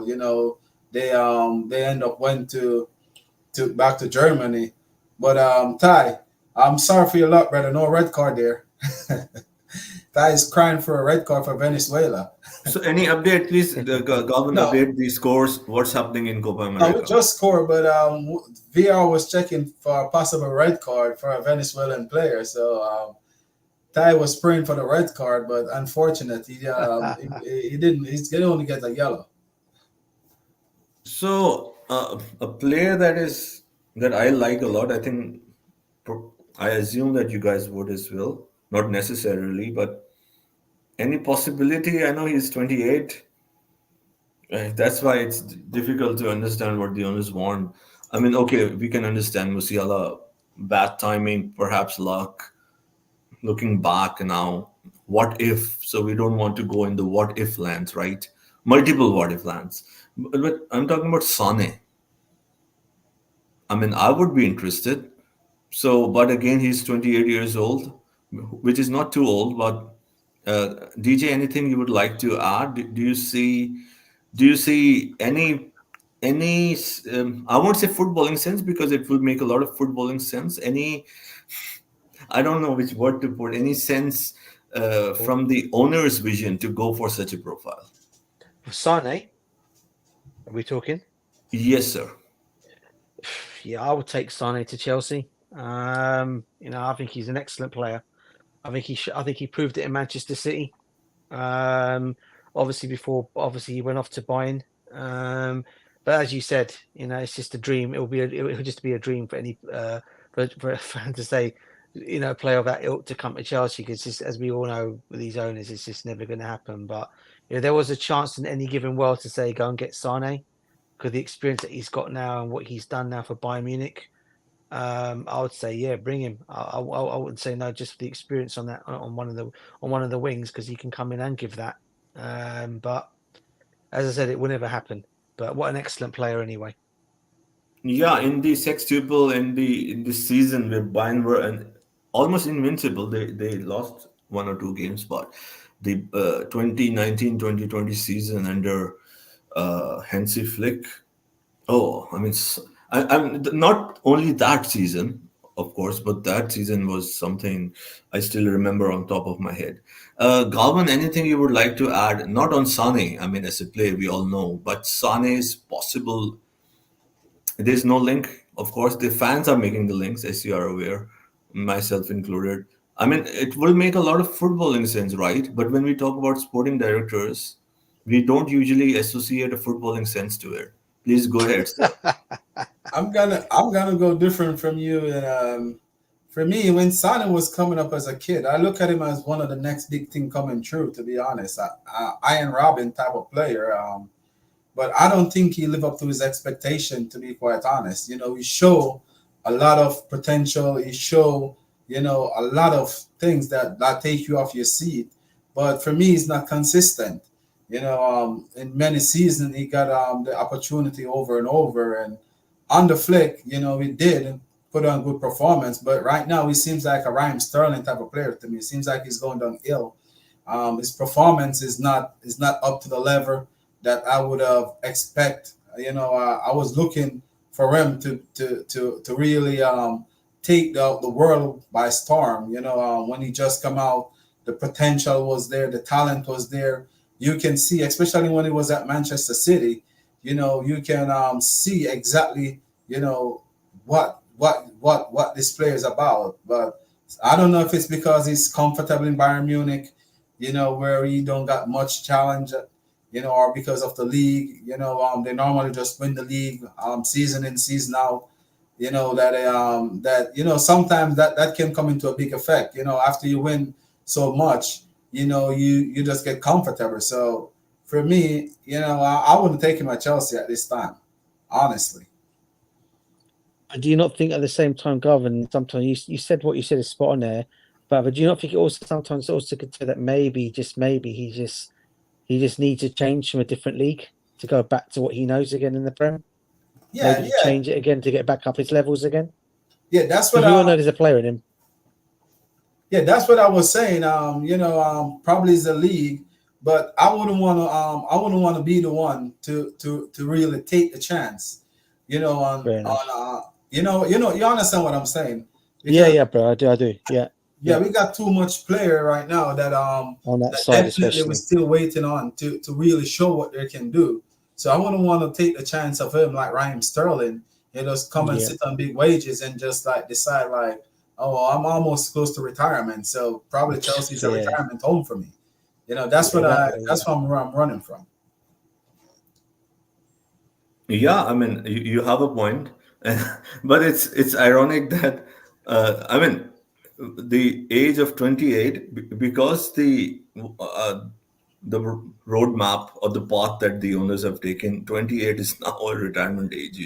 I mean, which is true what you said, but because of the reference, maybe it looks like it's the you can say retirement time for Sane, but in modern times, I think he is at his peak. He still have at least 4 5 years. So, but I can understand, of course, with as I said, with the direction, the model, and the roadmap that we have, the sporting directors, the board. So 28 is like a no thing, right? It's like you won't give a 6 year contract, you won't give that sort of perks, or you won't be able to sell the player in the way that you want. So then again, there are question marks. It looks, I'm not talking specifically about Sane, but giving him or talking about him as an example to demonstrate that it does raise questions, that is it really about profit and sustainability, or is there anything that they really want to do or look into that can add to in pitch performance, sorry, on pitch performance, and the progress for the team to reach the heights that we all want. So this is the tweet from our boss. I think it's being hidden because Oh, hold on I, before you go ahead. no, 1 second. I'll And try to put it. Dante was saying about his injury and his wages. Thank you, Dante, for that. For that, the wages too. Go ahead, Jersey. Yeah, so this is the tweet from our boss, final boss, Coachella. So I said, why not? Let's discuss what Coachella is saying. So Coachella said, my boss, sorry, boss, my boy, Romeo Lavia, will set the Premier League alight this season. This is according to final boss Coachella. So I thought let's take an opportunity to talk about Romeo Lavia, who played what 40 odd, 50 odd minutes in just one game. DJ, go ahead. Yeah, listen, I think anyone knows Lavia when they saw him at Southampton before he obviously got that bad injury. Everyone knew what potential this kid had and how well he played. And obviously, Manchester. I know he was. I think we forget sometimes he was at the Manchester City youth ranks as well before he actually moved on to Southampton, and obviously he done well in his first whatever since before he got that bad injury. It's just unfortunate when we signed him. We all know he's got the potential. Unfortunately, when we did sign him, unfortunately that potential was injured. It was injured. So I still believe there's a player in him. I think he'll do well once he's fully fit. A fully fit Roman Lavia, I think you'll see that midfield with Caicedo and Enzo and him in that midfield, free for next season, can work wonders and work well. Obviously, you've got Drewsbury Hall in there as well, but on Lavia himself, yeah, I mean the kid's a talent. There's no doubt about it. I'm still hearing Liverpool fans still crying that they never got him or Caicedo. It makes me even happy even more when I hear them talk, when they cry, their tears are not getting any of those two players. And I'm just glad that we have got them, and people can go on. Oh, DJ, he got injured. So how can you hype on about a player that was injured? I can hype on about what I saw before he got injured, and what I saw of Lavia before he got injured was an excellent player for Southampton. That's why every club like Liverpool, Chelsea, and others were looking at him. So yeah, I can't wait for him to come back. 100% agree with Coachella. Big up to Coachella, by the way. And as always, and yeah, I agree 100%. I think once he is fully fit. I think we all know what Lavia is going to bring to that team. What fully fit Lavia can do and bring to the team. I disagree 50% because not big up to coach. Coach is not even here. Why is coach getting big up when he's not even here? He's not. He said that comment, brother. He put it on the tweet. That's why. Oh, he's missing this. He's missing that. You see, this is the thing. Coach is everywhere, man. He's everywhere, and I don't understand how. Where it is, man. It is where it is. Bro, go on. No, just so DJ don't. Actually, I put because we share when we talk about different news. So we do share about the Onstein's, Romano, PAYS. So because Coachella, of course, share his views, myself included, Ty. So we usually sometimes time to time put on our tweets to talk about it. So basically, I was reading a tweet that Coachella posted. Go ahead, Ty. Coach out, man. Coach out. Out, man. Coach out. Yeah. But anyways, as I say, coach out, there's a coach coming in. So that's a good way to move on from coach out to Ed's rest of the coach in. Wonderful. Beautiful. Perfect timing. But Ty, you said you agreed 50%. You have to give your view. I want to let you go. My algorithm algorithm is not malfunctioning. It's still working. I haven't read my retirement age. So please give your view on Romeo Lavia. Yeah, come on, Ty. I like to hear. I want to hear this, Ty. But I've already said I said my thoughts on Romeo Lavia when I was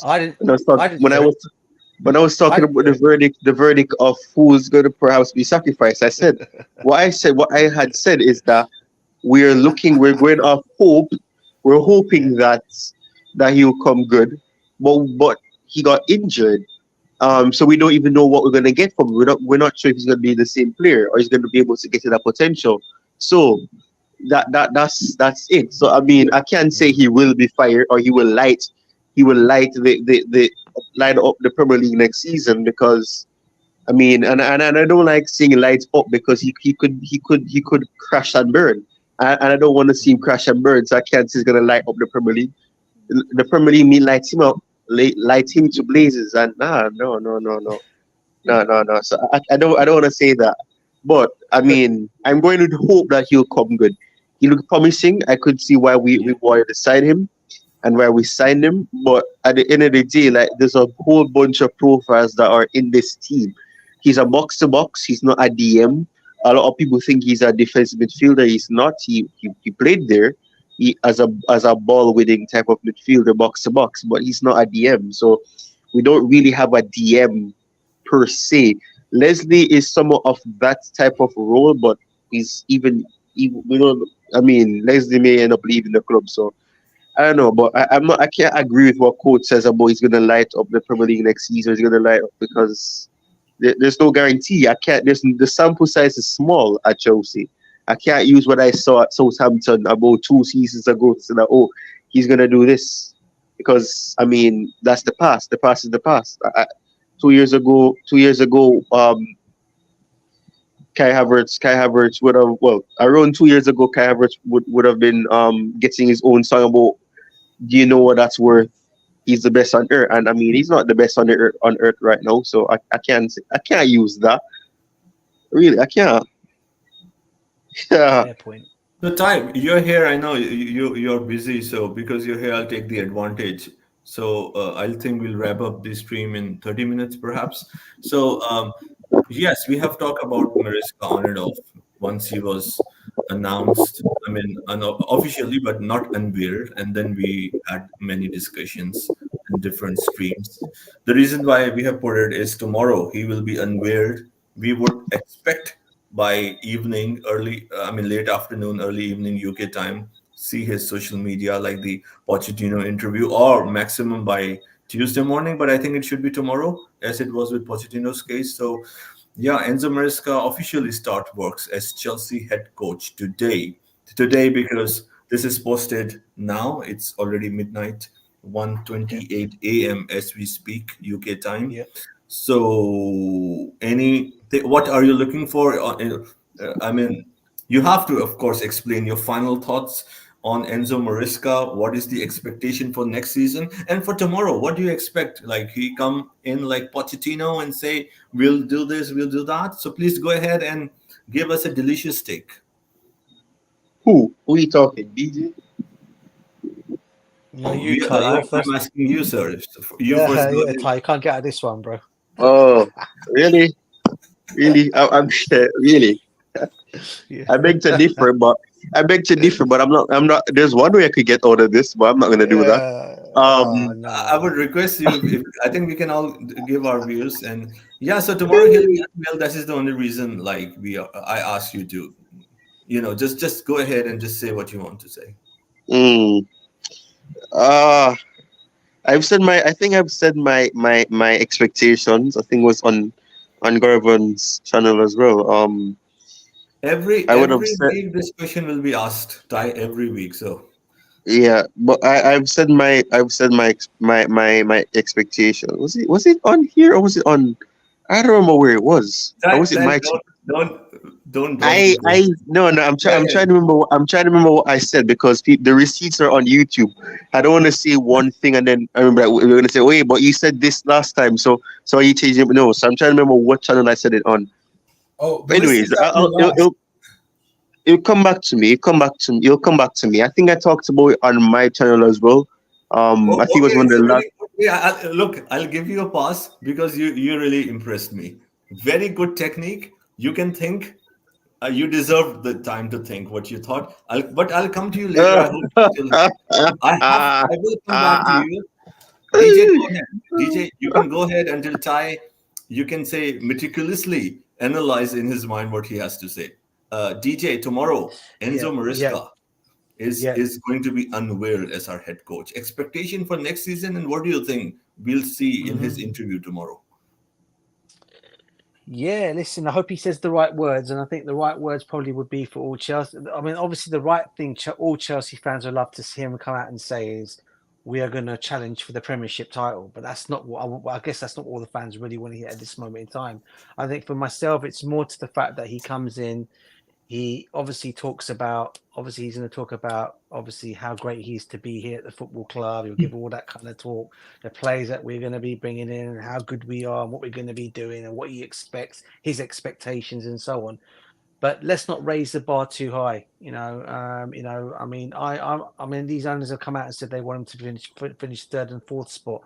As a Chelsea fan, being the way I am, being the person I am, I say no. I want us to go and win the title. But I know that's not going to happen. So for me, it's going to be more. But on the realist person, he's going to say, keep your interviews. Keep your interview straight. Keep it outright. Don't say the wrong things. Just come out and say what you need to say.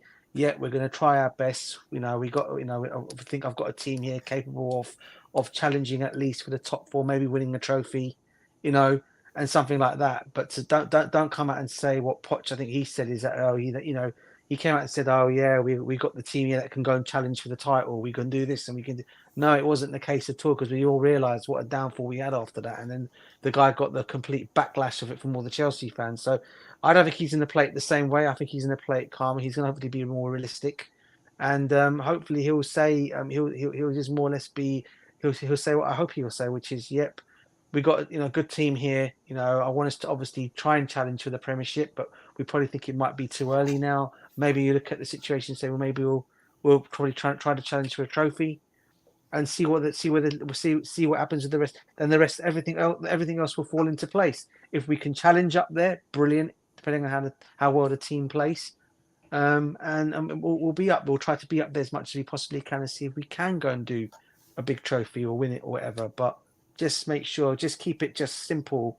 We're going to try and challenge, but more realistic thing is try to win a trophy and fit these players into the team and play them the way he knows he wants to make them play. And hope something like that will be on them lines. I hope. Really, Tomorrow. DJ? Really, Okay, DJ? sorry. Ty, if you're ready, please go ahead. Well, give your I don't view. want to. I'm realistic. Ty, give your Really, view, DJ? analyze, and Really? unleash Really? yourself, uncensored, of Really? course, with the right vocabulary, but unleash yourself and go ahead, sir. What I've noticed in the most recent years of any personnel that comes to Chelsea, we always see these PR statements coming from the players or the managers or whoever comes in. It's always, oh, Chelsea are a club with massive history. They're the biggest club in London, and you always see them come up with with a statement like that. And Pochettino said the exact same thing. We saw Amari Kellyman coming out and saying the same, that Chelsea are a benchmark club. They're one of the biggest club, one of the most successful clubs in club football. It's just PR, and I'm expecting to hear that from Enzo even further. I think he said that in a little statement when he was announced in June. Said that Chelsea are a massive club with great history. It's always that same PR setting up. Oh, Chelsea have a great history, and I feel like you're gonna see that sort of statement, and he's gonna probably say that we would work together as a group to attain the objectives that are set by the hierarchy. We will aim to do all that, and because winning is the best thing. And he's gonna probably mention that, oh, the fans love success. They're used to success, and they haven't had it recently, so they're gonna want success. And he probably might even mention the fact that because he's on social media, so he's gonna see the backlash. He's gonna see the doubts. He's probably make a joke about, oh, people may say I'm not an experienced manager. I'm not an experienced coach. And all of that. We're gonna probably see that. But my expectations, because I found the receipts. My expectations is we somehow finish in the top five. We aim to win the FA Cup, League Cup, and the Conference League. If we don't win that, if we cannot win those things, then I know for a fact that this project is gonna take over a decade. There's no there's no other there's no other end result. There's no other end result because at the end of the day, it's been what, almost 3 seasons now. The coming season will be third the third year in this new ownership. And as I said earlier, we're yet to see any we're yet to taste any sort of success. We've not even gotten our hand on a trophy significant. We won some friendly cup with Pochettino. I don't even know if that even counts as anything. It probably does, but we won what, a friendly trophy. That's it. Some Yeah, it I don't counts. know. If Tottenham are counting theirs, that means it counts, right? Yeah, Audi Cup, No, man. no, Tottenham are no, counting the no, Audi no, Cup, no, bro. no, no, no, no, no. We have 20 trophies. We won Yeah, 20 trophies in we won it all, around bro. 19 Won it all, years. mate. In Yep. 19 years, God no, we call in a friendly cup. No, that's embarrassing. Like we're not like Spurs. You're gonna call the I Audi know. Cup, the Audi Cup, the The Audi Cup Audi of the Audi Cup. No, no, that's embarrassing. The Audi Cup, bro. No, The Audi but Tottenham like, fans, man. The Audi come Cup. on, Yeah, no. man. But Audi seriously Cup. though, on a serious note though, yeah, embarrassing. And Oh, no, but on a amazing. serious note though, I believe I generally listen. I'm not. I know. I think everybody knows Jersey's opinion on Enzo Maresca already, but I generally feel like there's a possibility that he might give fans something to cheer for, something to look forward to. Because I mean, I'm going to always hold on to this omen. Italian managers have always done Yeah. something at the club.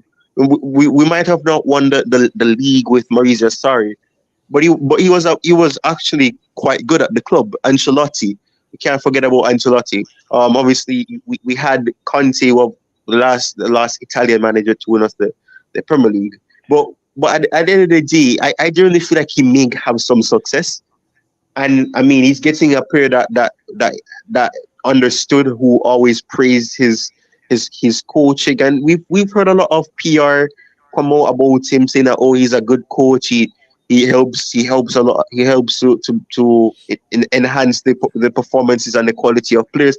Even Cole Palmer came out and said what he thought about him. So I mean, I generally feel like we could see some promise. Even Romeo Lavia played on them, I believe. So perhaps I may need to change my negativity, as Dante is saying, and say that, Lavia may actually light up the Premier League next season, because Enzo Maresca is gonna say, "Oh, I remember you, man, when I was at the when I was responsible for the EDS team and all that at Manchester City, the development squad and all that." So maybe we'll be able to do something together. And we have some quality players. We signed Tosin, so we have some level of experienced defender, a one who's good on the ball, comfortable on the ball. Because I'm sorry, as much as I'm not gonna I'm not gonna write off Gisasi or Badashil. We definitely need somebody that, when they're on the ball, I'm not afraid that they're gonna give the ball away or they're gonna score an own goal.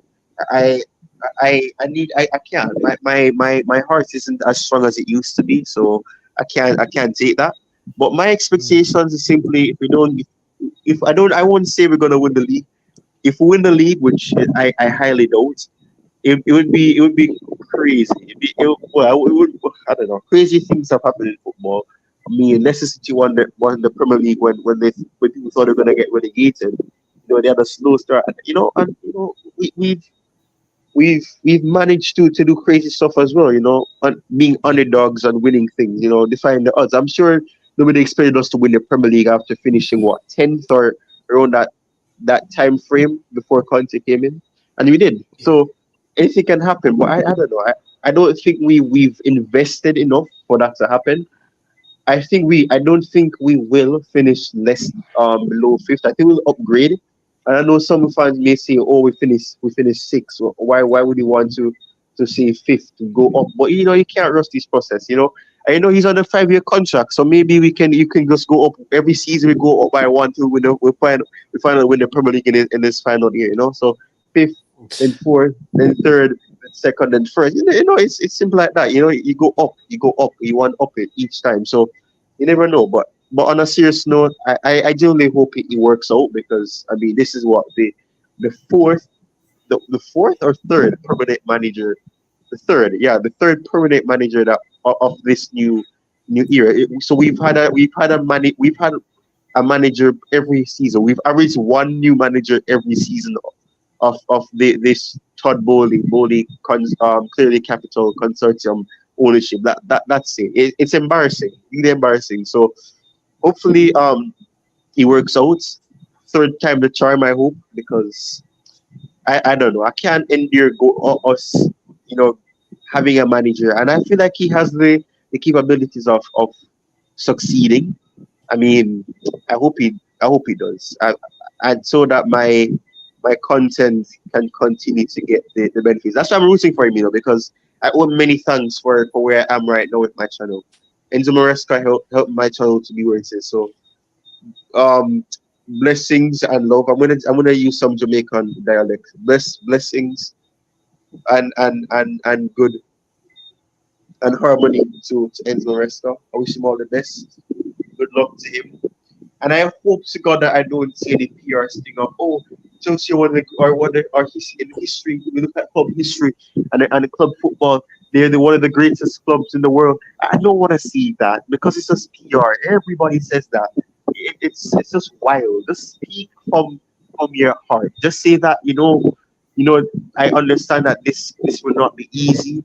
I know that there'll be demands from the very beginning, and I know that I will have to live up to that demand and give the fans something to believe in and to buy into. Things like that. Not Chelsea are one of the historical clubs and I know we must do this. No, don't be like Pochettino who seemed like he had that aura and then after we got hit with injuries, you're gonna say, maybe this team is so young, they're inexperienced, we need experience, so we can't attain certain things because we don't have experience. I asked the managers and I asked the owners and the directors for these players and I didn't get them. And I don't want to see any whining and dining and flip flopping because that's all Pochettino did. So I'm hoping Esmo Resca learns from that. And I know his personality is not a yes man. People think he is. He's not a yes man. What he's done at other clubs in the past proves that he's not a yes man. Obviously, he's perhaps in matured as a coach, but he's not a yes man. He's not gonna just.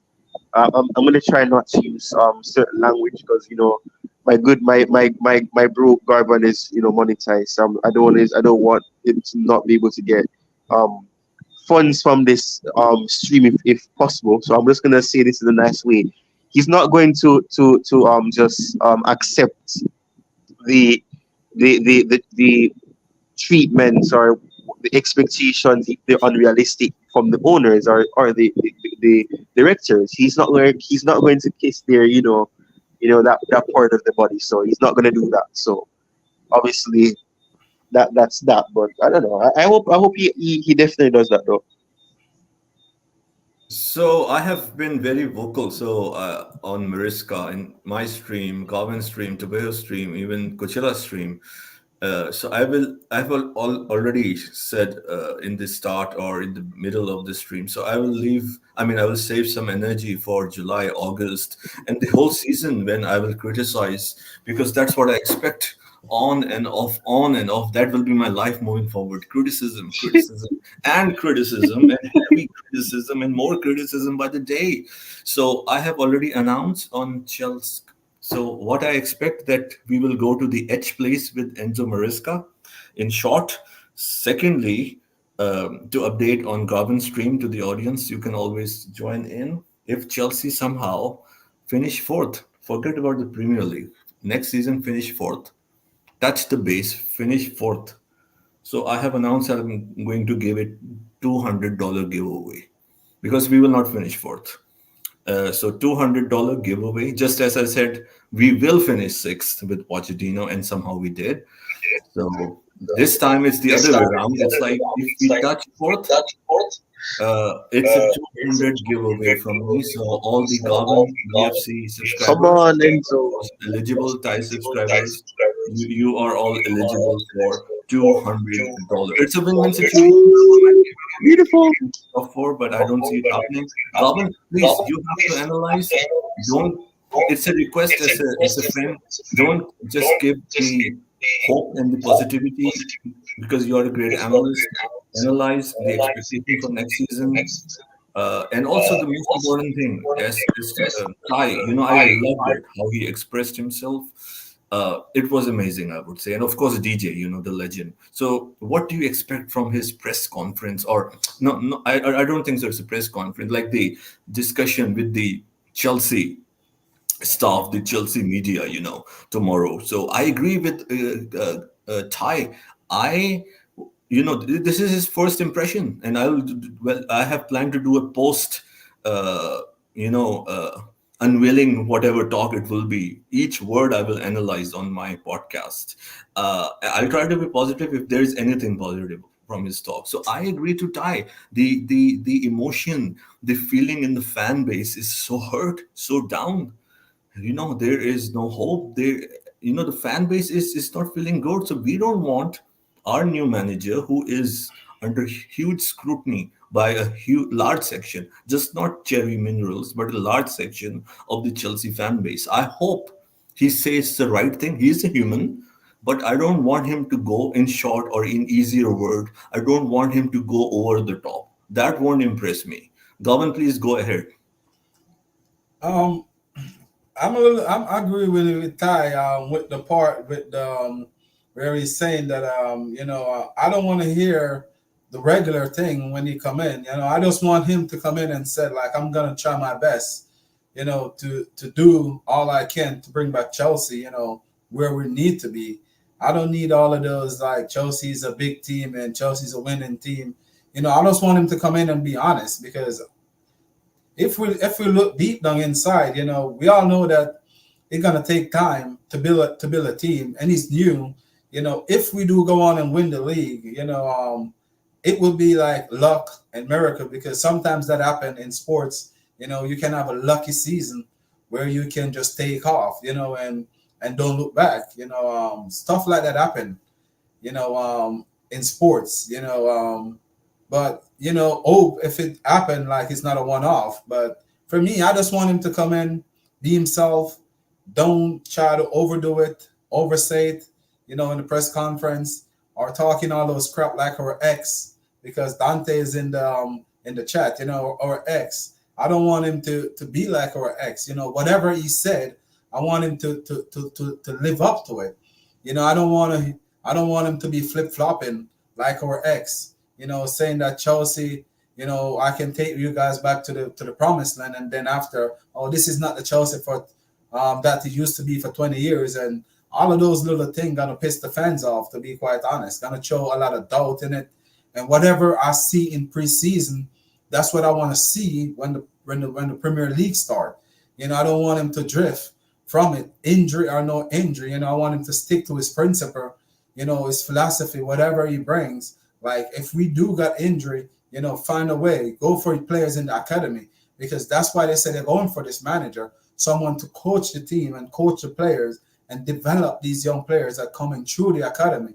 Because I heard that they're gonna try to do the academy playing the same style as the senior team. So this is exactly what I want to see. I don't want to see nothing more, nothing less. To be quite honest, I know Dante is saying that luck with 38 game, but trust me, we can be lucky or we can be unlucky.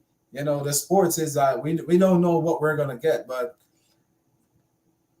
I want to see the best of Chelsea. And as I said earlier in the stream, I will never sit here and blame Enzo if we do not finish in the top four or we don't have a good season. I'm more likely gonna blame the not the manager, the sporting directors and the owners. Someone gonna have to take the blame.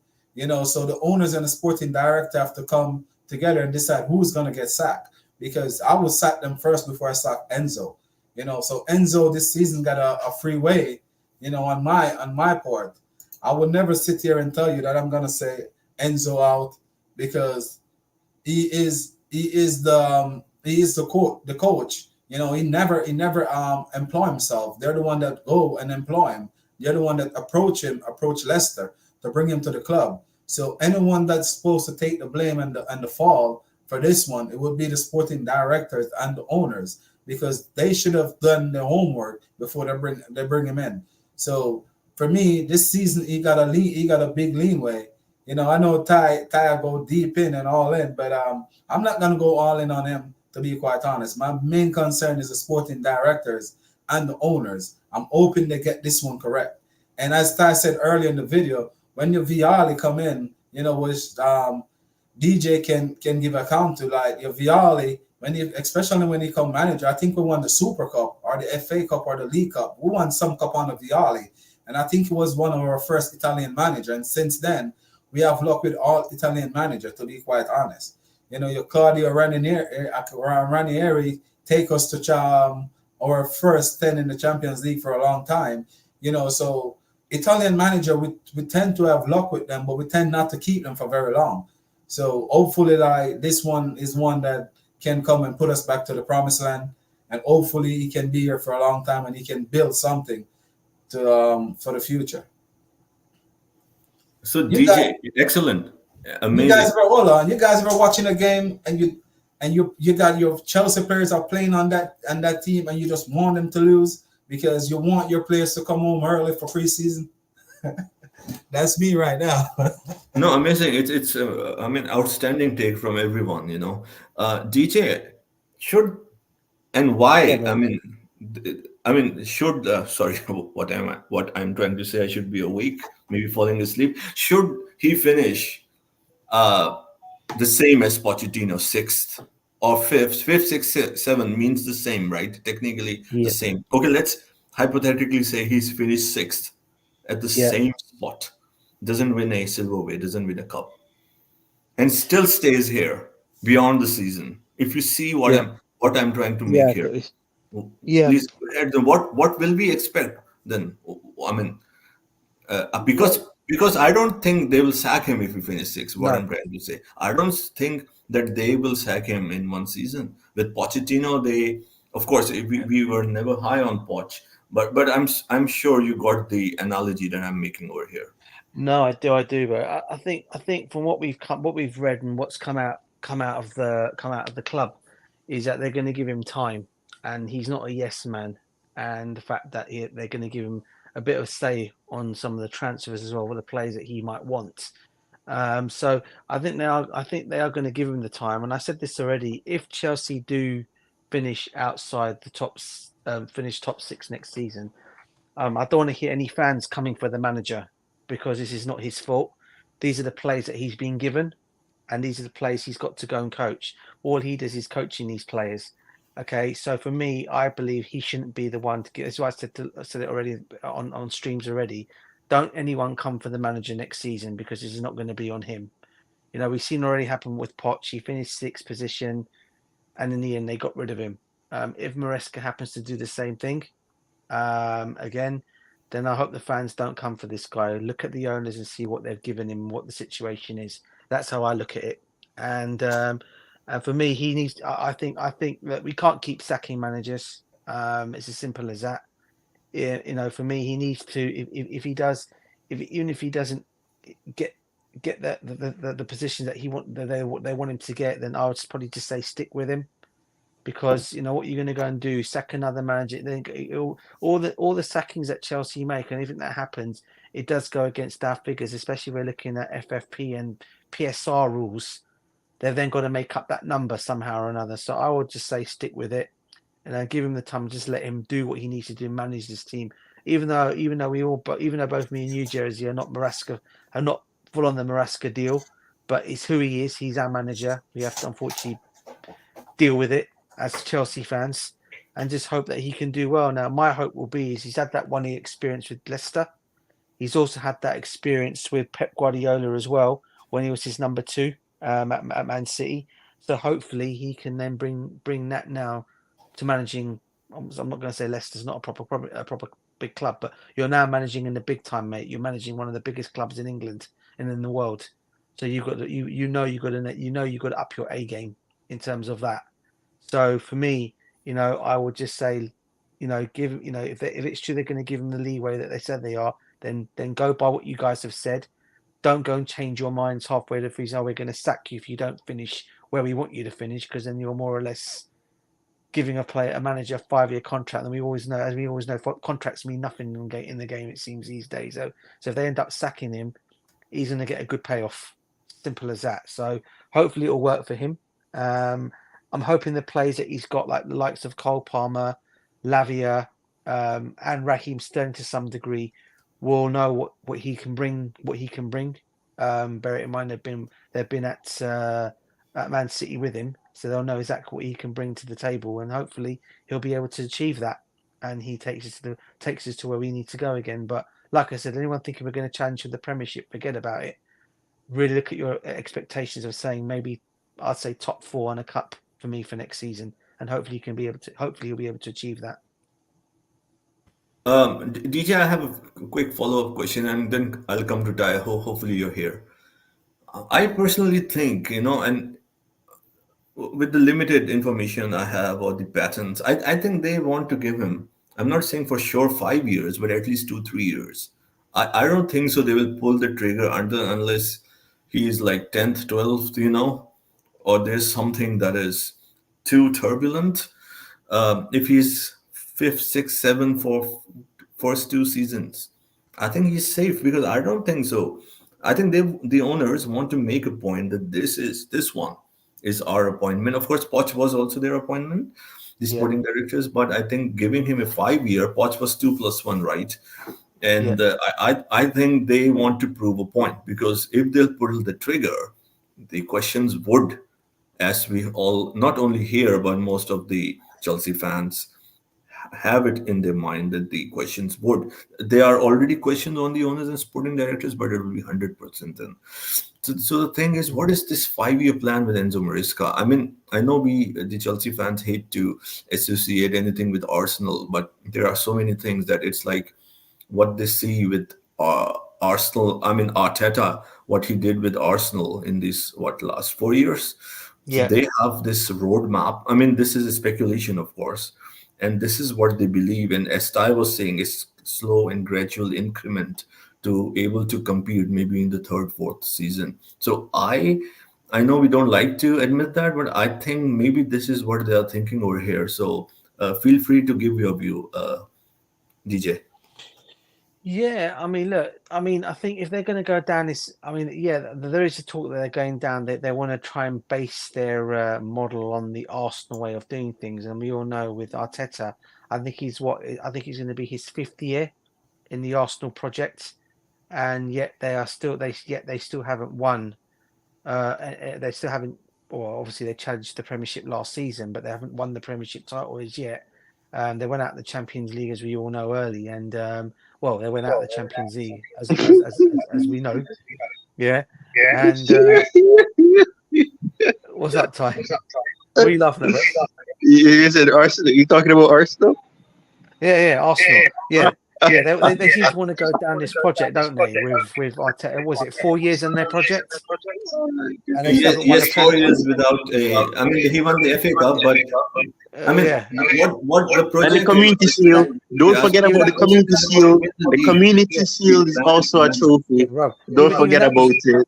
Yeah, even the FA Cup was a controversial win because of the stupid referee that we had managing in that game that day. No, yeah, we all know that was. Sorry to interrupt. I mean, I'm just trying to give my view, and I want to see if you guys agree with that. To what we are saying, I won't count the FA Cup. I mean, in this way, let's say Maresca wins an FA Cup, and in the next 5 years he wins nothing. You see the point? The measure. One second, please. The measure, in my opinion. The measure of success is always the Premier League. How you finish, how you improve in the Premier League over 38 games. Anyone can always have a run in the cup and win it, right?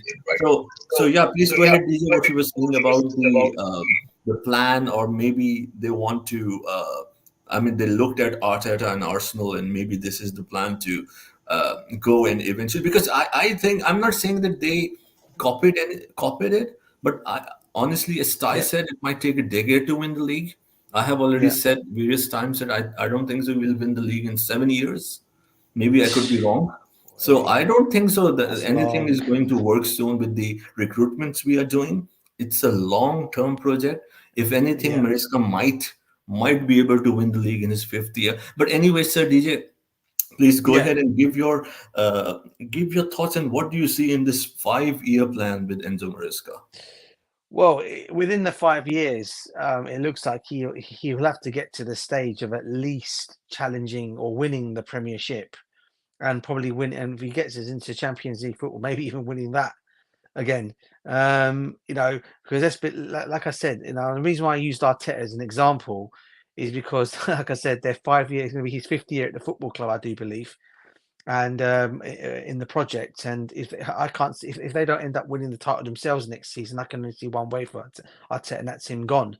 So and with this guy with Maresca, I mean, the advantage he has over Arteta in terms, I guess, is that at least he started out his management in Leicester and he managed other clubs, whereas Arteta just came straight from being a number two with Pep, whatever you want to call it, and going straight into the Arsenal job. Okay, so for me, in that kind of like way, Maresca's probably going to be being told he's obviously got the experience of actually winning a title with Leicester, even though it was a first division title, but he's won a title there, and now he has to now bring that fight within that 5-year project. He probably has to show the same thing at Chelsea, and this is why I kept saying to the fans out there. Fans have got obviously, I wouldn't get on his back if he doesn't get to where he needs to get next season, because, like I said, what it's all going to come down to is, as we said it already, is the recruitment these owners have made for this manager, and he's trying to obviously puzzle a team together that obviously that have been at the club. Well, it's going to be like some of these players. It's going to be like 2-3 years since they're going to be at Chelsea for, and and obviously he's now obviously going to be given that task to come in and do better than obviously his predecessors in Poch. So for me, that as I said, he needs to be given the time.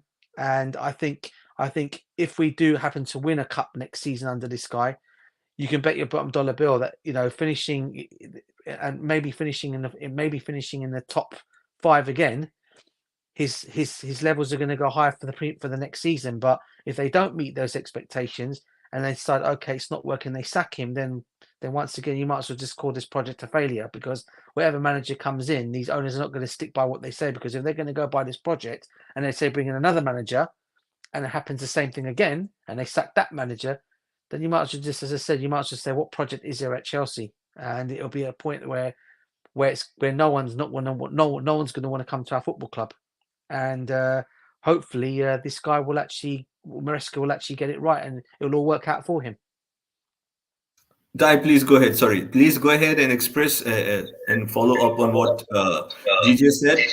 You expressed very well what you think for the next season and about his unveiling tomorrow. But we are talking now about this 5-year project with Enzo Maresca. So please go ahead. And do you see shades of Arsenal Arteta in this project? There's similarities, very much similarities between you know being being Pep's second man assistant, and then going on and venturing out. The only difference is that as soon as Enzo Maresca went to, and well, actually no, wait, I think both of them won something the first season that they went on. I think that's how it worked. Yeah, I think there's some parallel. If I'm not mistaken, I think that's what happened. So yeah, but I don't think so. The difference between Arteta is that and Enzo Maresca is that people can see that you can already identify what Enzo Maresca's philosophy is. With Arteta, you could see what he was trying to do, but it wasn't consistent. It really wasn't consistent. I mean, it really wasn't. So, I mean, a lot of fans, I've realized that Chelsea fans are not actually mentioning the fact that we are approaching almost a decade of not winning the Premier League. If you think about it, it's been about 7 years now, 7 seasons, and we're yet to win the Premier League again. I mean, that from the turn of the century,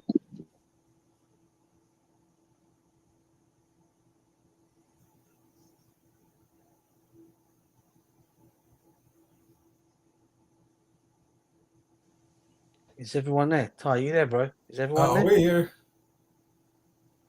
Ty, are you there? Perhaps there is a connection issue. I assume. If whenever you come, please feel free to feel free to join anytime. So, Gaman, yes, as planned, it's 4 hours. I know the schedule, and I think it has been a fantastic podcast. At least to me, it was. I mean, for me, I really enjoyed it. I really enjoyed it, and of course with legend DJ, of course legendary Garvan, and the amazing, flamboyant, talented Thai. It was amazing. It's always amazing. We give our views. We try to share what we believe in and think. The most important thing is, as long as you think, no one is perfect. Everyone tries to make a rational thought. But Venezuela what I scored. say, what I say to the people who, my friends or my circle, is just think for yourself. Do your research. This is, this is, you can say, my mantra or my line. Do your research. Think for yourself. So, Garvin, I think Ty is back. Ty, I think you like that. Do your research. Think for yourself. Are you here, Ty?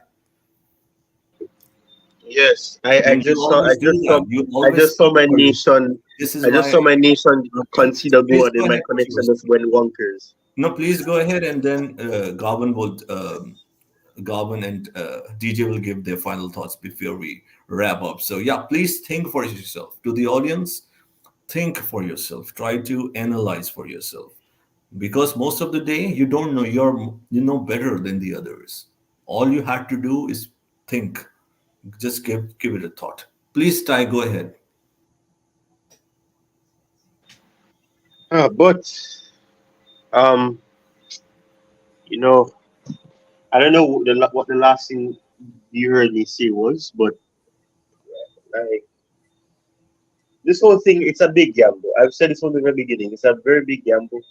Could either fail, or the owners will look like idiots, or they will look like idiots. It could go anywhere. But that's the beautiful thing about football. You don't know. In a match, you can go from being a hero to zero in a matter of seconds. And with Spot on. with Enzo Maresca, he could be the guy. He could be Yeah. the ideal one. We've had the special one. We've had the German one, and he could be the ideal one. Anything can happen. But the sample size is very small for him. Yes, he won the championship. He brought Leicester City back up. And he had challenges.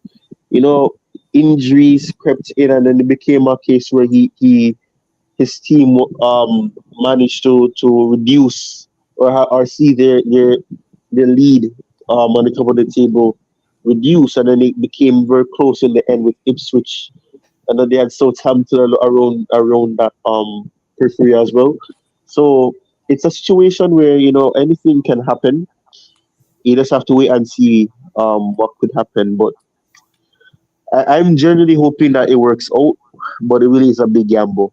It could go perfectly, but at the same time, I'm sure a lot of fans have a lot of concerns when they do the research. When I did my research, I was like, okay, I mean, I could see promising aspects, but at the same time, if you don't get players in for the manager who can turn something that you don't expect to be a goal into a goal, or an instance or an attempt into something, an opportunity to something, then you're gonna see him struggle because a lot of the times when you look at the highlights, I think DJ was the one. I'm not sure if it was DJ who said he looked at some highlights.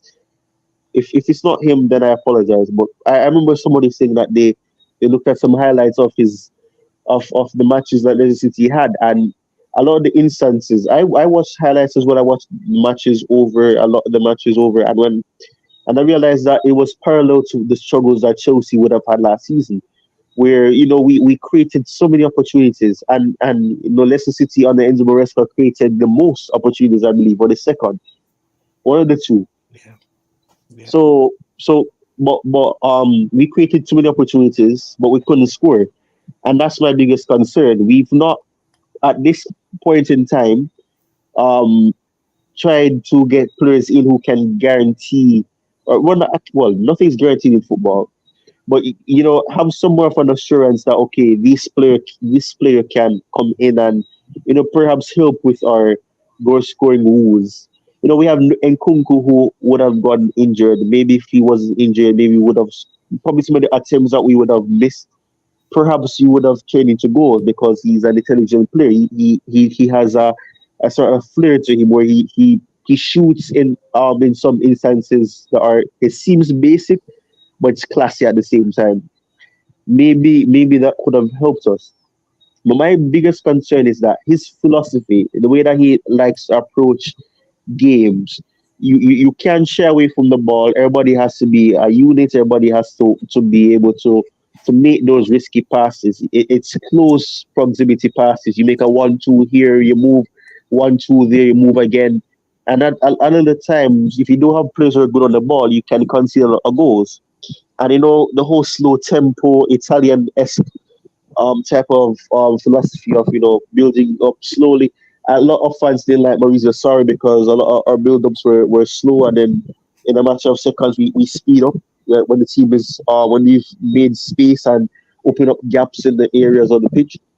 And that's what Enzo Maresca is about. You draw out the players. You do close range passes. Then you obviously move. You allow the defenders or the midfielder, whoever is marking that player of yours, to drop deep, and then that leaves a gap open for another player who's be running into that space that's left unoccupied. So I mean, there's a lot of promising. When you talk about and you use terminologies to say that tight spaces and making something out of tight spaces and all of that, it sounds promising. But at the same time, if you don't have the personnel to do it, if you don't have the players who are accustomed to playing with each other long enough, it's going to struggle. Pep Guardiola is guaranteed to have some players being able to do something, even if it's the smallest thing.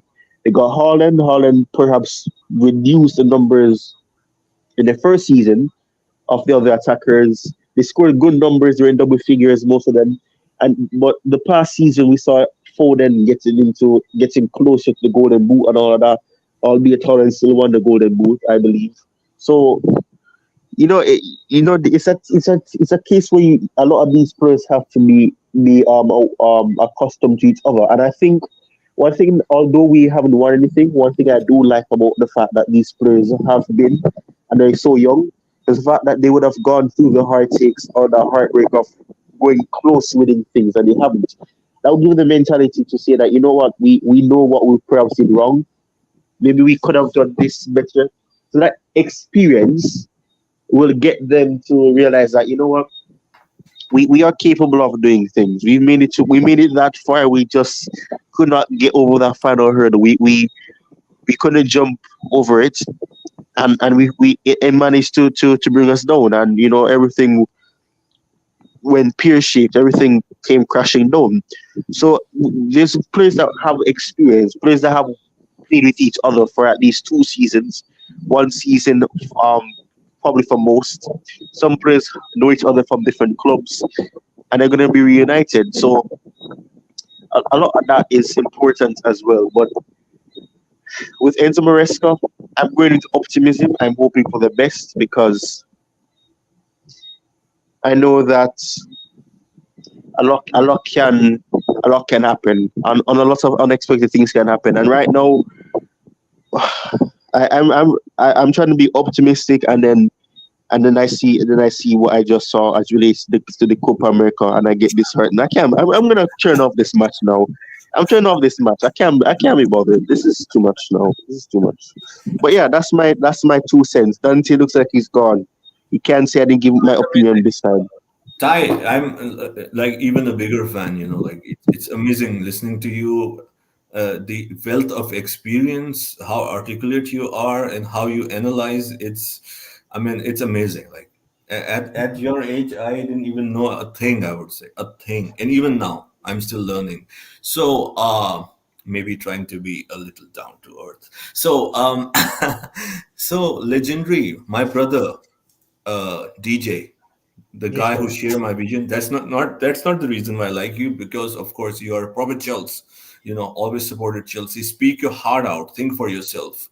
We can always agree or disagree, and there might be times in future we will disagree. So Yeah. as we are, wrapping up the show, any final Yeah. thoughts, sir?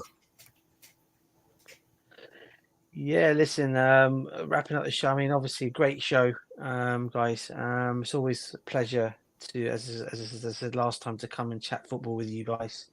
I've obviously known Ty. Ty knows I've known him for such a long time now. I think since he started his journey, to be honest with you.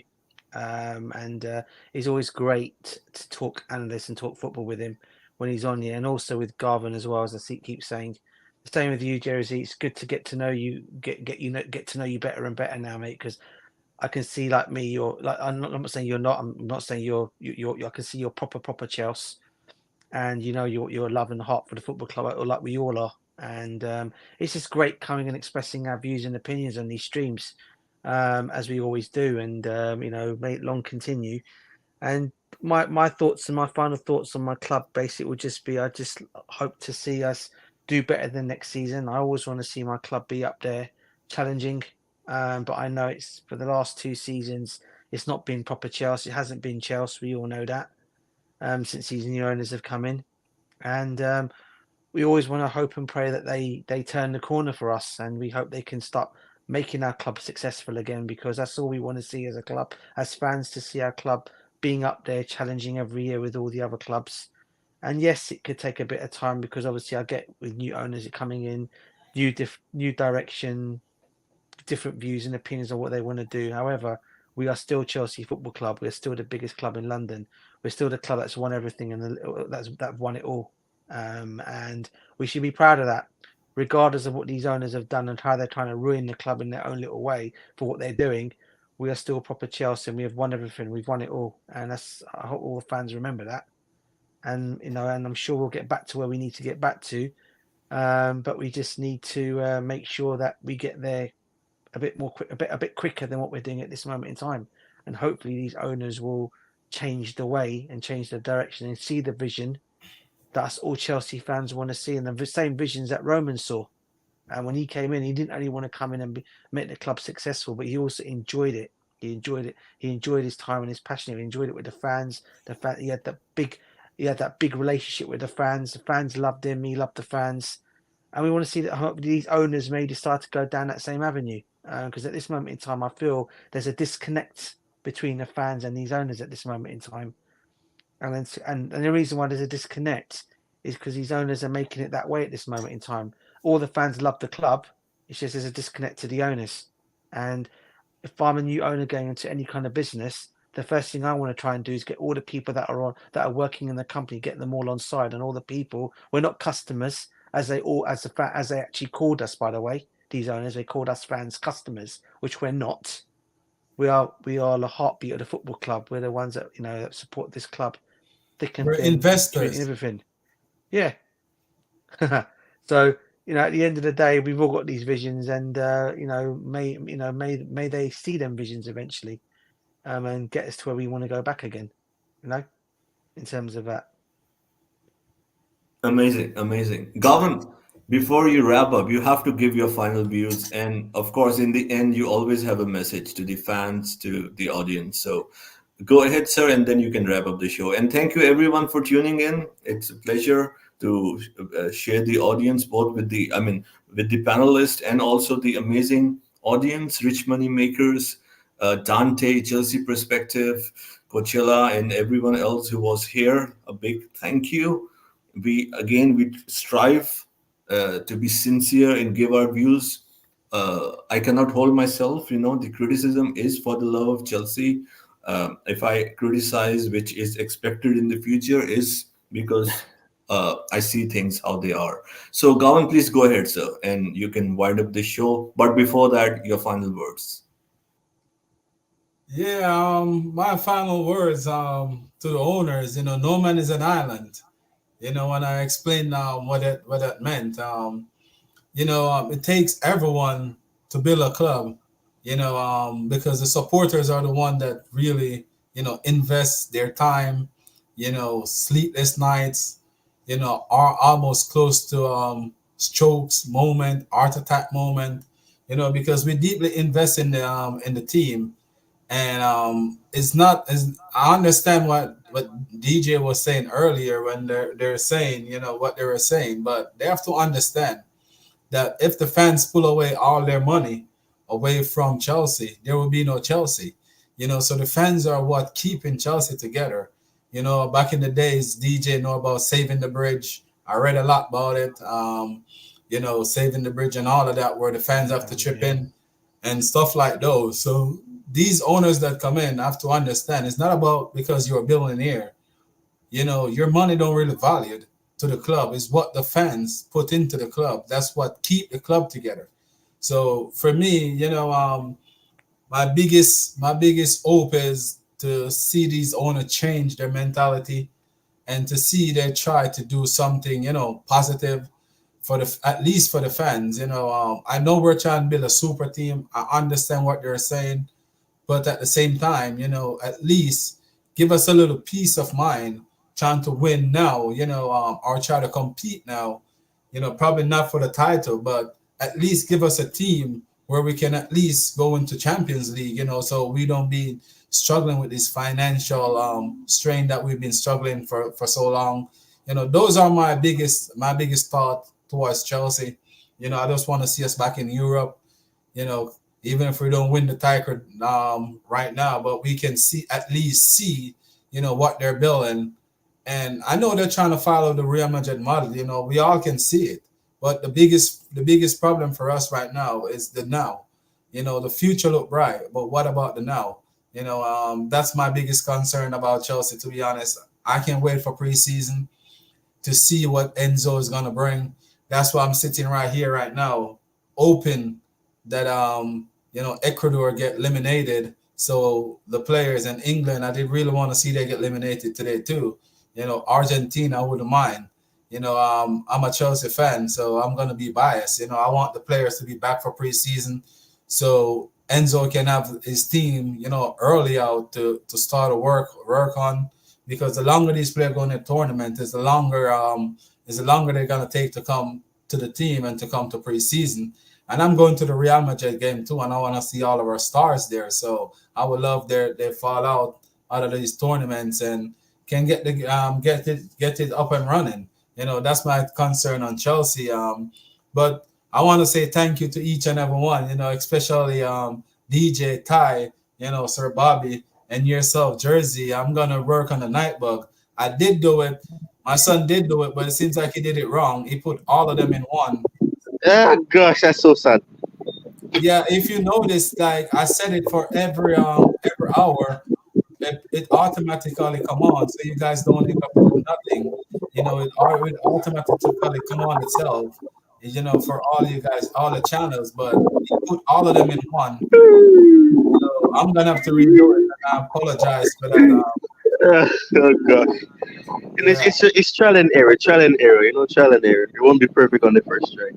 yeah. So, but I really do appreciate each and every one that come on. All who's watching. We got 14 person watching right now, and I want to say thank you to all of you guys. And DJ, thank you for always bringing your support, and always teach us about the future. The past that a lot of us don't really know much about. You always, come here and educate us, and we all appreciate it. Trust me, we do. Much appreciated, brother. Thank you for having me on your stream as always, brother. It's good to be here. Thank you, Garvan. Thank you, everyone in the audience. It has been a pleasure. Thank you so much. And Ty or Jersey, you guys need to set up a stream for tomorrow because they're gonna announce Enzo. We're gonna got a lot of news to talk about. So, Yeah, I have a plan. I'll confirm with you your schedule. So, if which is expected, he will be unveiled. So, yeah, it will be great to discuss that. So, yeah, probably we'll have a stream. yeah, In because the evening. we need to work on your hours now so you can get monetized. So me and Ty is already there. So right now we have to work on you. So you need to set up a stream so Woo! yeah we can work Thank on you it. guys for that. Yeah, so tomorrow we can do a Enzo Maresca special. All right, I want to say thank you to each and everyone. Hope you guys have a wonderful evening, morning, or night, wherever you are. Just have a You wonderful. already know that I won't. You already know that I won't, because look at what's going on right. Oh my gosh. I'm not gonna So, let so what Jamaica is the spoil my update? spoil my Maybe some night. audience who are, so faithful Venezuela audience are who are leading listening 2-0 to us. against So Jamaica, the Reggae Boys. you can update the score for the audience who invested 4 hours and perhaps they are not aware of the score. Venezuela is leading 2 goals to nothing. So I think this the Mexico and it's still 0-0. So I'm hoping that Mexico score one so Caicedo can come home early. That's my biggest stake on that part. And I would love Argentina to lose in the knockout so Enzo can come home early too. And hopefully That's an interesting, interesting philosophy, right? Yeah, I mean Kendrick will be coming back with Caicedo, won't he? Because he's going to be in the Chelsea setup this season, isn't he? No, next year, next year, next next year. Is year. it next year? Well, Is he it? probably he probably come for 2025, pre-season. 2025. He's 17. He's Ah, 17. He'll be 18 next year. damn. Well, I was hoping at least he'll come for some kind of pre-season or something at least, and then I, loaned out we, or we something. have not heard your final words. Yeah, go on. I think we missed that. My My bad. my final words is Enzo Maresca is at the wheel. Come on, you I'll have Blues. that one. Come on, you Blues! Come on, you Come on, you Blues. Blues. Up the Chelsea. Peace, Up the everyone in the Chelsea. comments. All right, see you guys. Thank you.